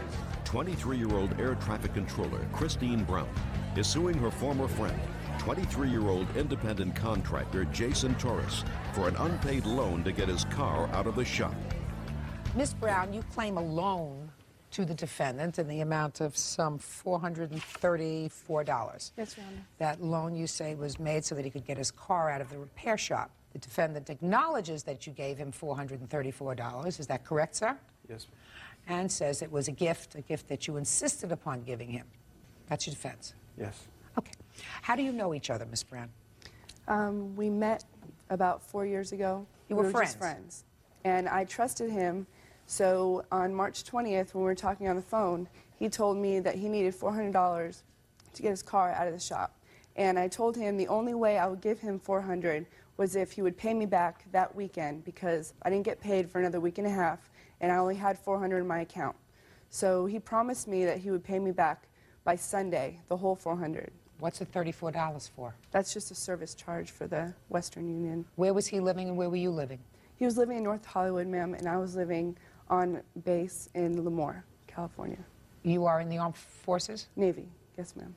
And he was supposed to pay you back on Sunday. Were you supposed to see him on that Sunday? I was actually supposed to see him on Friday. We talked on the phone Thursday after I wired him the money. He told me he got it, and he told me that we were going to go out on Friday night, and he would have half of the money for me. So I called him Friday night, and he never answered his cell phone. He was never home. And I tried calling him Saturday. I went to his house. His family said he wasn't there. And Sunday came around. I went to his house again. I called him continuously on his cell phone. He never answered it, and he was never on his home. So I went back to the base, and I never heard from him again. Mr. Torres, you tell me how this money was transferred to you, sir. She wired me the money through Western Union. How did she know how much money you needed? Because I had told her when we were at dinner a So few you were nights out at dinner. before. When? Yes. I don't remember what night it was, but we had spoken on the phone. She came down and told me she wanted to see me. She picked me up and we went to dinner. And tell me about how the conversation came about this money that you needed for the car. Well, she asked me where my car was, and I had explained to her that I had gotten in a car accident and that I would be getting my car out of impound. Out of the shop as soon as I had the rest of the amount, because my deductible was about $1,000, and I only had about $600 of that. Okay. And what did she say to you? She offered me the money. What did she say? She said, I can give you the money. And what did you say? I said, thank you, but no thank you. And then she insisted that Well, what did she say? She said, I insist that you take the money. I would like to help. Okay, and you said? I said, no. And she said? Later on, towards the end of the dinner, she brought it up again and said that I should swallow my pride and not be too ashamed to accept help from a friend. Okay, and you said? And I thought about it, and I said, okay. All right, so she went back, she drew out the money, and she wired you the money. Yes. Now, did you have an appointment to meet with her that Friday evening? No, I didn't. Did you have any contact with her again at all? No, I didn't. Why not? I had tried to get a hold of her. How? Calling her. When did you try to call her? I tried calling her after I had received the money. And you couldn't get her? No, I couldn't. Well, where did you try to call her? At the base? I tried calling her at home. And did you get an answering machine? No, I did not. How many times did you call her? I tried calling 3 times that evening. You mean to say thank you for the money? Yes. And you couldn't reach her? No, I couldn't. And when did you try again to reach her? I tried the following day. After March 21st, when did you contact her? I hadn't tried for about another week or so. Yeah? And I tried again, and once again, I could not reach her. And then you just stopped calling? Yeah. Why? I hadn't heard from her, and so I figured I'd let her call me. But she was the one who sent you $400. Yes, she was. So you mean after you got the money, you never spoke to her? No, I didn't. I had tried to get a hold of her to speak to her, but I was unable to. You had her home address? Yes, her home address? No, Yes. I did not. Know how to contact her at home? Just through that telephone number. You don't have her address? You don't know what the base that she stays No, on? I knew it was somewhere up in the morning. It was the first time I had spoken to her in quite some time. She called me up to ask if I'd like to do something. She came down, picked me up, and we got into this conversation. And that's how this came to be. Ma'am, that is true. After a long time, I did call him to see if he wanted to hang out, and that was Tuesday night. Wednesday night was when we talked on the phone. He never mentioned anything at dinner about anything about his car That's not needing true. $400. It was on the phone that we discussed it. And I told him that I needed it by Sunday, and we did make plans on Friday night to go out. No, we didn't. He is lying about that. No, I'm not.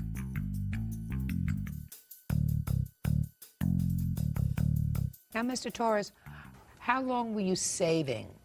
How much longer did you think you would have to save up in order to get your car out of impound? Probably another week or two. Not impound, repair shop. Repair shop. So you had the $600 already, Yes. and you needed just another week or so to put together the other $400. Yes. It's because I was using my car for work at the time. Okay. And so I wasn't able So to I make would money. assume that another week or so went by and you had the additional $400. Is that Yes. right? So why didn't you wire her the money back? I didn't have an address to wire to her. I tried to get a hold of her on the telephone, and I could not. Did you try to get her on the phone, say a week or so later, to tell her that you now had the money together? Yes, I did. So that you planned on paying her back? Yes, I did. Perfect. Judgment for the plaintiff in the amount of $434. I thought we'd get there. Thank you. Yeah. Parties are excused. You may step out. Ms. Marshall, parties have been sworn in, Judge. You may be seated, sir. Have a seat. Miss Lacey, according to your complaint, you were at a bar or a club with some friends. Somebody by the name of Malcolm got into a confrontation with some other people, and you offered to give Malcolm a ride home. Yes. Got out into the parking lot, there was an altercation, and you say that the defendant is responsible for vandalism of your car that occurred during this altercation. Yes. Is this Malcolm? Yes. Perfect. Step up. What date did this happen? September 29th of 2001. And who did you go to the club with? I went with Malcolm and also another student named Tom. 3 of you went in your car? Yes. And what happened with Malcolm in the club? I did not witness anything that happened in the club. What happened, Malcolm, in the club? Nothing happened in the club. Everything happened as the club was letting out. Well, what happened as the club was letting out? Well, I was leaving. I had seen a female, whatever. She was attractive, so. Stand up straight. And talk to me directly. All right. You saw a female that looked attractive. Yeah, so I approached her or whatever, and I guess it must have been one of the defendant's friends, girlfriend or something. What did you say to her? Well, I just said, what's up, you know what I'm saying? A Valentine. I just said, what's up, you know, stop, talk to her, you know. And I guess that was her boyfriend. He just went through this whole episode of outrageous. What did went, he like, say? He didn't say really much. It was just like, ooh, he made some faces and like he was really mad or whatever, you know. So I had left it at that or whatever. We had went on to the car and... Okay. What time had you arrived at the club that evening? It Don't was look at her. You tell me. Around 11 or 12 or something. And what time did you all leave? I think the club let out probably 3 or 4. They serve alcohol at this club? They do. And when you went out to the car, where were you seated in the car? I was in the front passenger seat. Now tell me what happened next. There was a police block up ahead, so all the cars were basically at a halt. A police? It was a police block. Like, the police were searching the cars as they were leaving the area of the club. And I seen the defendant and some of his friends leaning against the car. The defendant... Leaning against which car? It was a gold car. Not your car? No, not my car. Okay. No, that's a lie. I'll go get to you, okay? Go ahead. The defendant pointed at Malcolm, and after that, another guy came through my sunroof and began to hit and kick Malcolm. Was about 4 other guys, including the defendant, came through the passenger side window and was hitting and kicking Malcolm also. How could 4 people come through the window? They were through the 2 passenger side windows because there was also another guy in the back, and they were hitting on him too. So somebody else came through the sunroof? Yes. Was it the defendant? No, it wasn't the defendant. Go ahead, let me hear. I got out of the car frantically. I got back inside of the car, and I got ready to pull off, and the other student was pulled out the back window, and they began hitting him. You mean the one in the back seat? Yes. I drove forward, and police were about 500 feet ahead. We spoke with an officer. They went looking. They didn't find anybody, so they told us to go down to the police station and fill out a report. I have the report, and I also have pictures and an estimate. Now, of all the people that were involved in coming over to your car, how many of them did you know by name? I knew 2 by name. Which 2? Melvin and also another student named Marco. What did Marco do? He was the one that came through my sunroof. What damage was done to the car? It was about 7 dents, 3 on the passenger side, 3 on the roof of my car, and then 1 on the trunk. Do you know what damage the defendant caused to your car? Yes. What damage? There were dents on the side, on the passenger side where he was, and also there were dents on the trunk. No, that's a lie. She keep telling such lies on me. I can't. You have to, because it's not your turn. Go ahead. When it comes to your turn, you can speak. Okay? Malcolm! Yes. Did you throw a liquor bottle out the car window? Yes, I did. You know how I knew that? I looked in my crystal ball. What kind of liquor bottle did you throw out of the car window, Malcolm? It was a fifth of Hennessy. Is there any reason why you threw it out of the car window? Yeah, because I believe it was this gentleman. They went, once him and his friends or whatever, they approached the car, whatever, they were telling me to get out or whatever.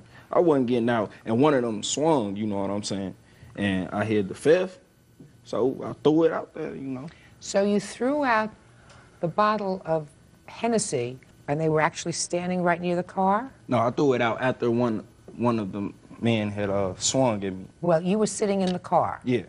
So he must have been close enough to swing at you. Yeah. And in response, you threw the bottle out of the car? Yes. Real cases, real people. Judge Judy. Monique Lacey says during a fight in a nightclub parking lot, Melvin Marshall damaged her car. Melvin says Monique's friend threw a bottle of Hennessy at him. All right, Mr. Marshall. Now, see, because patient people always get rewarded, Mr. Marshall, I want to hear your version of the events. Okay, we were at the club one Saturday night. The defendant was hollering at my homeboys. Now listen to me. I want you to speak slowly, speak clearly, so that I can understand you.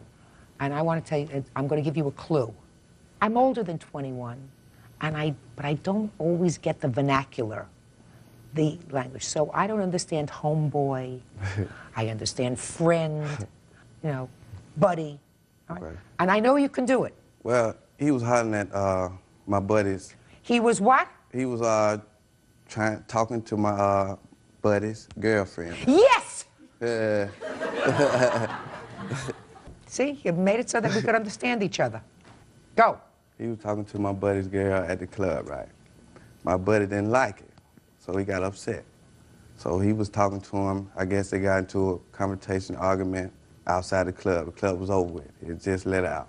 Monique, plaintiff, she left the club. I guess they had a roadblock or something up the street. So they came back through. When they came, What do you mean they came back through? I mean, they had to, I guess she didn't have license or insurance, so she couldn't get through. I don't know. Whatever. So she went Yeah. out. Honor, that's not true. Just a second. So she went out and then they came back? Yeah, they came back. Okay. When they came back, plaintiff was running off at the mouth, calling me. Who, the plaintiff was? I mean, She was? Malcolm. Malcolm isn't the plaintiff. Malcolm was a witness. Oh, the witness. Okay, he was running off at the mouth, calling. At you? Using profane language. At you? At all of us. At all. I believe that. He was, you want me to tell you what he said? Yes. He called, you ain't no good, and all that, you know. So I took it personally. This Malcolm? This Malcolm. That's not true. This Malcolm. Yes, it is. Thank you, ma'am. Okay, Sure so it is. when they came back through, he threw a bottle. He threw a bottle? He threw a bottle. I wasn't involved in the conversation that he had with my buddy. I wasn't involved in it. But when he threw the bottle, it hit me. Basically, that was it. No. We haven't got to a car yet. So what That was happened? it. He, just a second. Look at me. She pulled up in the car, right? Okay. Okay, he throws the bottle. He throws now, the bottle. And hits you. Now you're involved. I'm involved. Yeah. What was the next thing that happened? Punches were thrown. How were punches thrown? I guess he got in an argument with my buddy, right? So I Now, guess somebody had to approach the car. Who approached the car? my buddy approached the car. And what about you? I was standing next to him. So you approached the car too? Yeah. I don't want to have to play guessing games with you. You and your buddy approached the car. Yeah. Did you try to hit him? No, ma'am. What were you doing at the car? I approached the car because my buddy, they were having another conversation, talking to each other, you know. Who dragged the passenger in the rear out of the car? Who dragged him out? Yeah. I don't know who dragged him out. Well, you were with a bunch of people. It was so many people out there, Your Honor. It was about 10 or 15 people. It wasn't you who jumped on the top of the car, is that right? No, ma'am. According to you, somebody also spilled liquid in the car, is that Yes. right? That was the person who was on the sunroof. Yes. You have damages for that too? Yes. That wasn't me, Your Honor. Just a second. No, alcohol was thrown from the passenger side. It didn't come in through the sunroof. It was thrown in from the passenger side, and it hit the roof as it was thrown in from the passenger side. You didn't see who did that? No. Okay. So you have damages to your car, let's say, in the amount of $1,632. It's actually $1,362, and I have 3 estimates here, and that's the lowest $1,362. estimate. Let me ask you this question. Any of the damage to your car have to do with the sunroof? Yes. Why are you charging him for that? Because he was one of the people that caused altercation. What about him? He was also involved too, but they were the ones that actually started the whole thing. Well, don't you think he started a little bit of it by throwing a bottle of Hennessy out your window? No, that was not what happened. The whole altercation started when I was stopped. They seen that he was in my car, and after they seen that he was in my car, that was when they started hitting him. He did not throw the bottle first. That's not true. Really? You remember exactly when he threw the bottle? He threw the bottle after they started hitting him because his feet were hanging out the window. He was trying to kick them as they were hitting him. His feet were sticking out the window? Yes. Was he pretty drunk? I'm not sure. Yes, ma'am. I didn't see him inside of the club. They were drinking He didn't Hennessy, seem you like know. he was inside. Well, he walked out with a bottle of Hennessy. I was not drunk. They were still drinking when the altercation happened, Your Honor. That's a lie, Your Honor. Of course they were. That's why, what do you think he brought the bottle of Hennessy outside for? Thank you, ma'am. We had it before we went to the club. It was in the car, and we went into the club. Oh, so you were drinking in the car? No. The bottle was from we were at a previous person's house before we went to the club, and that was where the bottle was from. Where had it been stashed while you were in the club? In the car. Where in the car? In the... It was in the trunk. So I want to know how your friend Malcolm over here got the bottle in the front passenger seat. He got it out as we were leaving. You got a quick answer. That's not the way things go. If he was going to take the bottle of Hennessy, he would have gotten in the car. There was an altercation. You want to get in the car and get out as fast as you can. You don't go in the trunk of the car to get out a bottle. And No, he had got it out before the altercation. As we were coming to the car, he got the bottle out then because he was taking it back with him to his room. It was his bottle. Of course, but you do that when you get home. Not if you've just had words inside a club. That doesn't make sense to me. It was outside the club, and it wasn't like we could just leave right then and there because there was so many cars and one way out. So I had got the bottle out, poured me a little something. In the car? Yeah. Yeah. They just said they wasn't drinking, y'all. I know he did. I ain't say I wasn't drinking. I ain't say I wasn't drinking. I asked if you were drinking in the car. I wasn't drinking yet. You said you just took it out and poured yourself a little something. Yeah. I poured some. I didn't even get a chance to drink none. Well, what'd you pour it in? Huh? What'd you pour it in? In cups. Cups that I had before when we left the house. You took it out of the trunk, and in the trunk you also had some glasses for it. Yeah, the same cup I had when we left our friend's house. And so you were pouring it into the cup. Yeah. And before you got a chance to drink it, people assaulted you. Yes. So that the liquid that you had in the cup must have gotten all over the car. I threw all that out when I threw the bottle, the cup. When they got to swinging, I threw it all out. Before or after you put your feet out of the window? When they came, approached, started swinging and stuff, I threw the bottle in the cup. They came back, and that's when I put it out, because I leaned to the side over, like, really. My face was over towards her side of the car, whatever, and that's when I was kicking out the window. Mm-hmm. You remember all this clear as a bell? Yes, I remember this. And he been drinking. Okay, listen. Mr. Marshall, you'd been drinking too, sir.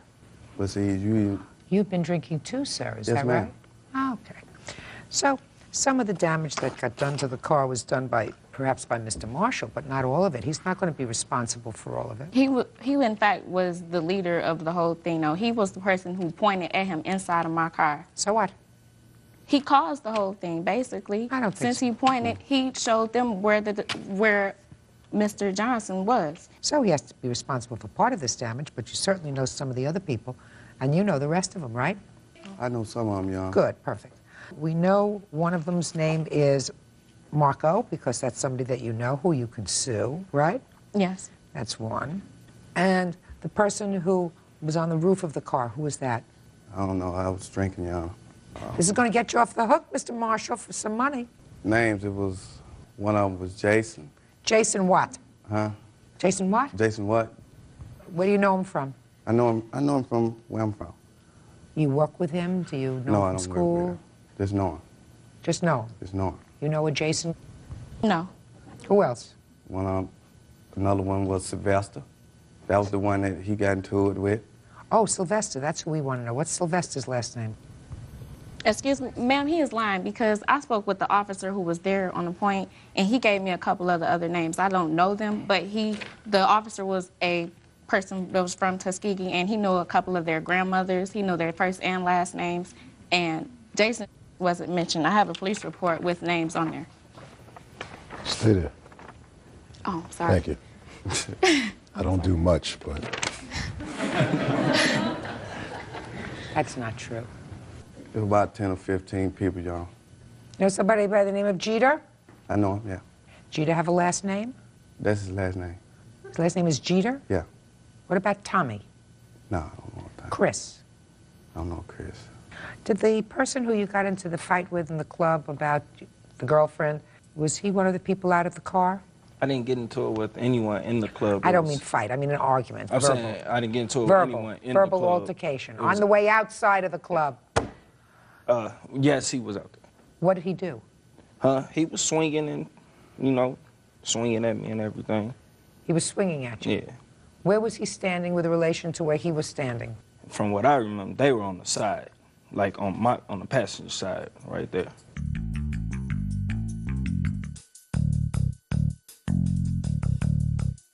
Let me see the estimates for your car, please.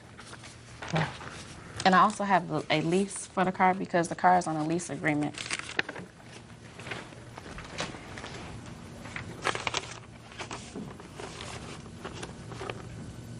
The windshield glass was broken? Yes. Who broke the windshield glass? That happened as I was pulling out. Well, how did that happen? I'm not sure, Your Honor. They were drunk, y'all. Who was drunk? Both of them. Ma'am, I was the designated driver for the night, so I had no alcohol in my system. I don't think she was drunk, sir, and you don't even know that, so why would you say that? I saw her with a cup, y'all. That doesn't mean she was drunk. She was drinking. It doesn't mean she was drunk. She didn't start up with you. All you guys were the ones who caused the trouble. That testosterone out there, 3 o'clock in the morning. Well, I tell you this, Mr. Marshall. We know one other person's name, and that's Marco. And if he was jumping up and down on the hood of the car, may have also scratched or cracked the windshields. That's a possibility. What he told another person was that it was not his fault and I shouldn't have had, excuse my French, his in my car in the first place. Well, then I think you have to sue him. I'm pressing charges. Good. Because Mr. Marshall here, I mean, he knows Sylvester, he knows Jason, so he's going to have to go after them for his half of this damage. And I'm going to give you half of what it's going to cost to fix your car. You go after Marco for the other half. And if Mr. Marshall wants to recoup any of his losses, he'll go after old Sylvester and Mr. Jason. Do you understand? Yes, ma'am. Okay, good. Judgment for the plaintiff in the amount of $681. That's all. Parties are excused. And Judge, you may be seated. Ma'am, have a seat, please. Mr. Germani, you and the defendant were married. You are now divorced. How long were you married? 5 years? Do you have children together? Yes, ma'am. How many children? 2. Who do the children live with? They live with me. According to your complaint, after the divorce, your wife ran up a bill on your American Express card. Yes, ma'am. And then she went into what had been a joint account of yours. It's actually what it was a home equity account. And she withdrew $2,000 That's from correct. that home equity, and there was $3,000 in the reserve fund that you could have drawn from. Yes, ma'am. Okay. You don't deny that you ran up this bill on American Express? No, I don't deny that I ran it up. Okay. I don't believe I owe him anything. Okay. We'll get to it in a second. Okay. When were you divorced? What was the date of the divorce? July 17th, 2000. And when was the first charge on the American Express card? November. November of 2000? November 2000. So it was clearly after the divorce? Yes. Okay. And how much did you charge on the American Express card? $1,000. How much? $1,344.79. Explain to me why you don't owe him that money. Well, first of all, because I thought this was my account. He gave me the card in an envelope. And also, he told me, after I did it, he told me, first of all, he said he was going to press charges. Then, a couple of days later, he called me back and said, don't worry about it. I'm not going to press any charges. Ms. Wally, you thought this was your account, that you were charging things on that you wanted and that you planned to pay for. Yes. Is that right? Right. So why don't you pay for them? Because he said, don't worry about it. No, he didn't. He said, Yes, don't worry, he I'm did. not going to press charges. He There's a said, difference. don't worry about it.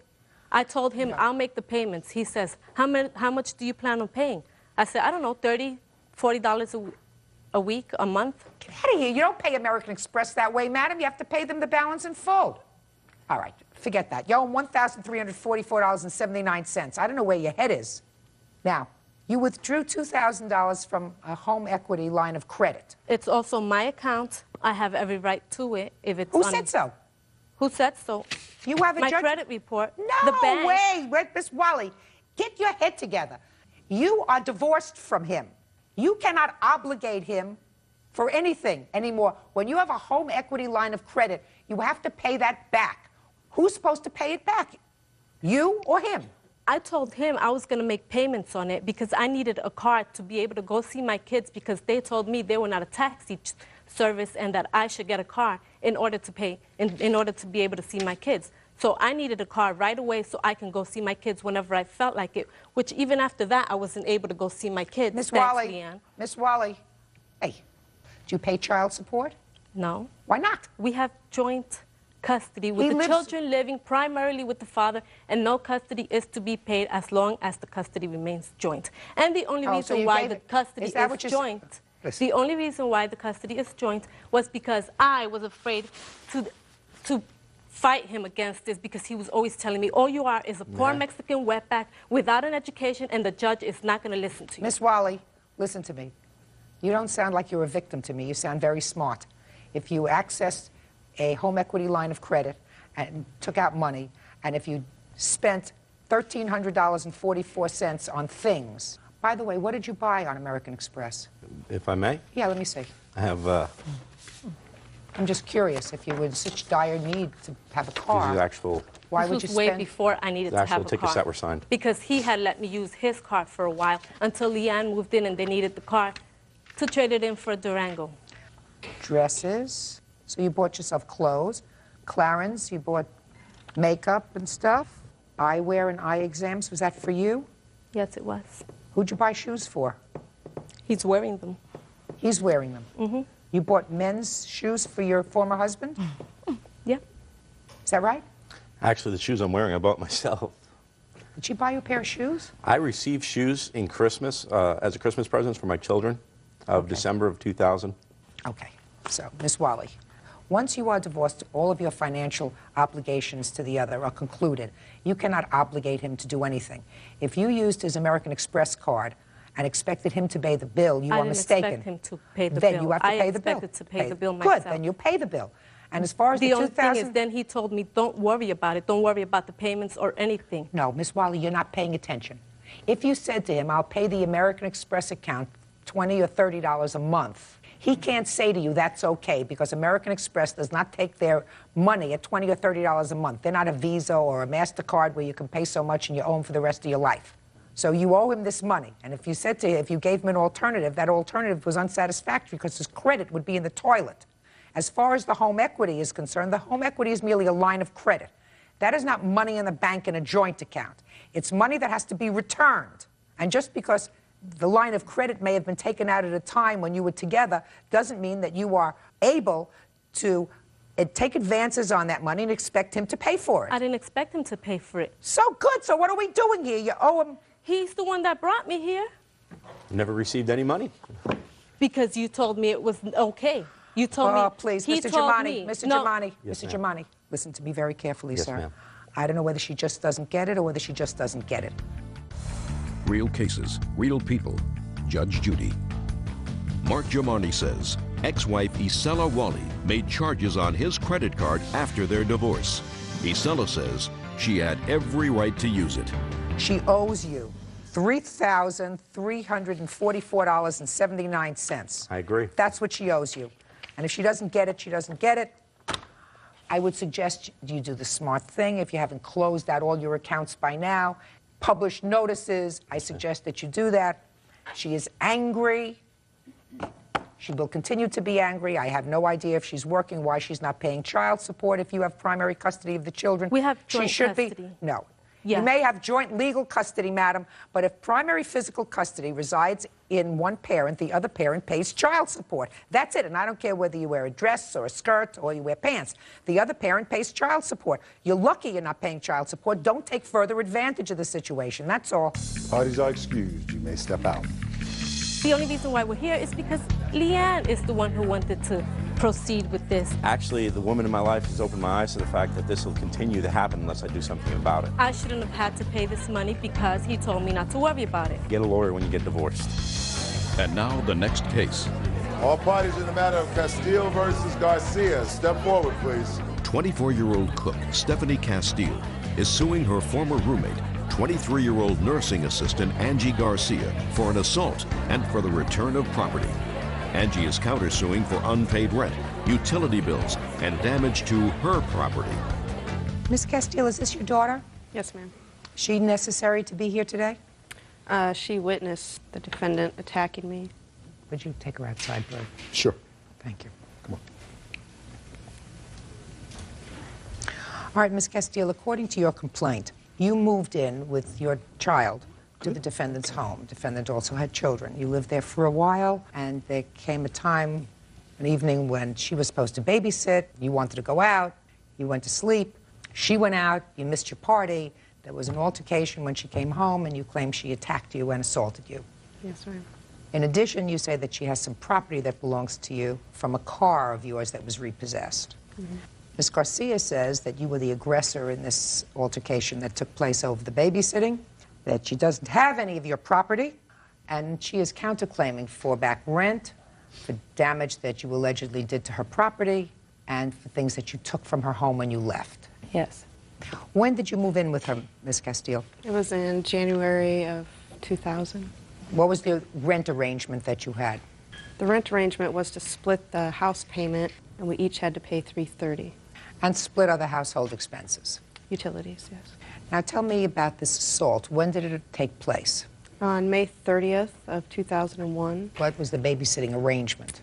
I was going out that night. She wasn't going to babysit for me, but I had plans to go to a live boxing match, And She was not going to babysit for you? no, I had another babysitter arranged. I went to lay down and take a nap. When I woke up, she was gone, and her kids were there. What time did she come home? 2:30, 3 o'clock in the morning. And what happened when she came home? I asked her why she left her children there while I was sleeping. She was really drunk and really defensive and saying, if I didn't like it, oh well, too bad. Next thing I knew, she was on top of me, choking me. She had her knees up over my arms. And she grabbed my hair, was punching me in the face. I have some pictures. I'd like to see the pictures, please. When I tried to push her off me, she bit my thumb, which the thumb picture didn't turn out. And she also bit my back. Okay, what happened next? She couldn't find the phone, so she ran to the neighbor's house to call 911 or have them call it. Finally, the police came, and I got the police report. I see it, please. But at the time, the police didn't take a police report. They didn't even take our names. So the next morning, I went to the police station, and that's when I got that police report. And I also had to make a report against the police for, I guess, not taking a report because they didn't even take our names. So because I had to move out, I had to use my car payment money to move out. And the bank came to get the car, and a letter was sent to our address that was stating where my belongings that were inside the car were going to be mailed. And the belongings were mailed to my boss's house, and she showed up on that day. And How do you know that? He told me that. Where is he? He wouldn't come. You can't tell me what he said because that's hearsay. Now tell me your version, Ms. Garcia, about the events of May 30th. We were both supposed to go out together, and I had a sitter for our children. Well, she called and said that she couldn't do it anymore. So she was sleeping on the couch, taking a little Who nap. called and said they couldn't do it anymore? My babysitter, my friend Krista. She was going to babysit for both of our children. And she called and said she couldn't do it. I still wanted to go out. As a parent, she didn't want to go. So I put my children and hers to bed, and I went out. I got a call on my cell phone. Where did you go? I went to the bar. I got a call on my cell phone after the bar, about 1. And about 1 o'clock in the morning? And she had left a message saying, I don't appreciate you leaving me with your kids, just going off on this message. So I went home. And she was mad about it, freaking out. Well, you knew I wanted to go out too, blah, blah, blah. So I'm like, well, I'm sorry, next time you can go out. Well, she went upstairs. She was still rambling upstairs. Well, you need to pay me for babysitting your kids and blah, blah, blah. It's like, whatever. Just a minute, so she went upstairs? She went upstairs, yes. And where did you go? And I was downstairs, and she was yelling at me, you need to pay me for babysitting your kids. And I went upstairs, and I said, what are you... So then you went upstairs? I went upstairs, yes. And I said, what are you talking about? I babysit your kid all the time, you know? We started fighting, we got on the bed, she kicked me, I flipped over the bed. But you said, no, we passed that over. She went into her room. No, we started fighting in the hall. And it led right, the door was right here. It's just a little tiny hall. What do you mean you started fighting? How did that start? She's like right in my face, yelling at me for going out. And I had apologized several times already, saying, fine, you can go out next time. I'll watch your kid. I said, it's not like you haven't left me. I heard that already. Yes, so then we started fighting. Started fighting is a conclusion. So far, we're just at the verbal end of it. Ms. Garcia. Like, okay, we're face to face, yelling at each other. Then pushing starts, okay? So then you start who started the pushing? I'm not sure. Maybe me, maybe her, maybe both. I had been drinking, but she was not nice like she's trying to say she was. I don't think she was nice at all. But I think that you had been out and you had been drinking. Yeah. And she was mad because she didn't go with me. Okay, so you pushed her. So we started fighting, yes. No, you pushed her. No, we were face to face, and I'm not saying I pushed her first because I don't know who pushed who first. She says that you struck her first. No, I didn't. No. How do you know that if you don't remember? Well. What happened next? And then after the fight, the police were called. They said, well, you'll both go to jail. Okay, so we didn't want to press charges. So we both stayed in the house together that night. So I woke up the next morning, and she had majority of her things on the porch. Well, I noticed she was taking my things also. I said, no, get out. You're not going to be taking my things too. So I locked her out. So then she called the police again, and then they came over and assisted or stood there with us while she got the rest of her things. But you claimed that sometime later she came back and she took things that belonged to you, and she also vandalized your property. When was that? I went out of town, and I got a call from my husband saying that the house, the door was wide open, it had been broken into. The neighbors, I talked to my neighbors. They said You can't tell me what Okay. anybody said to you, Well, Ms. I have the Garcia. police report right here. I'll take a from look at the police report. The witness I'll said that take a he's look seen at the- her. I'll take a look at the police report.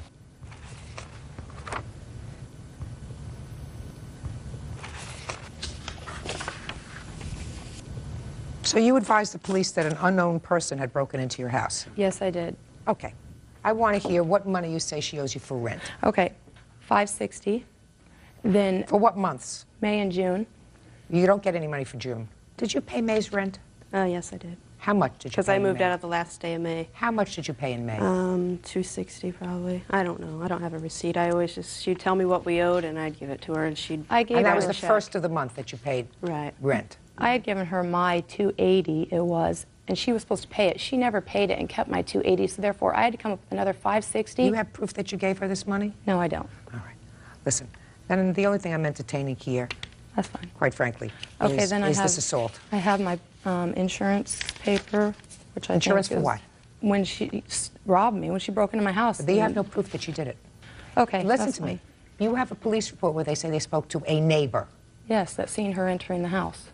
That says that The they weekend that saw I was her gone. and a friend enter the house. That is not sufficient proof of a burglary and a theft and a vandalism. Do you understand? Yes. Period. End of discussion. And I'm certain that they didn't arrest her for this. Is that No. right? No, they didn't. Because they didn't have proof.